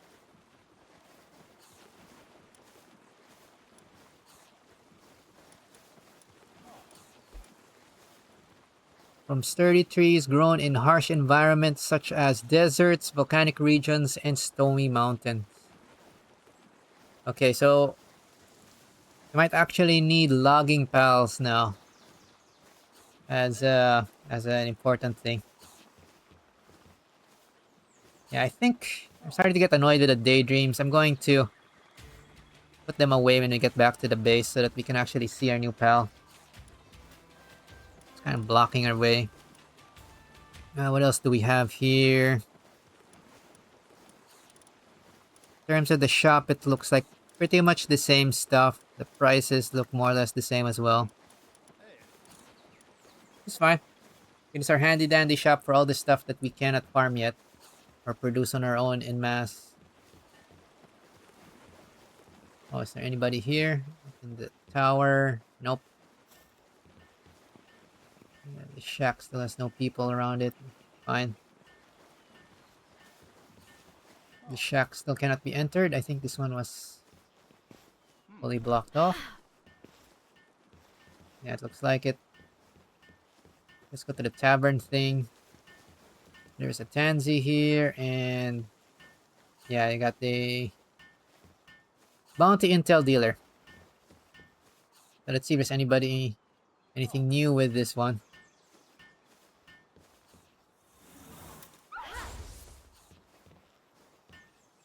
And the daydreams are blocking my Clovee. Annoying. Want to know about the bounties? They're people who are wanted for various reasons. If you take them down, you can get rewards from the PIDF in settlements and towns. Okay, if I remember correctly, this one puts it on your map. About the amateur hunter. Poacher from a local gang is getting a kick out of hunting newbies recently. Yeah, it's the same description as before. That's the guy near the village, and it's gonna put you in the map. Actually, let's talk about all of them. Before these marks would disappear when you log off. I'd like to test if they still do that. Dine and Dasher, Dine and Dash Enthusiast, and Hunter, Bounty Hunter.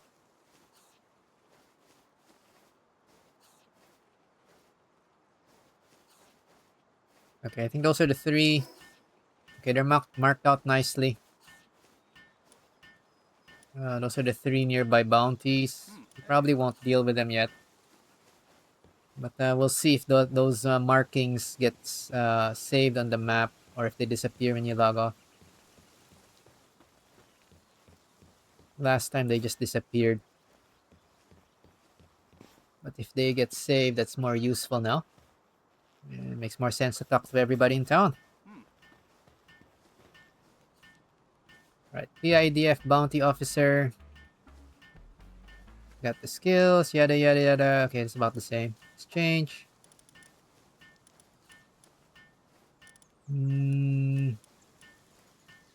I think these might be new headgear.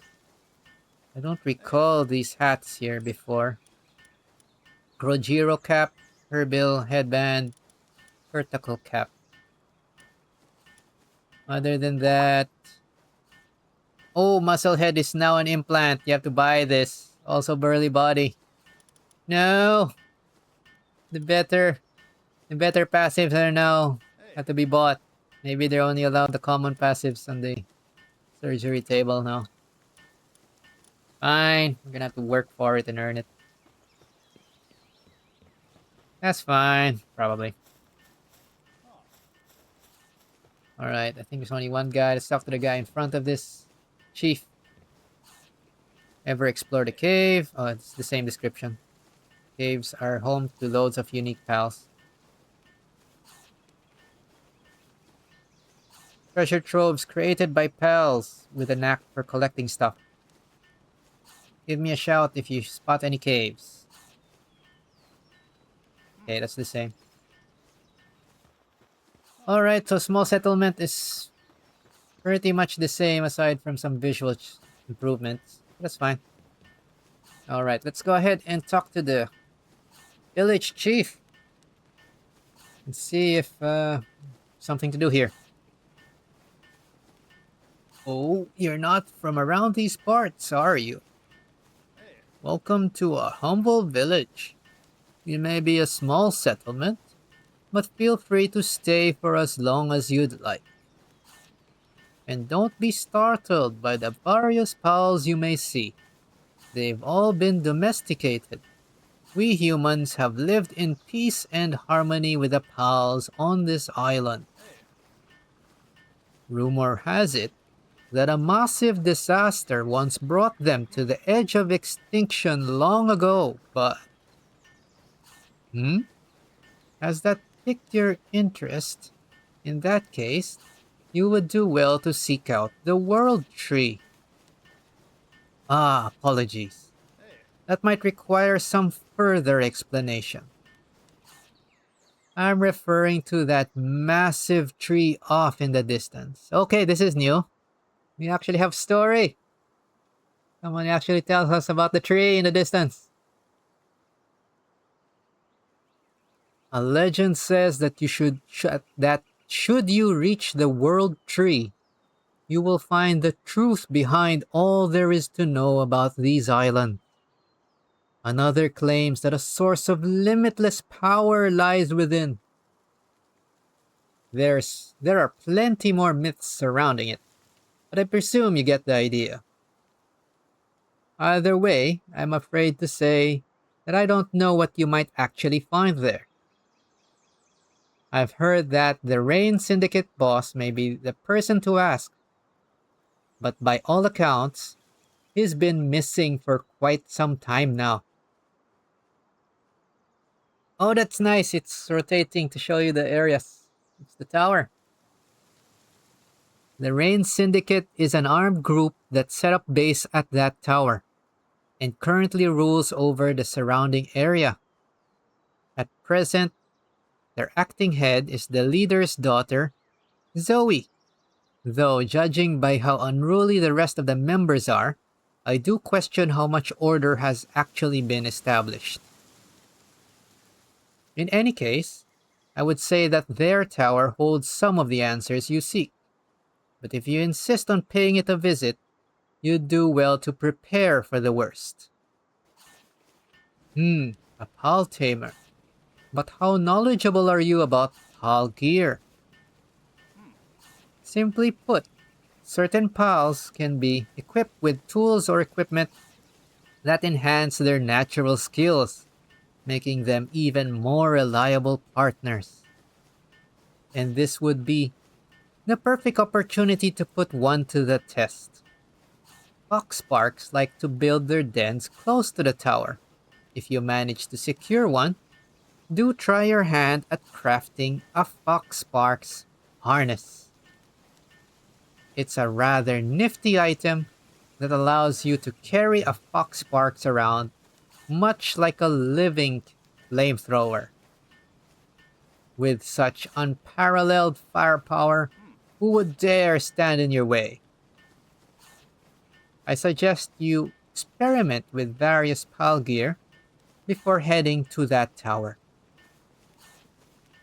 And on that note, I ought to return to work. May fortune follow you, my friend. Yay, he's our friend! We have friends!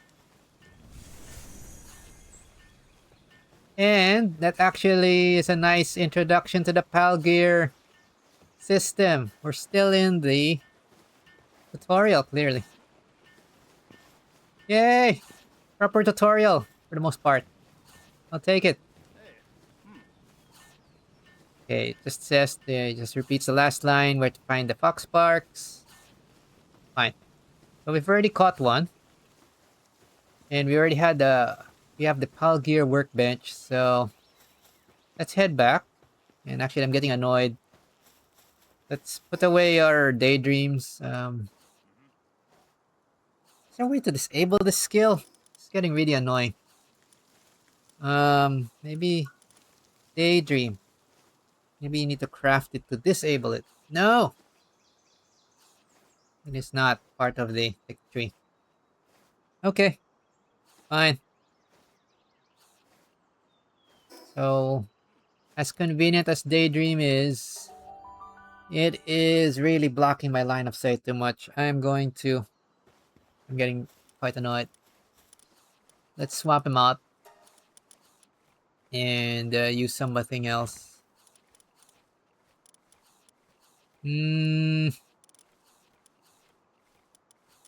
Burly body.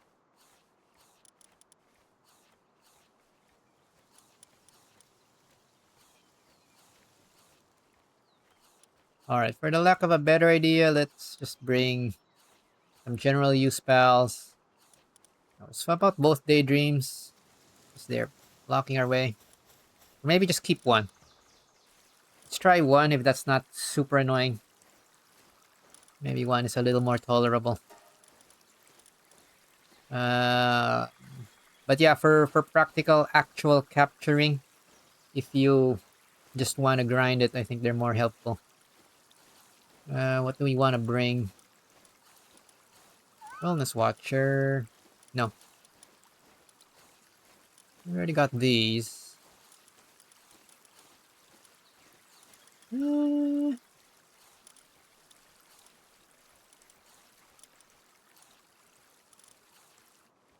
Fine. I guess for the lack of a better idea, I'll just bring Gumos because I like Gumos. And it's got a cute skin. There we go. Okay, 2 floating things following us is a little more reasonable.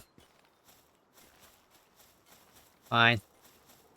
Let's also see if we have new skins that we can apply. Yes, we do. We can apply Pirate Pangolin, but I don't have any Pangolins out. Halloween Krujiro. Oh, we don't have him out though. Fine. We'll apply this when we have them out on the base.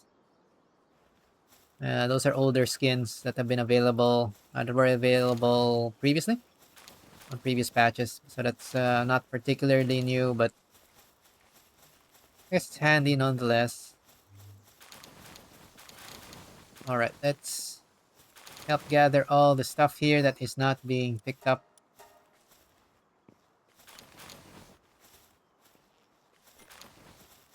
And,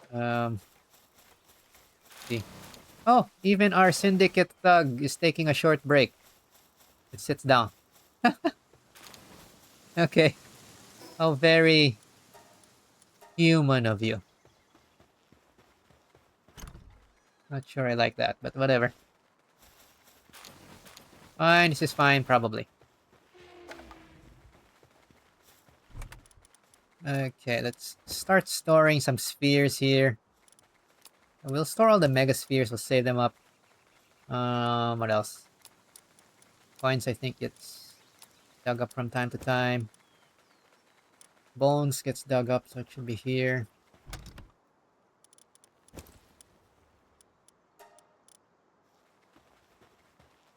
And the heavy stuff.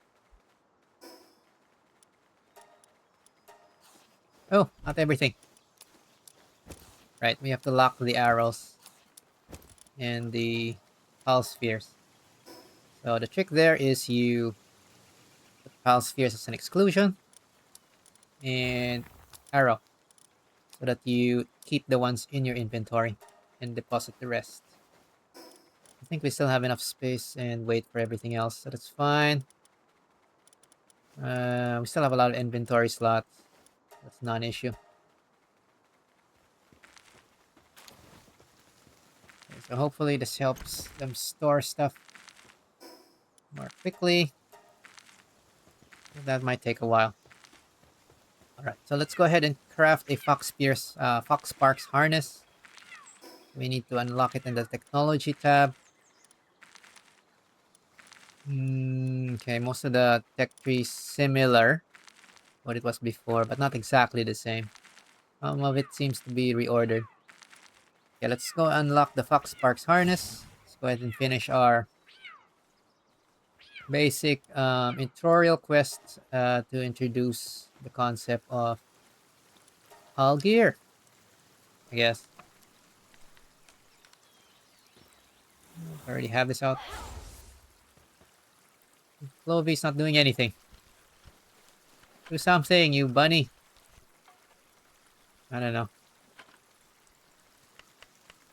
Guess it's just floating around. Okay, we have the Fox Sparks harness.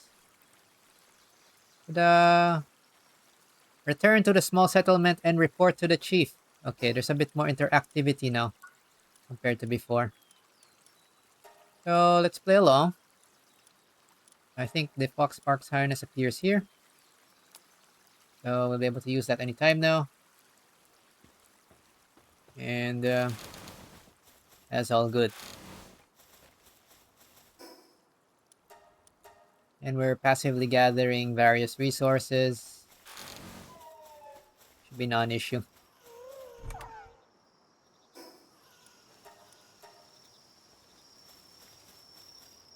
Oh, so cute! Sleeping puppy. Sleeping Pupperai. Sleeping person. Sleeping... Oh, you can sleep beside it. No, no, no, no, no, no, I don't want to sleep. Wait, I just remembered. That's going to pass the time. You can sleep beside the pals. I think they're showing that in the preview videos. It's fine. You can sleep beside pals, yes. This is totally not something that is meant to be abused for any mode.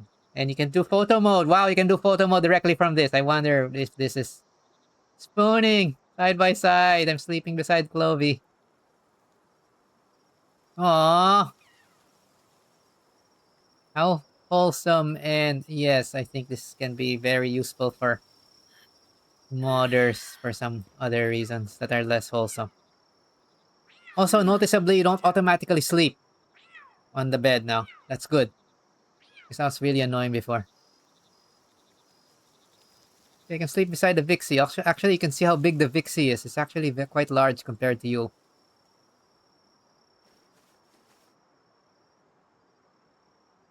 Some of the pals are actually cute, but they're barely large. I can sleep beside this person who is sleeping on the other side of the bed because he's probably too uncomfortable. I wonder that's also on purpose. uh, yeah, for those who know, you know. This is exactly what this was for.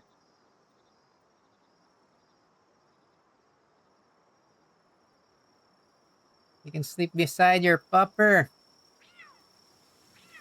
Sleeping beside the pupper.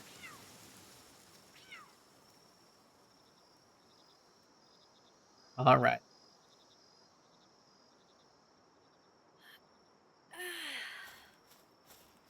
fine.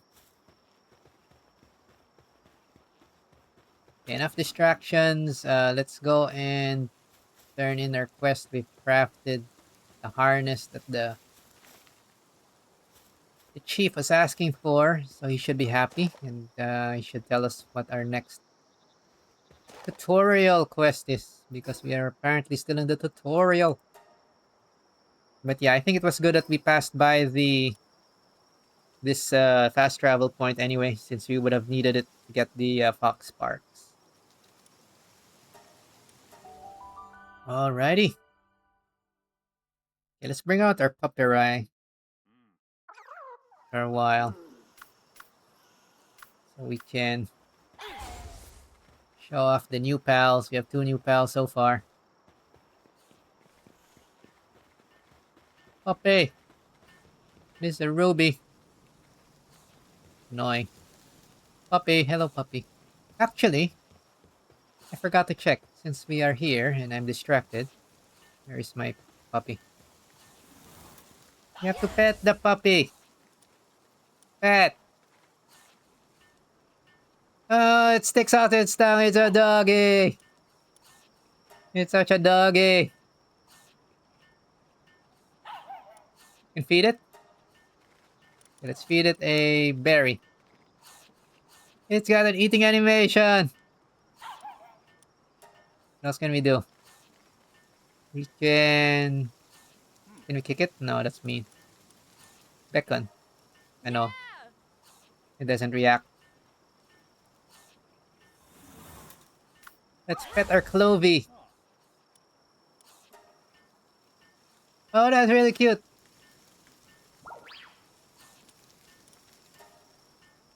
He's so happy. It's a happy bunny.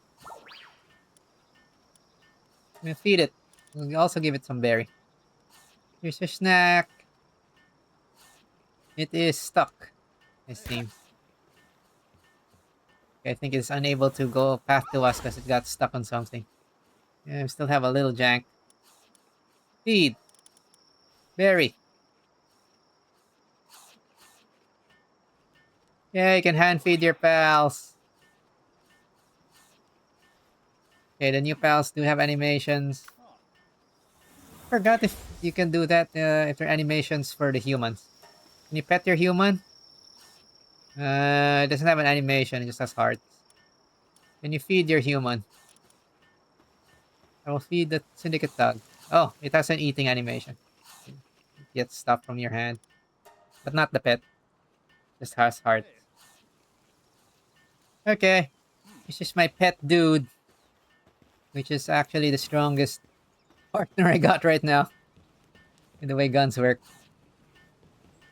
A good thing you don't have to actually maintain their weapons or anything. I was half expecting if they were gonna implement this, you would have to give them ammo. Which would be a huge pain. I kind of doubt they learn other skills than that, but we'll see. Okay, let's talk to the village chief. Oh, we should... Forgot. Bring out our puppy. Puppy.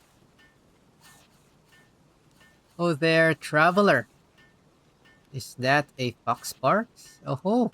And you even crafted a Fox Sparks harness.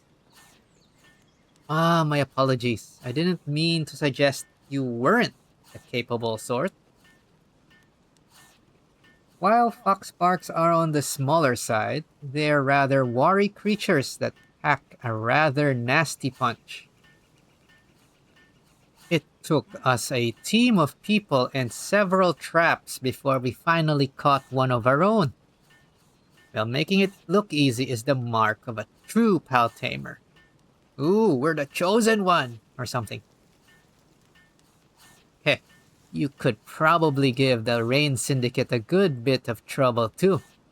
Still, you'll want to stay on your guard. You can worry about the tower once you're sufficiently prepared. May fortune follow you, my friend.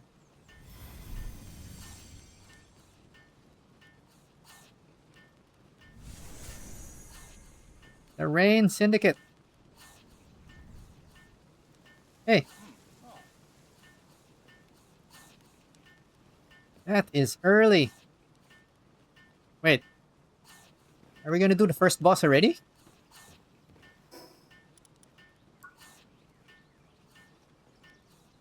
Enter the Tower of Rayne Syndicate. Now that you're adequately prepared, it's time to meet Zoe at the Rayne Syndicate Tower.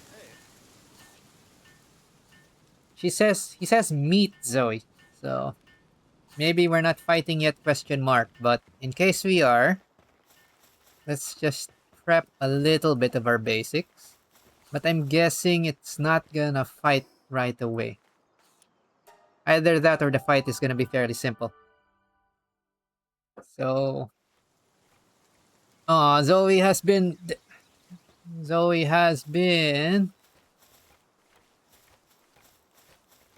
has become a tutorial boss. And I just realized we are missing one bed. I forgot to build a 5th bed. So sorry for whoever was not able to sleep last night. Yes, let our puppy run around do stuff. Alright. Since it's not telling us to do anything or any further preparations, let's just follow the instructions. We don't want to over-prepare or assume anything. On the premise that they would make this basically designed for new players.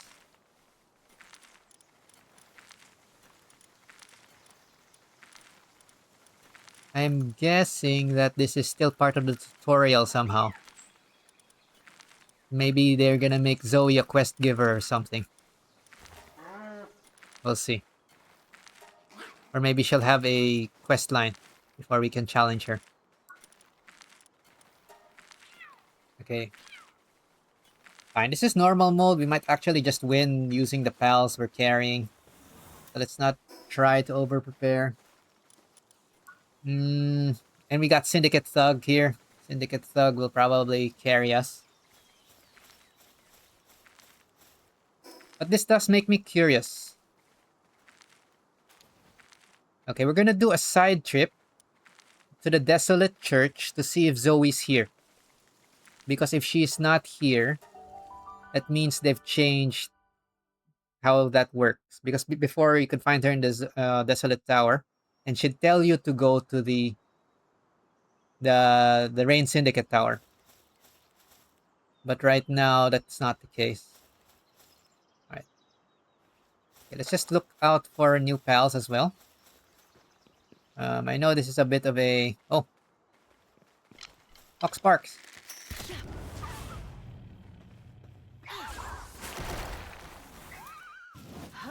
Okay. Let's catch this so that we can get our 5th one. Daedream, do your thing.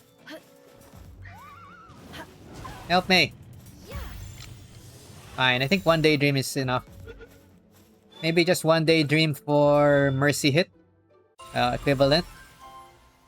But you do not want to have too many of them because they just block your screen unless you're in a catching mode. Okay, we'll just go straight line this time.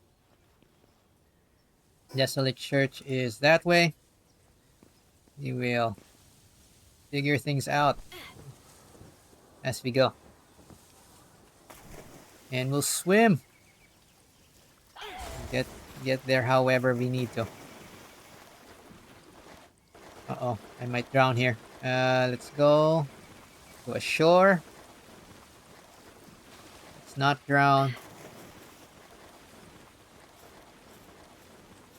Okay.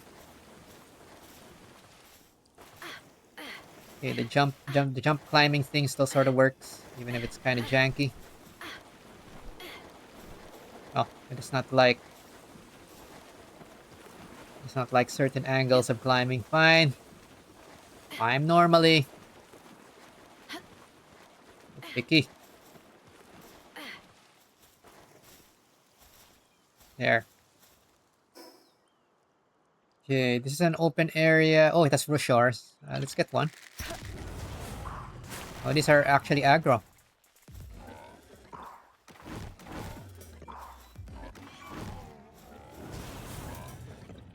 Catch. Oh, rude. Bad piggy.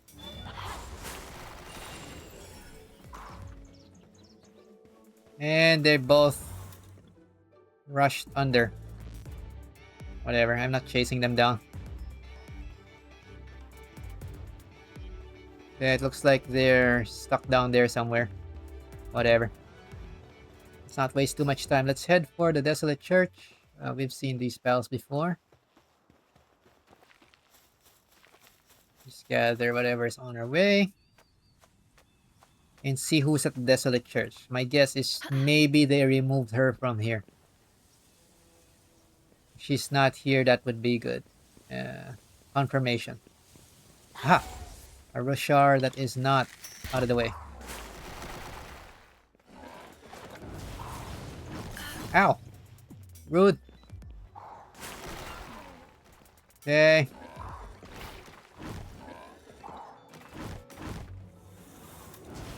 There we go. It's a lot more comfy that you only need to catch 5. You pretty much don't really have to grind as much.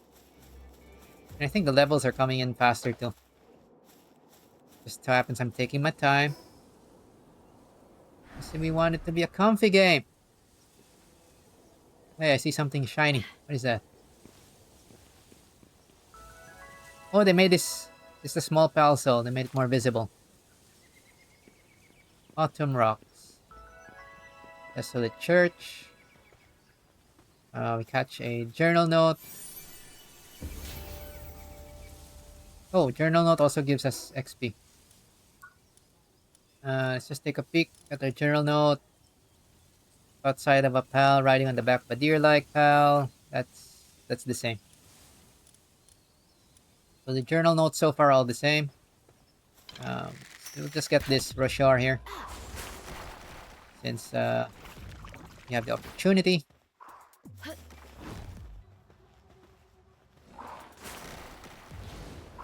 Okay, I think the Daedream assist has a very short range. They have to be very close to you. That's a little disadvantage there. The fact that it doesn't finish pals off is very valuable. For, no! And Roshar just killed itself. Jumped off the cliff. I'm pretty sure, pals still retain all damage. I see Tansies! And that is another new pal! Tansy Ignis. This is a variant that wasn't there before. Okay, we'll go ahead and check this out. And my Pupperai is dying. I am losing through level difference. I am going to retreat. Uh-oh. Syndicate Thug, help me.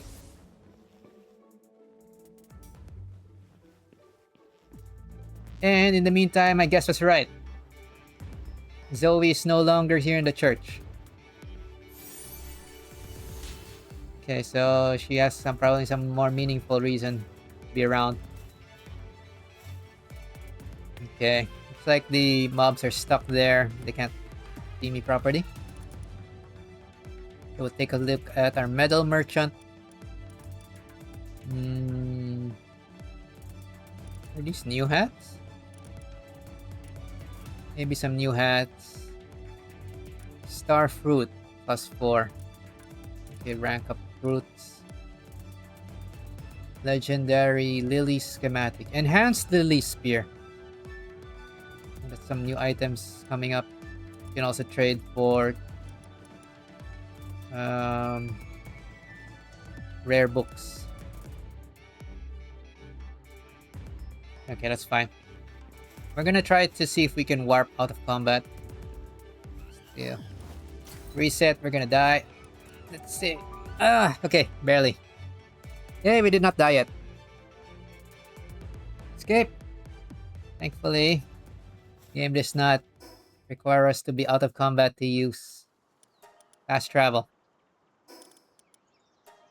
We live! We survive. Alright, so we didn't catch the new pal, but we know there is 10Z Ignis now. This is a new variant. We'll catch it when we're a little higher level. I think we are too low level to be in that particular area. But I did want to check if Zoe was still there or not. So I just wanted to confirm. Zoe is no longer in the desolate church. So that's something to keep in mind. Alright. So given that area almost killed us, we probably are supposed to go to the tower first. For some reason. Alright. Go enhance our stats a bit. Put our next point in stamina again. We're almost at nice round number of 10. 10 levels there. So get that done. Alrighty. Yeah, resource-wise, everything gets gathered fairly quickly now. I don't feel we need to actually do manual mining for a while unless we find something rare. So we'll pass on that for now. And we catch anything interesting. Oh yeah, the Rushars. Let's take a look. Anything's interesting here? Rushar still pure mining, can be ridden while mounted. Increases efficiency in destroying stone. Still seems about the same. Yeah, it's a mining pal, I guess, if you, for whatever reason, want to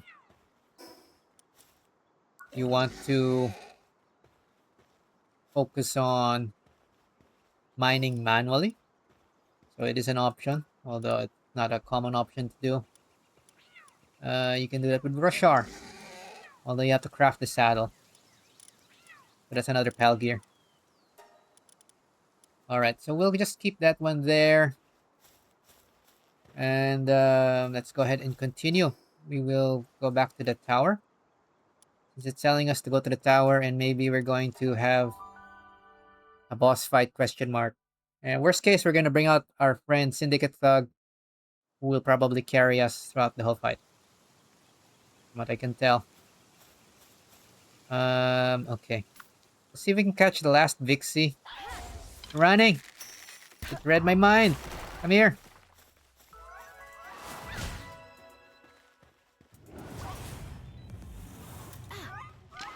Join my party! Okay, then we'll catch a couple of deer next.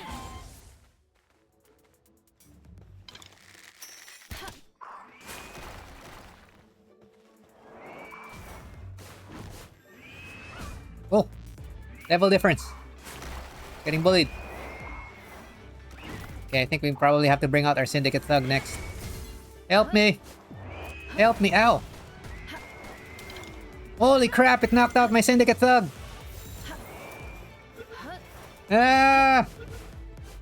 You're lying! Whoa! Actually, KO'd something!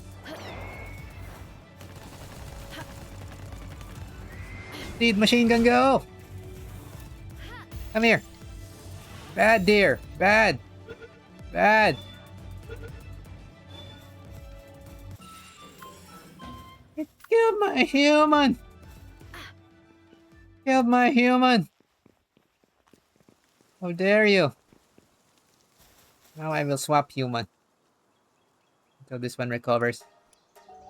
Man! Okay. Bit of a close call there. Getting a little too comfortable.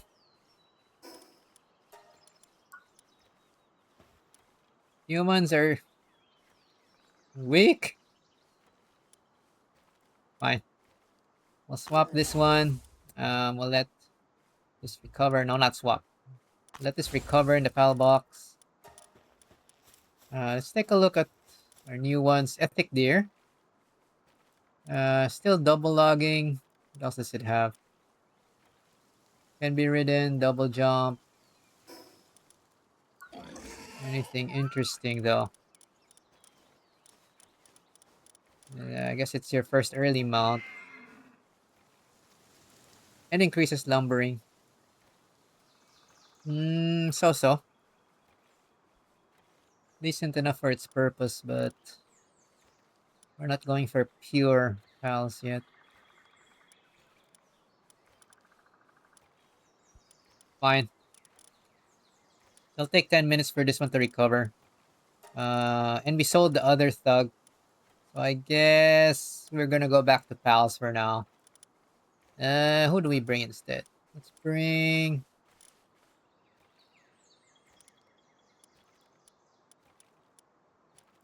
Fine, I guess we can bring a Fox Sparks. Just mix things up. And we can practice using Flamethrower. Serious.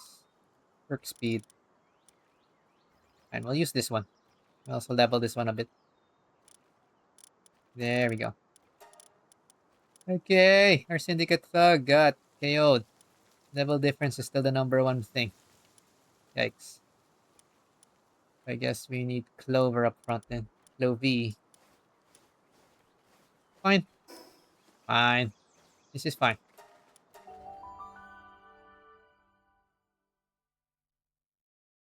Alright.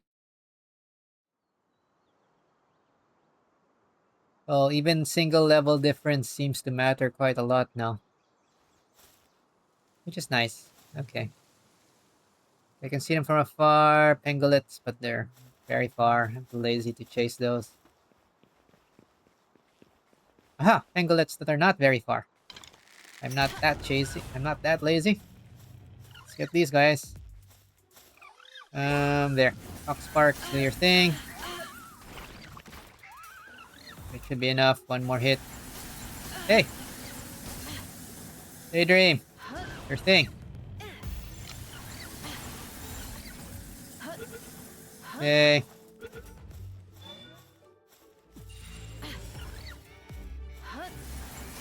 Oh, frozen. Actually froze me. Heck. Bad penguin. Get in there.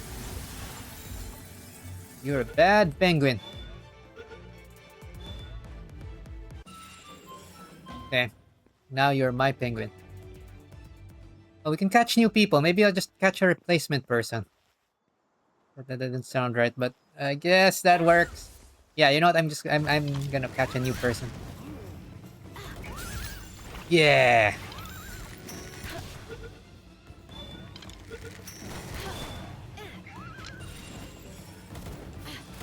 Ooh, you're shooting me.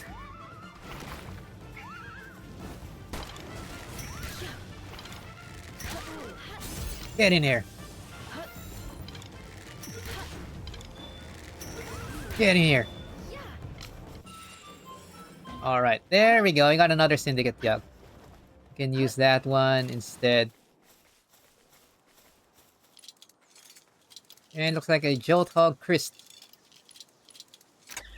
Okay. It's fine.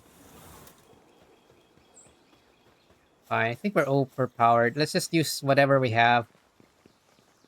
We've postponed entering the Tower of Rain Syndicate long enough. It might even have just another quest line first before we fight it. Okay.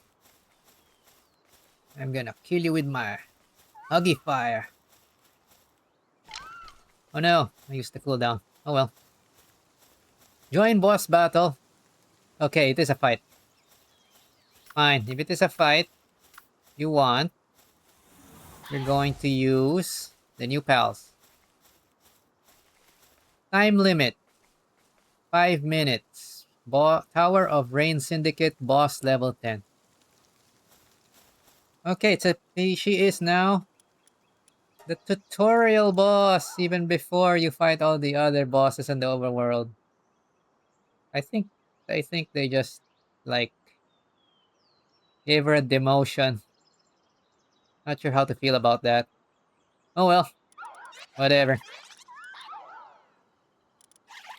Who seems stronger, Pupperai or Clovee?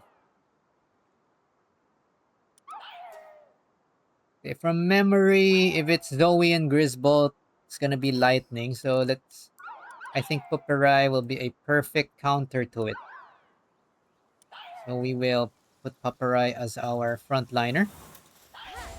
We will poke Zoe with our old bow, but we probably won't need to even help much, is my guess. If they're asking us to fight Zoe this early on, my guess is this is a tutorial fight. And it says we're adequately prepared, so this is tutorial.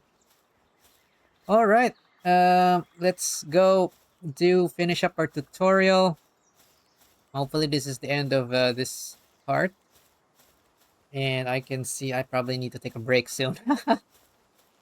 Before we continue. So let's go ahead. We're going to try to defeat Zoe with Pupperai. One Daedream here. Who's gonna help us a little bit. We'll mostly be relying on our pal. Meta-wise, from what I can tell, it's probably be super easy if you bring in a syndicate thug or any human with a gun that can actually hit or land their shots. But for now, let's try to use the new pal because this is Palworld. And not really gun world. But unfortunately, it sounds like it's still kind of gun world. Yeah, that's fine. Alright, let's go eat something. I'm hungry. Heard that sound effect. Yeah, let's feed our pals a little bit. Fine. Okay, let's go ahead and join the boss battle. Okay. It is a boss fight. So this is the same mechanics. I will try not to attack the boss too much just so that we can see how it looks like on release. But my guess is that they've downgraded Zoe to pretty much tutorial boss, which is fine. I guess if that's the case, maybe they're going to pull in Lily to be a battle at level 20, maybe. So we'll see how that goes. All right, so let's see how Zoe will treat us. And let's go and see if the cinematic changed. So let's watch.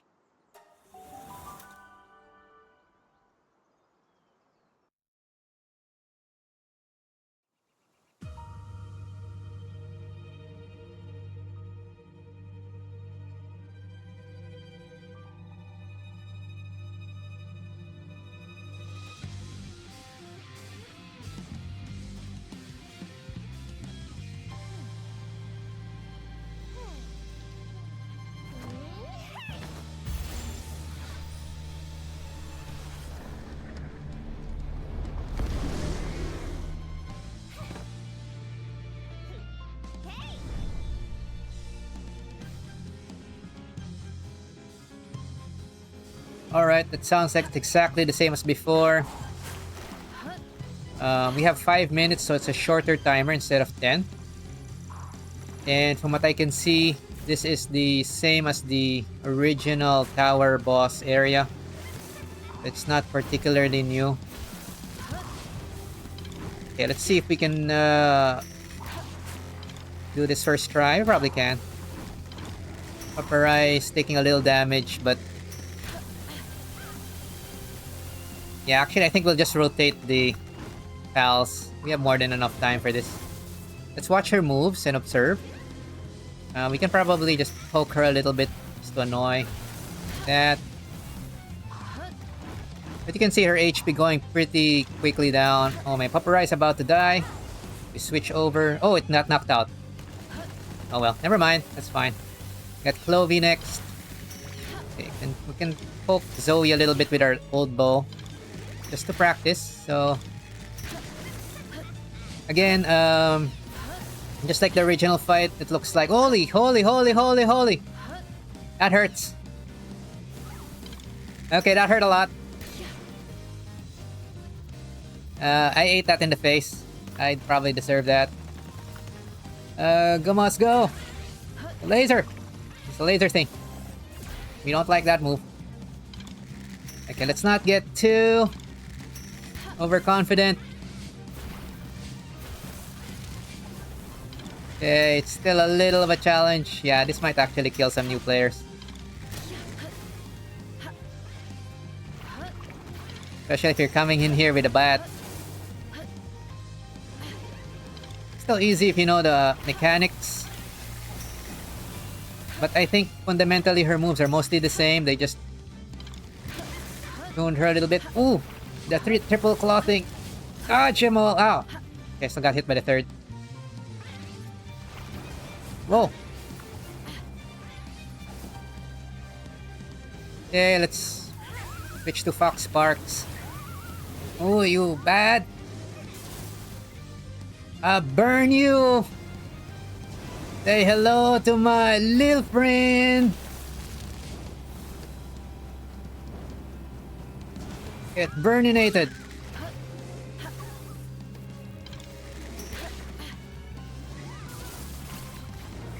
Woo!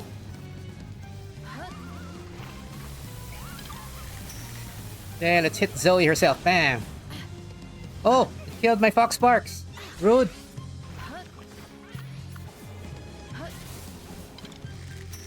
Rude! You rude girl! You are not friendly. Okay, switching to Clovee. Whoa! There, get arrowed. Take 70 damage per arrow. Actually, I think we're running out of time. We better help. We're in the last minute. Okay, the Daedream is not very helpful in this fight. Okay, we're gonna use Daedream as a frontliner now, since the other pals don't have any aim or HP. I need a tank. Boom! Yeah! Get wrecked! Kick you! Almost kill me. I kick you also. Key Sphere of Envy. What's that? Hey! We do not warp out of the tunnel. Oh wait, yes, you still do warp out of the tower. Fine.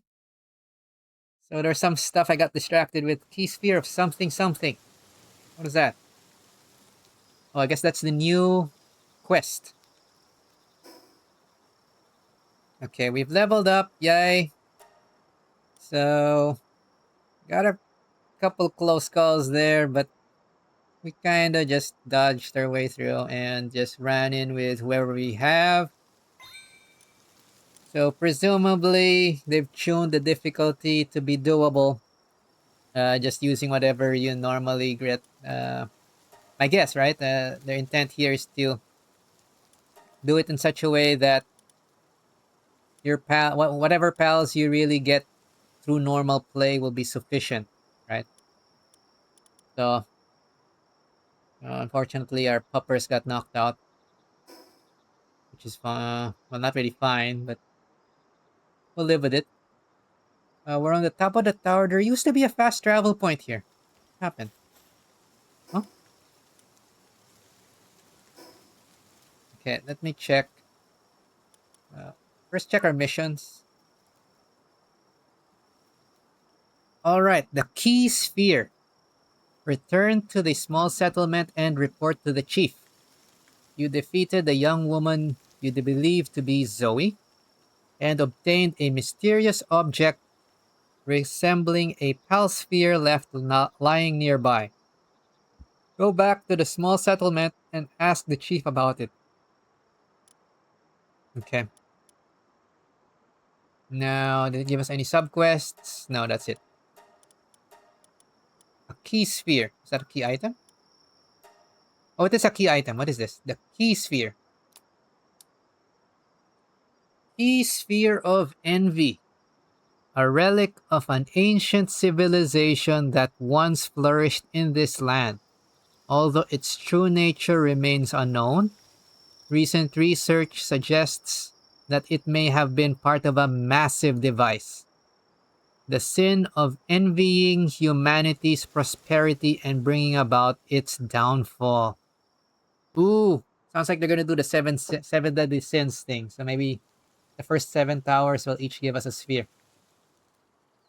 Okay, cute. What else we got here?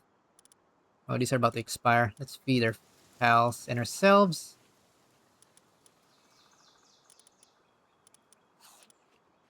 Yeah, I think using moves and stamina also makes pals hungrier. It's interesting. Alright, so we barely beat the first tutorial boss.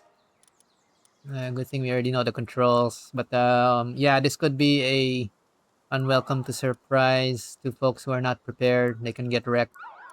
But you can pretty much come in at least on standard difficulty and learn the moves. It looks like you can probably even come in there with pals at around level 8. It's my guess, and just rotate them. Okay. What else did we unlock?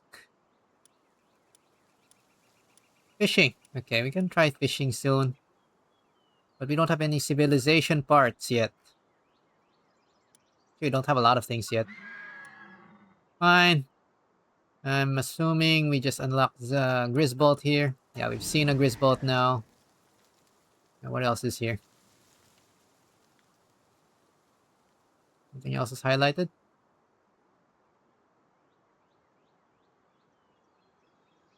Okay, Zoe's as bratty as she used to be. It may be just tuned, more well tuned for this level range, I guess.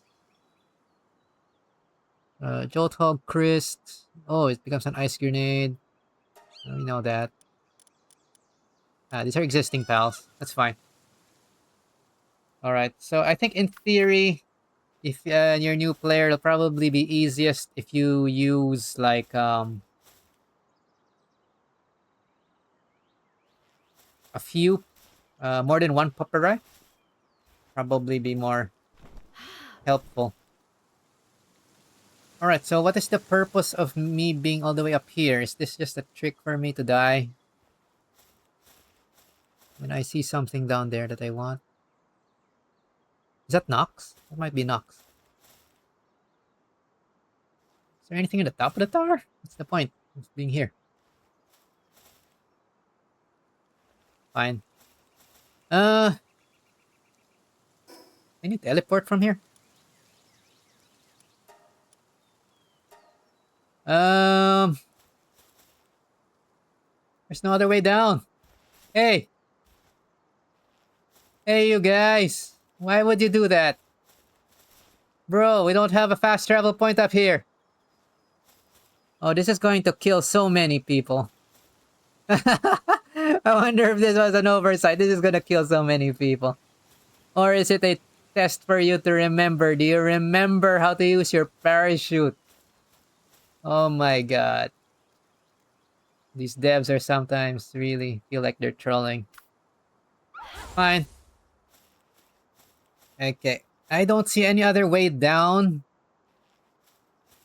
But down. There used to be a fast travel point right on top of the tower. It is gone now. And I'm pretty sure a normal parachute does not work all the way. I'm not sure if this is poor design or genius design. This is going to force you to learn how to use the parachute or you are dead. Now, since this is like normal difficulty anyway, then I might as well use the death. We'll use up our first death here just for fun. Now, the only thing we have at this point that the game taught us is the normal parachute, but its stamina drain is 20. So note that I already put a lot of stamina in this build. I do not think I have enough stamina to survive the drop if I use the parachute right away. So I think the smart way to get down here is to use the parachute right before you land. But most people won't do that, right? So most people will try to jump and parachute on their way down. If they even remember that they have the parachute. If they don't, they're just going to fall down to their death. But let me try with the parachute. I'm pretty sure we're either going to be dead or severely damaged. So let's test it out. This kind of feels like the delves are trolling us. Okay, let's try it out. So you're gonna parachute from here from this height, right? And maybe we can do this from photo mode so we can see how stupid it's gonna look like. Whee! Bam! Oh, I'm alive! Okay, I am barely alive. Okay, I think this is on purpose. They've detuned it so that it's barely on. You will be barely alive to jump down. If you use the parachute. If you don't use the parachute, you will be dead. Holy. Hey. Stop those level 5s. Alright, that is something new.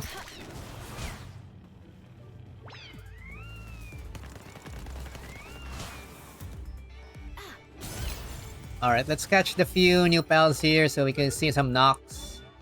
Just to fill up our Palpedia, but it looks like the Nox is no longer super rare.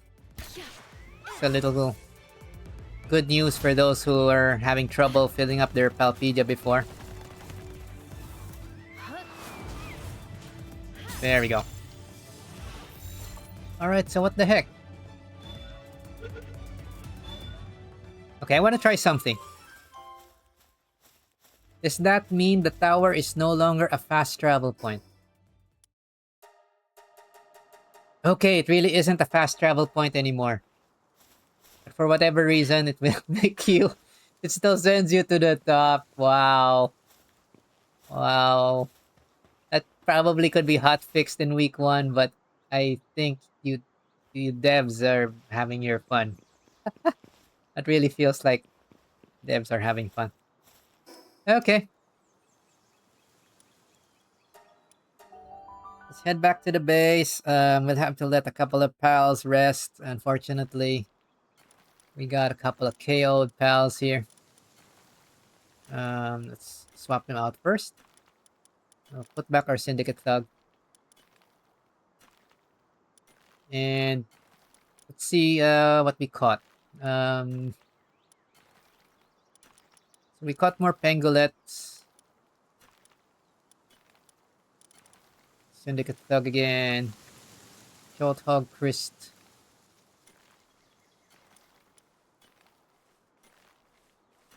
Oh, Nox has a new ability. When activated, detects the location of nearby pal effigies. Okay, that's really handy. This is a nice way to search for those green statue things. But it looks like it's an unactivated skill. It's a little annoying. Fine. Did I change Nox's description? I mean, at least it's not completely useless now.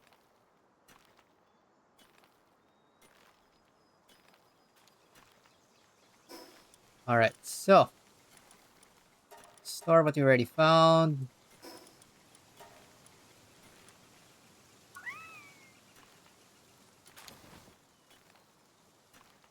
Yeah, I think we've leveled our Gomos a bit. We can swap this one out for a while. And switch party. We'll switch our party a bit. So I do want... we'll level the other Daedream this time. This one is Mind Foreman. It's okay. Good enough. And let's pick a new set to join us. Oh, this has Stronghold Strategist versus Service Minded. They're both nice. Fine,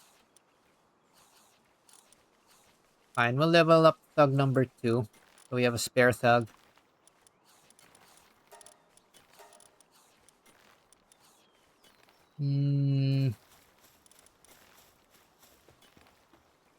Okay, this deer has fine furs.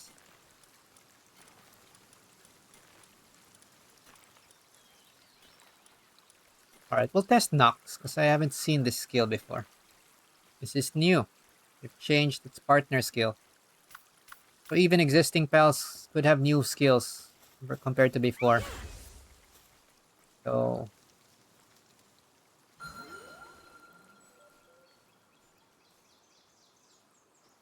oh, it's like a sonar, but... what did it do?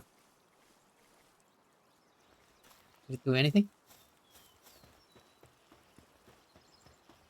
Okay, I probably have to test this more in the new areas.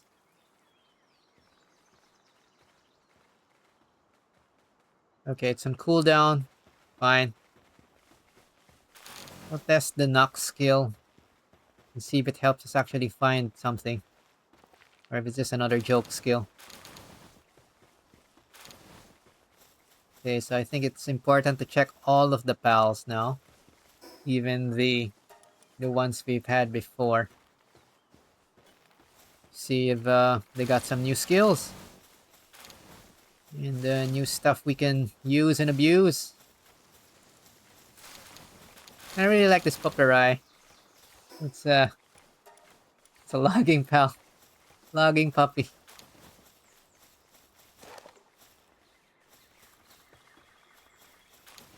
Cute.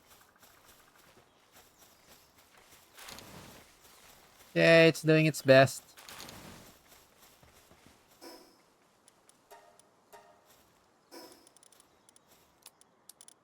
Alrighty. We'll put some of the other types of food here. I think we're good with... yeah, they can have the mushrooms.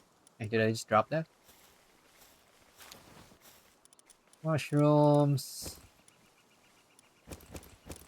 Yeah, let's put all the food there and we'll bring some berries for ourselves. Probably enough. Fine. Okay.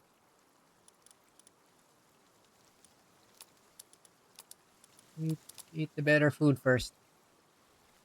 Good enough. Alrighty. Yeah, let's check our main missions. Looks like they've simplified the missions as well. Oh, we haven't finished this one. We have to show Lift Monk. So let's bring a Lift Monk temporarily. I think we only have one anyway. And we'll show it to the Arrogant Pal Tamer. Let's do the Pal Tamer chain. Arrogant Pal Tamer chain. And the side missions. Just so that we get them off our list. And also see if we can get those rewards while they're still relevant. Okay, fantastic. You've recorded 20 species. We also passed by this guy. Okay, he wants 30 now.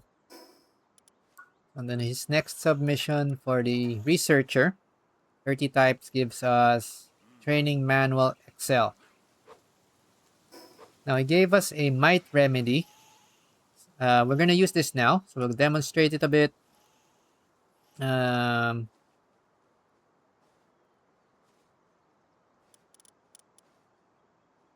This is an extremely valuable potion that permanently raises attack by a slight amount when consumed, ineffective when used by pals. Obviously, we're not a pal. We're going to take it for ourselves. Pretty sure this can't be used on other humans, so it's just for yourself. So you can see our attack right now is at 100. When we use this, it should be at 102, if I recall correctly. Yay! 102. We got a 2% increase of base attack, I think. Player attack. Fine. Yeah. Let's finish up our Arrogant Pile Tamer. Okay, Lift Monk got away. I show you Lift Monk. This is the rumored Lift Monk. Splendid specimen. Okay, same lines as before. This was worth a look. Here's your reward. Impress me again. Okay. Now it's looking for Dire Howl. But I do not have Dire Howl. So, I guess that's it. Okay, let's check this detecting thing. Oh, there, it does detect it. It puts it in the map. There's one there in 100 meters. Okay. Nox is not useless anymore. Actually marked it on the map. Did he mark it on the map? Oh, it's not in the map, but it's there on your compass thing. Marks it on the compass. Fine, we might actually bring Nox. It shows where the Effigy statues are. There's a way to do this without looking it up. Nice, nice. Very nice. They really fixed even the little things. That is just... It's actually fairly rare nowadays. That is a quality of life thing that is unexpected. Okay, it was in this general direction. Oh no. The thing disappeared from the map. But in 10 seconds I can use the sonar again. It looks like the range of it is quite far. So let's see where it is. Who there?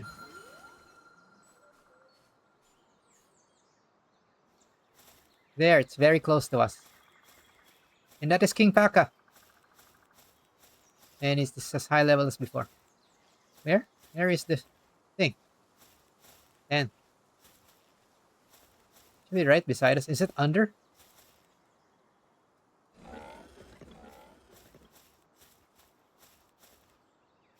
Maybe it's under.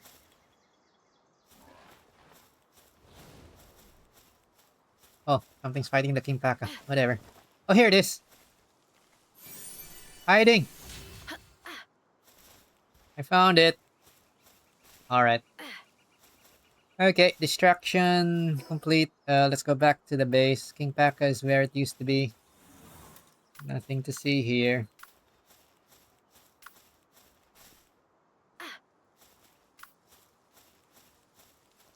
Alright. I guess that's all for the quests we can turn in.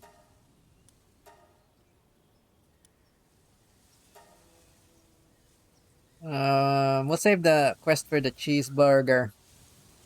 Maybe once we get the next boss. Maybe we should have grabbed it for the burgers. Oh well.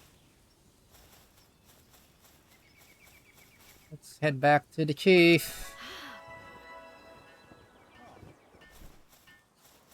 Hey, chief. This is my syndicate friend. Hello. Oh, greetings, traveler. Where did you go to? You defeated Zoe? The boss of the Rayne Syndicate in her own tower? How incredibly bold of you. And here I thought you merely went to talk to her. That was my plan too. I see. So she was the one who provoked the fight. Oh, beg pardon, traveler, but that item you hold in your hand. She dropped it in her retreat, so you brought it with you. I see. Oh, it says that she retreated, so I guess story-wise we don't actually murder her. Even if you defeated her in battle, to steal her belongings, no, never mind me. But suffice to say, you weren't able to talk with her, but that sphere you hold in your hand, I believe it's a key sphere. Capture the old man, pal. You know what? We'll try that right after this. It's a key sphere. I heard about it long while ago from my late grandfather, who used to study ancient civilizations. He told me about relics of those ancient civilizations called key spheres, hidden within soaring towers, and how PAL spheres were created by analyzing and repurposing parts of key sphere technology. Zoe would, of course, be the one to ask for more details about it, but well, perhaps give her a little time. I'm not exactly sure what kind of person she is, but maybe she'll be more approachable after cooling down. Yay! Also, more XP. By the way, traveler, I'd like to remind you that taking others' possessions without permission is strictly forbidden in this settlement. What are you implying, old man? I ask that you please refrain from repeating your actions in the tower. He's level 20, I think he's going to kill us. You know what? We haven't tested the crime system, so I guess this is a good time as any. We'll bring out the syndicate thug because we're gonna do bad things right now. And we got the portal point, we're safe. Oh, something else is in my palpita that's highlighted. Oh, we saw King Paka. Chunky fella. Fine. So this is a good, yay, crime, yeah. This is a good segue to explaining the basic crime system. I think it's, it has a tip here, crime. Crime. If you attack friendly NPCs on the island, you will be reported and become a criminal. Be warned, if someone sees you commit a crime, the Palpagos Islands Defense Force, or the PIDF, will put you on their wanted list.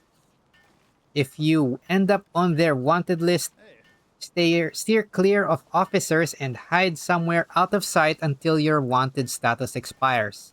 So it's something like a GTA alert from memory. We'll try to last as long as we can, but last time I attacked somebody in the settlement like this, I just got wrecked. I'm kind of expecting that as well. And that's the reason why I don't try to catch anybody here. But since we have a special request, we're going to yay crime. Yeah, let's at least have a chance to capture him. Oh, it's the same as before. You cannot see the capture chance if it's a human. I'll see if I can abuse the terrain a little. I will try to fight from on top of the hut. Oh my god, this reminds me of GTA San Andreas days. Okay, we're gonna try to aggro him by catching it, and let's see who attacks us. Oh, he went in! He's running! You're running! You're running! Don't run! He doesn't fight back! Come here! Wait, if he doesn't run... Maybe I can shoot you. Oh no! Assault! Ah, the cops!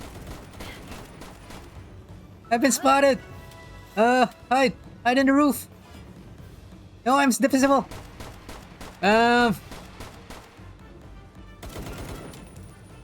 no longer spotted. Wait, wanted level. Still visible. Bullying the old man, what's wrong with you? Bro. Oh wait, look at that. Our wanted level only has 1 star. That didn't used to have stars before. You know what, we're probably gonna die, so Let's see. I'm going to bully this villager too. I will kill you. I will kill you. I kill you. Oh, I killed the person. I don't think I should be proud of that. Let's try to get the loot. Woo. Woo. Woo. Everybody's running. Okay, so not all the NPCs fight back now, but there's a lot of this. Okay, let's see if I fight back at the police. I fight you. You bad popo. Where are you? Yeah, how do I escape now? I'm still visible, aren't I?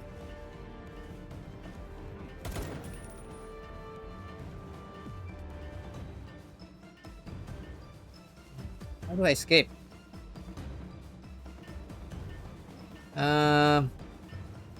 Okay, let's see if crossing the river will help us escape.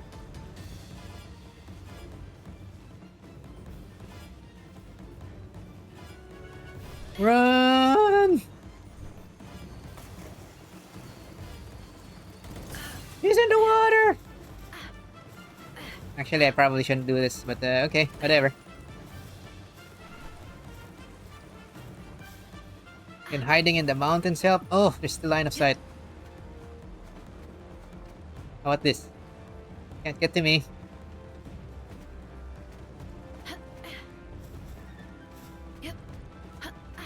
So the problem with this system, at least the last time I tried doing a crime, is it is very hard to lose your wanted level. Oh! I have lost my wanted level. They made it easier! Oh, now I want to catch people. Oh, man. Fine. The old man ran off. I will catch this. I guess we can lower their HP first, right? You know what? This is what we need the Daedream team for. Now I can put people into the Palspheres. Palspheres. Oh, it is a different job. Different franchise, if that matters. Alright, fine. I'm going to attempt foolishness now that I am very distracted. This is probably not for proper, what is the term? Progression? But, you know what, we're just gonna have fun for now. We'll put 5 Daedreams so that I can avoid killing the target and I will catch... You know what, whatever, man. I'm gonna try to catch the town. Let's try to catch the town. Our mission is now to catch the old man and everybody else. But, since the old man didn't join us the first time... Oh, there, he's back. Let's try to catch the old man.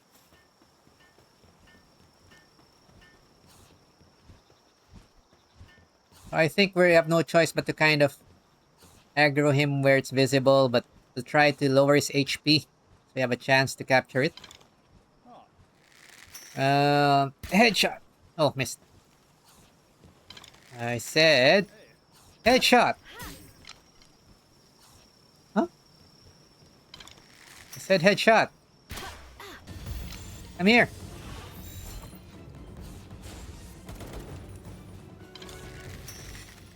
No, my Daedreams are not doing enough damage. Oh, wrong person.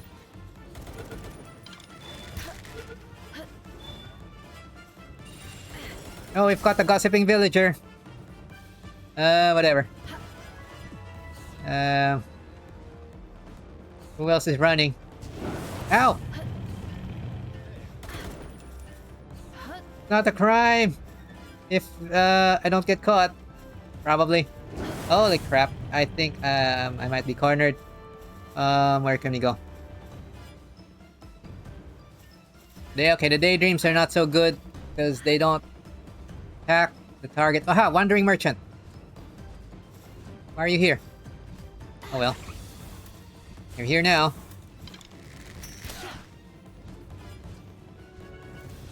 I don't know why he's here, but I guess I can bonk you. He's stuck. Oh, he's down there. Oh, shooting back. Okay, the wandering merchant shoots back. He's too close to the cops. Let's look for another target.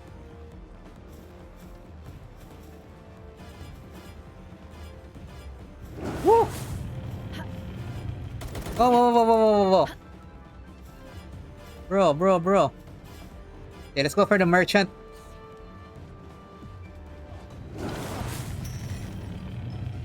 This might be defeatable. Oh, he's got a gun! Watch out, he's got a gun! I'm gonna catch you! Yeah, we got a merchant! Who else can we catch? We're gonna catch this guy! Bounty intel dealer! Woo! Yeah, we got the guy! I'm dead! I have been defeated! Ah! Too many purples. Are they actually usable? No idea. I have no idea. Previously, humans are kind of useless because they didn't use weapons. And they were kind of useless at the base. But it's fine. We learn by testing. And to check the jank. Okay, so it looks like they made it easier to escape from crime. I'm not sure if that was a good idea, but... Wait, I want my stuff back. Get my stuff back. Okay, it's nicely marked on the map, our death spot. So let's recover our stuff. I would still have a human farm. I am almost sure people might consider a full human base now, or a full human run even. Considering... I think it's possible, yeah, you can probably do a full human run. You pretty much, there's nothing stopping you, and now some of the humans actually have weapons, so they're usable in fights. And naturally, in classic NPC logic, they don't remember or even realize you did that. Even this merchant is back here now. Okay, whatever. I just respawn. It's fine. And we don't really need an in-game explanation for this. It's just funny. Alright, let's take a look at our new humans. See if there's anybody who's useful. Oh, that's cute. They're all there now. Before, there used to be a generic, like symbol for human captures as a placeholder. Now they can actually see them. We have Gossiping Villager. Let's put them in. Let's put away our Daedreams. They're handy, I guess, for catching pals, but kind of annoying when there's a lot. Alright. So obviously they're not in the Palpedia, so no new entry has been unlocked. We got Gossiping Villager. She a girl? Probably. No, that's Wandering Merchant. Let's check them. Gossiping Villager has Punch. So I think this one is kind of useless. I guess you can use her in the base for planting, handiwork, lumbering, and mining. Wandering Merchant has Weapon. So he's a little better because he has a gun. Bounty Intel Dealer has Punch. Okay, so it sounds like some NPCs that are non-combatants will not have a fighting skill. Well, they'll just test how weak they are. I'm pretty sure they're fairly useless. But let's let a Bounty Intel Dealer help us here with something simple like Chickpea. Chickpea, attack this target. No. I said attack this target. Hey, how'd I do that? Oh, look at that. She's beating it with a club. Actually, that is not bad. That's not a punch. That's a club. Why does she have a club? Bro. I did something. Oh, middle mouse button. Middle mouse attack button. You can have them target. That is new. Oh, this one is hitting it with her fist. Ow, ow, ow, ow, ow, ow, ow. Fine. And then this one is pretty useless. The intel dealer has a club, so let's see if she's doing more damage. Actually, more damage. Yes, she is. Stealing 120 damage. Ooh. Somebody's going to map out all of these NPCs and see what their damage is. Okay, let's check the merchant. He's got it. What the heck? One shot. Hey. Merchant just did one shot.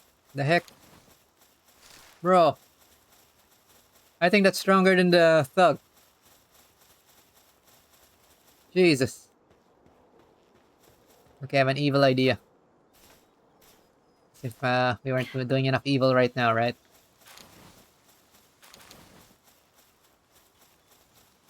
Okay, the melee, it varies, but some humans look like they have some powerful attacks, some don't.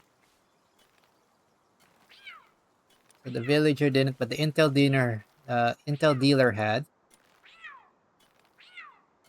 Oh, night owl tends to nap through the day.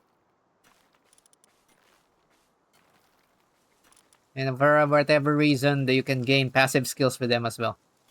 Right. Let's see if they have animations. I think they should. So, I think the general villager seems to have planting, handiwork, and some other things. So it seems like a alternate for Clovee. So let's put the gossiping villager first. See what it does. What she does. Okay, she does have her own animations. That's cute. You can still talk to her and she says the same things as the NPC. Ha. Okay, they kept that. I guess that's a thing now. Puppet with the bounty dealer. The bounty dealer has a club out. Want to know about the bounties? Oh yeah. Got to check. Are the bounties still marked? Yes, they are marked. Okay, so we got a melee. And I guess the wandering merchant probably functions as a merchant, although this feels kind of cheaty. Oh, look at that. It's helping. And you can buy and sell my goods in the base. Well, people already used to do that before. But now he can actually fight too. Makes me more curious which one is stronger. Okay. Oh, it's got the same set of skills as the Syndicate Thug.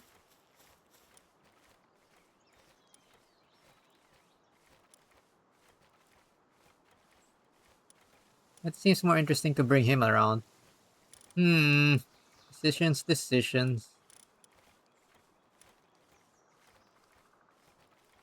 Man, are we gonna do human world now? Might not be such a bad idea.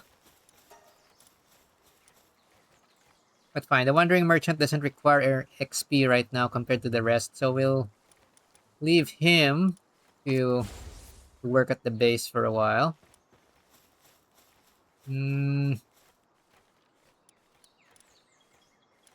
No, we still want to see Clovee on the base, so we'll put Clovee since it's a new pal. And it's only the second new pal we found. We can have Clovee here for a while. Alright, and we will put in one of them with male or female. Maybe the male. Male with no passives. That's good enough. Good enough. We're going at our own pace. We don't need 1,000 random stuff, right? Not yet, anyway. Oh yeah. I think the only comment there so far, none of the humans have suitabilities beyond level 1. So they will probably be power creeped by pals, is my expectation, unless other humans have other skills. But for now, for fun, I guess we will level up our Syndicate Thug, who's an artisan. And now everybody's not knocked out. I think we can select our party again. Let's bring Pupper.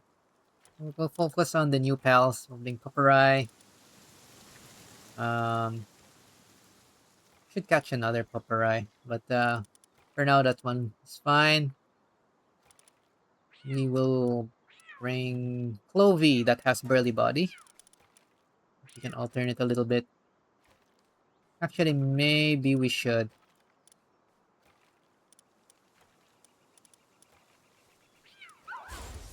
Yeah, let's level up the new pals. And maybe in one Nox. Let's bring the Nox so that we can test the Detect Pal Effigy thing. Kind of handy. Okay, so we have Gunman, Clovee. Yeah, I think we need to catch a few more Pupperai so we have some options. Bring the male. Fine. Okay. Now we've only seen Pupperai here. Let's just see if we can catch a couple more. Just so that we've completed the set. There we go. We can do this ourselves. We'll use Syndicate Thug level 6.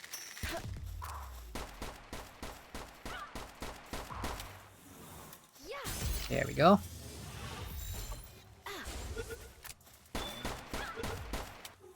Holy crap. Yeah, the Syndicate gunman is OP. And just like that, we maxed out Pupperai. Okay, I'm happy with that. Go back. We can probably catch these people, but yeah, that's a lot of people to test. There's a lot of NPCs. I'm sure someone's gonna map that out. See which ones have special properties as such. Alright, we're already level 16. What the heck? And we're not even trying to do this quite quickly. Okay, let's put the point in stamina again. And sort out our pals. Fine.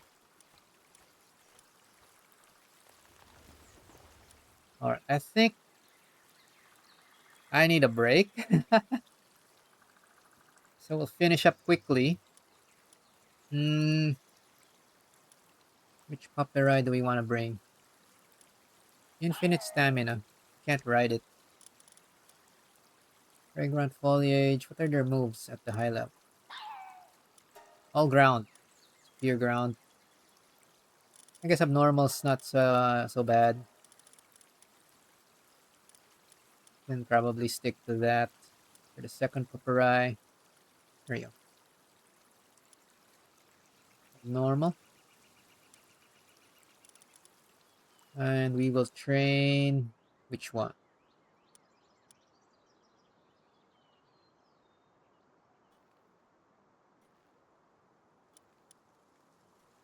Fine, we'll train the one with burly body. Might be more useful for the short term. Let's not try to min-max too much. We use whoever we catch. And for now, I don't think we really need to do much more than that to advance. This still kind of feels like the early game. Alrighty. That is our gang. We are making Hell Syndicate, actually. Fine. Yeah, let's do a quick sort. These items are not getting uh, collected quickly enough. Our merchant is working. That's fine. And our Clovee's Cloveeing. That's fine as well.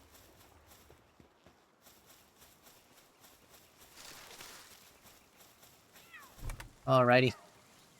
And in that time, we've already accumulated a whole ton of resources without even trying. And they're already making a mess. Yeah, it's triggering me a little bit, but that's fine.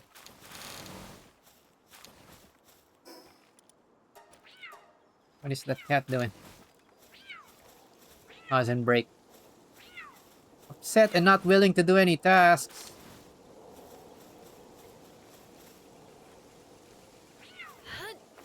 Take a nap. I think this kitty needs a nap. How dare you? Dare you stop working.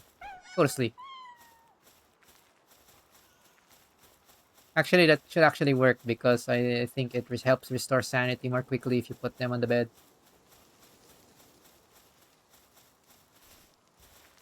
Alrighty. I think we will not be lacking for basic resources. And we have completed the first boss. So clearly the next part is to meet with Zoe. We want to meet with Zoe already. Or what does the description say? Meet with Zoe. You should try asking Zoe for more information. Make your way back to the Rayne Syndicate Tower.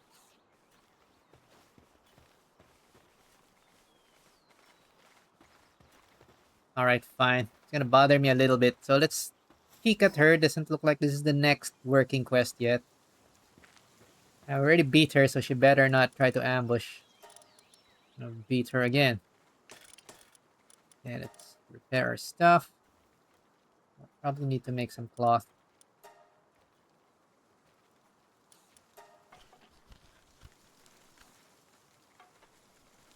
Okay. And it sounds like we probably need to also make some. We're gonna swap out Vixie for a lamb ball for a while. We need more.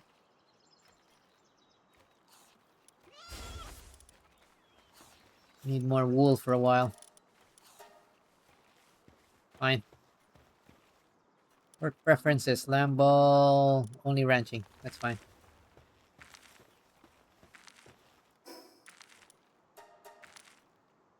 Alright. There.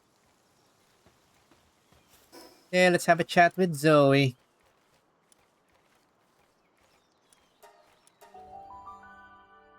Haha, loser. Like that. And then she ambushes us with the whole gang. We'll be very bullied. Okay, we've already caught those maxed out. Okay, I don't really like that symbol. Once you've caught the required 5, there's a nice symbol to show that. Krojiro. We haven't caught too many Krojiro. Get one more. Aye, someone. Man with Glock.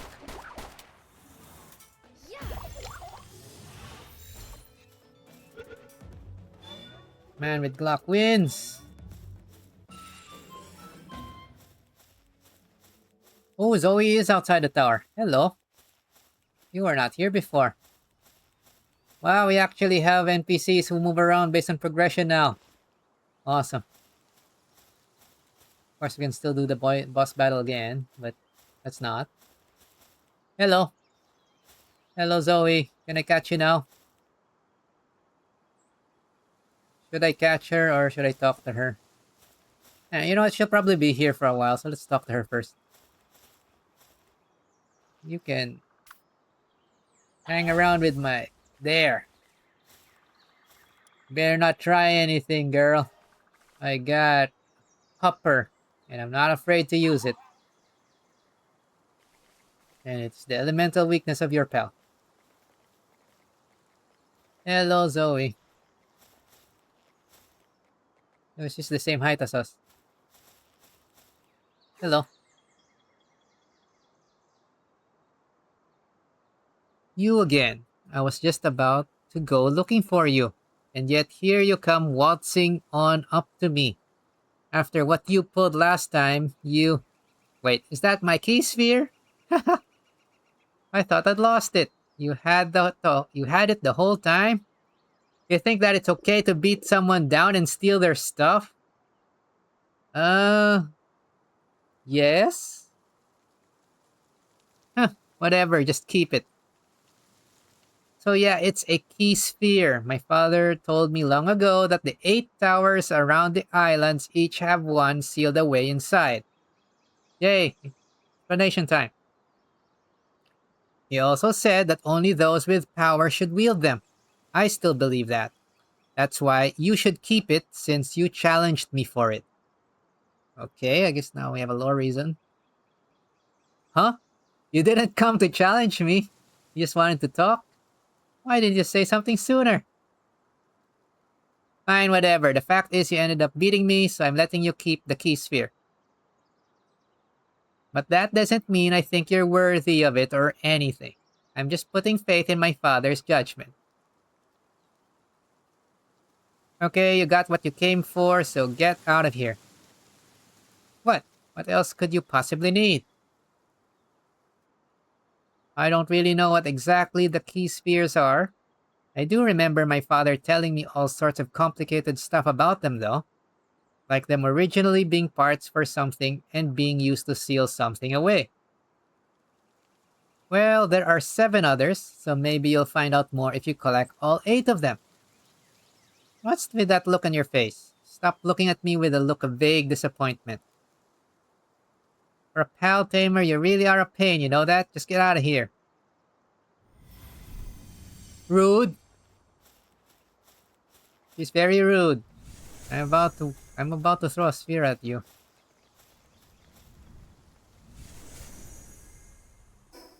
But before that,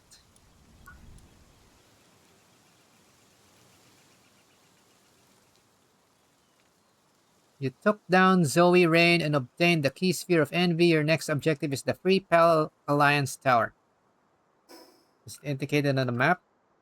Yes, it is. That is very far. Okay. What else is in the map?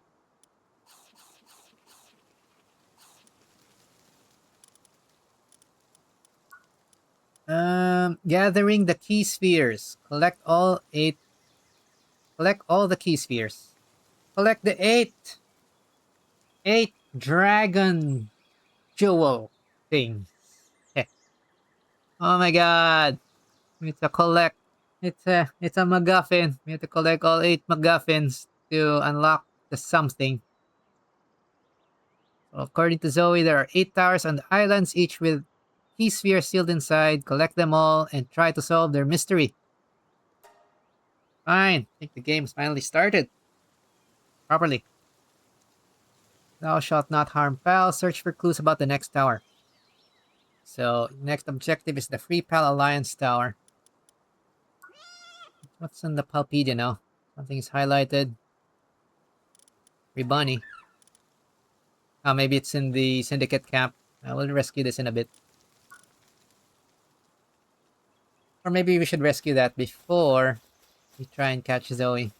Because I have to try. Fine. Alright, I think we caught enough humans. We're just gonna murder the rest of them here. Kill him! Yeah! Kill them all, pupper! I'm just gonna hide behind here and let you do all the work. Or I'm going to bash this guy's head in because he's gonna come close. Do something! Sheesh. Headshot. Headshot. Oh, headshots are always crit. Nice. Die. This time, I have enough of you. I'm only going to capture interesting humans. Ooh. Rude. There you go. Yay, Rebunny. We can has Rebunny.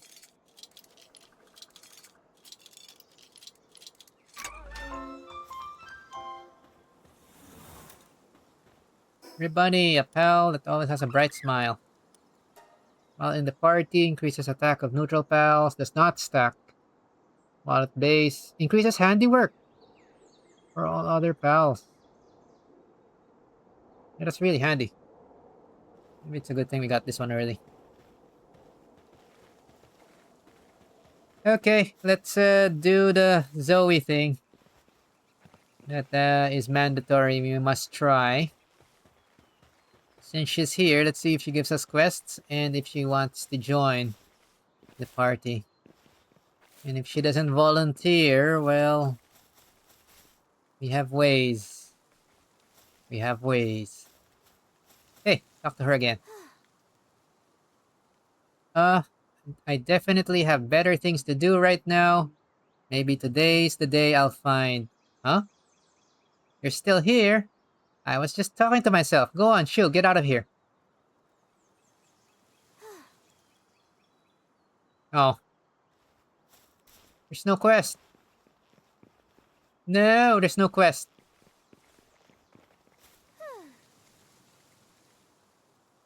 Fine, if there's no quest, then we'll just have to beat her ourselves.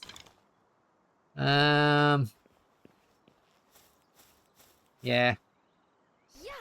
Oh, I missed. How did I? What? Oh no! No! You can't catch her anymore! Didn't even hit her? No! Oh no! She's not interactable! I can't catch her! I can't even attack her! How dare you! How dare you, game! I hate you, devs, sometimes. I love you, but I hate you. Was she there before I got the quest? No, she wasn't there. But now you can talk to her, but you can't interact with her. She's an NPC that's stuck in place. Before you could catch her here.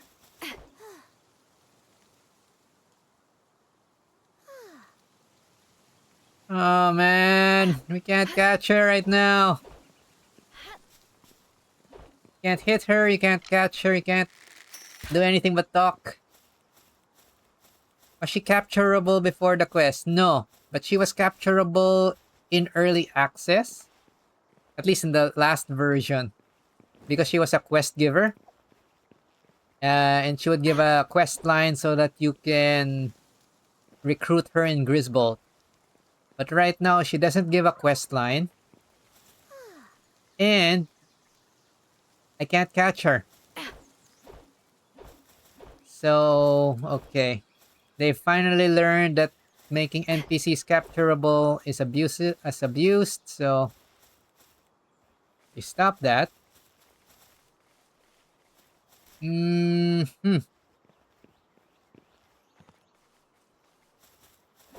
Fine. Okay. Take that, pervs. Excuse me, it's for science. It's not pervs. Just a little bit. Fine. They better have her recruitable some other way, or I am going to be very sad. But they did allow us to catch other humans which have guns. So the team seems kind of weirdly inconsistent if they suddenly don't let us catch Zoe, because she had her signature pink AK even. Alright, that's fine. That's fine. Maybe she will be later on, yeah. I'm thinking the same. Maybe they moved her quest somewhere else and changed the requirements for it. So we'll try to explore more and see if there's something we need. So that she'll join us. She did say something that she's busy with something else, so that kind of implies that I guess we can help her and maybe she will join us that way this time. So we'll figure that out. All right. But for now, I think this might have been my longest stream so far. I really should take a break before health becomes a problem. So let's clean up our inventory quickly. Anything heavy in our inventory? Not really. Nah, that's fine. But we'll save the nice sorting stuff once we're about to do a building stream and I feel like it. So as long as we have space in our main inventory and we're not carrying anything too heavy, we're fine. All right. Let's just set up our team.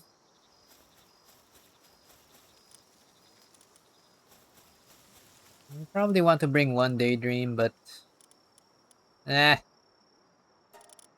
keep blocking my screen. We'll just bring one.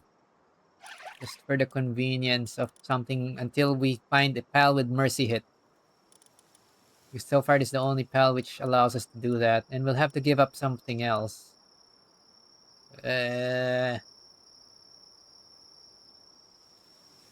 Fine, this is Palworld, so we're going to swap our Syndicate Thug. Kind of OP, but that's, I think they're gonna get, I'm almost sure they're gonna get power crept. And should be mostly pals in the end. So we'll keep one Daedream. So that will help us with captures. We're going to be capturing a whole bunch of pals, more pals. And oh, that's the meow. When it is on a short break, it does meowing. I didn't used to do that.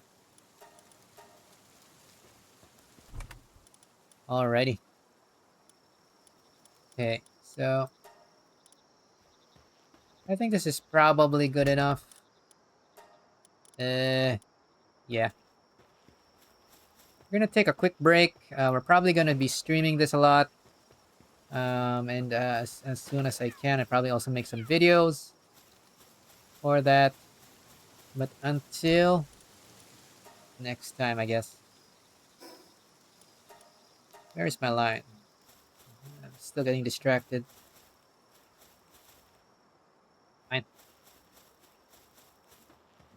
Prepare.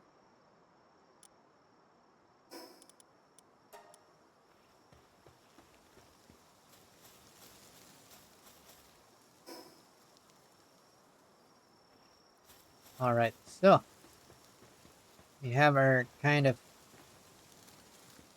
boring looking camp here for a while. That is fine.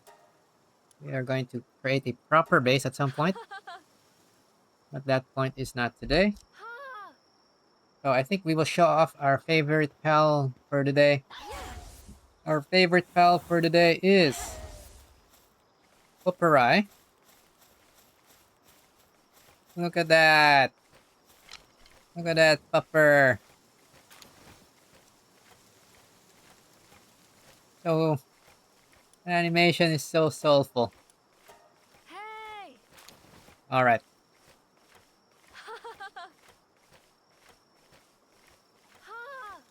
So with that, thanks for hanging out, whether you were thriving, vibing, or just surviving. See you next time. We'll be doing a lot more Palworld. And maybe see if we can make a few helpful videos as well. Later. Hey! Bye-bye now. Bye-bye.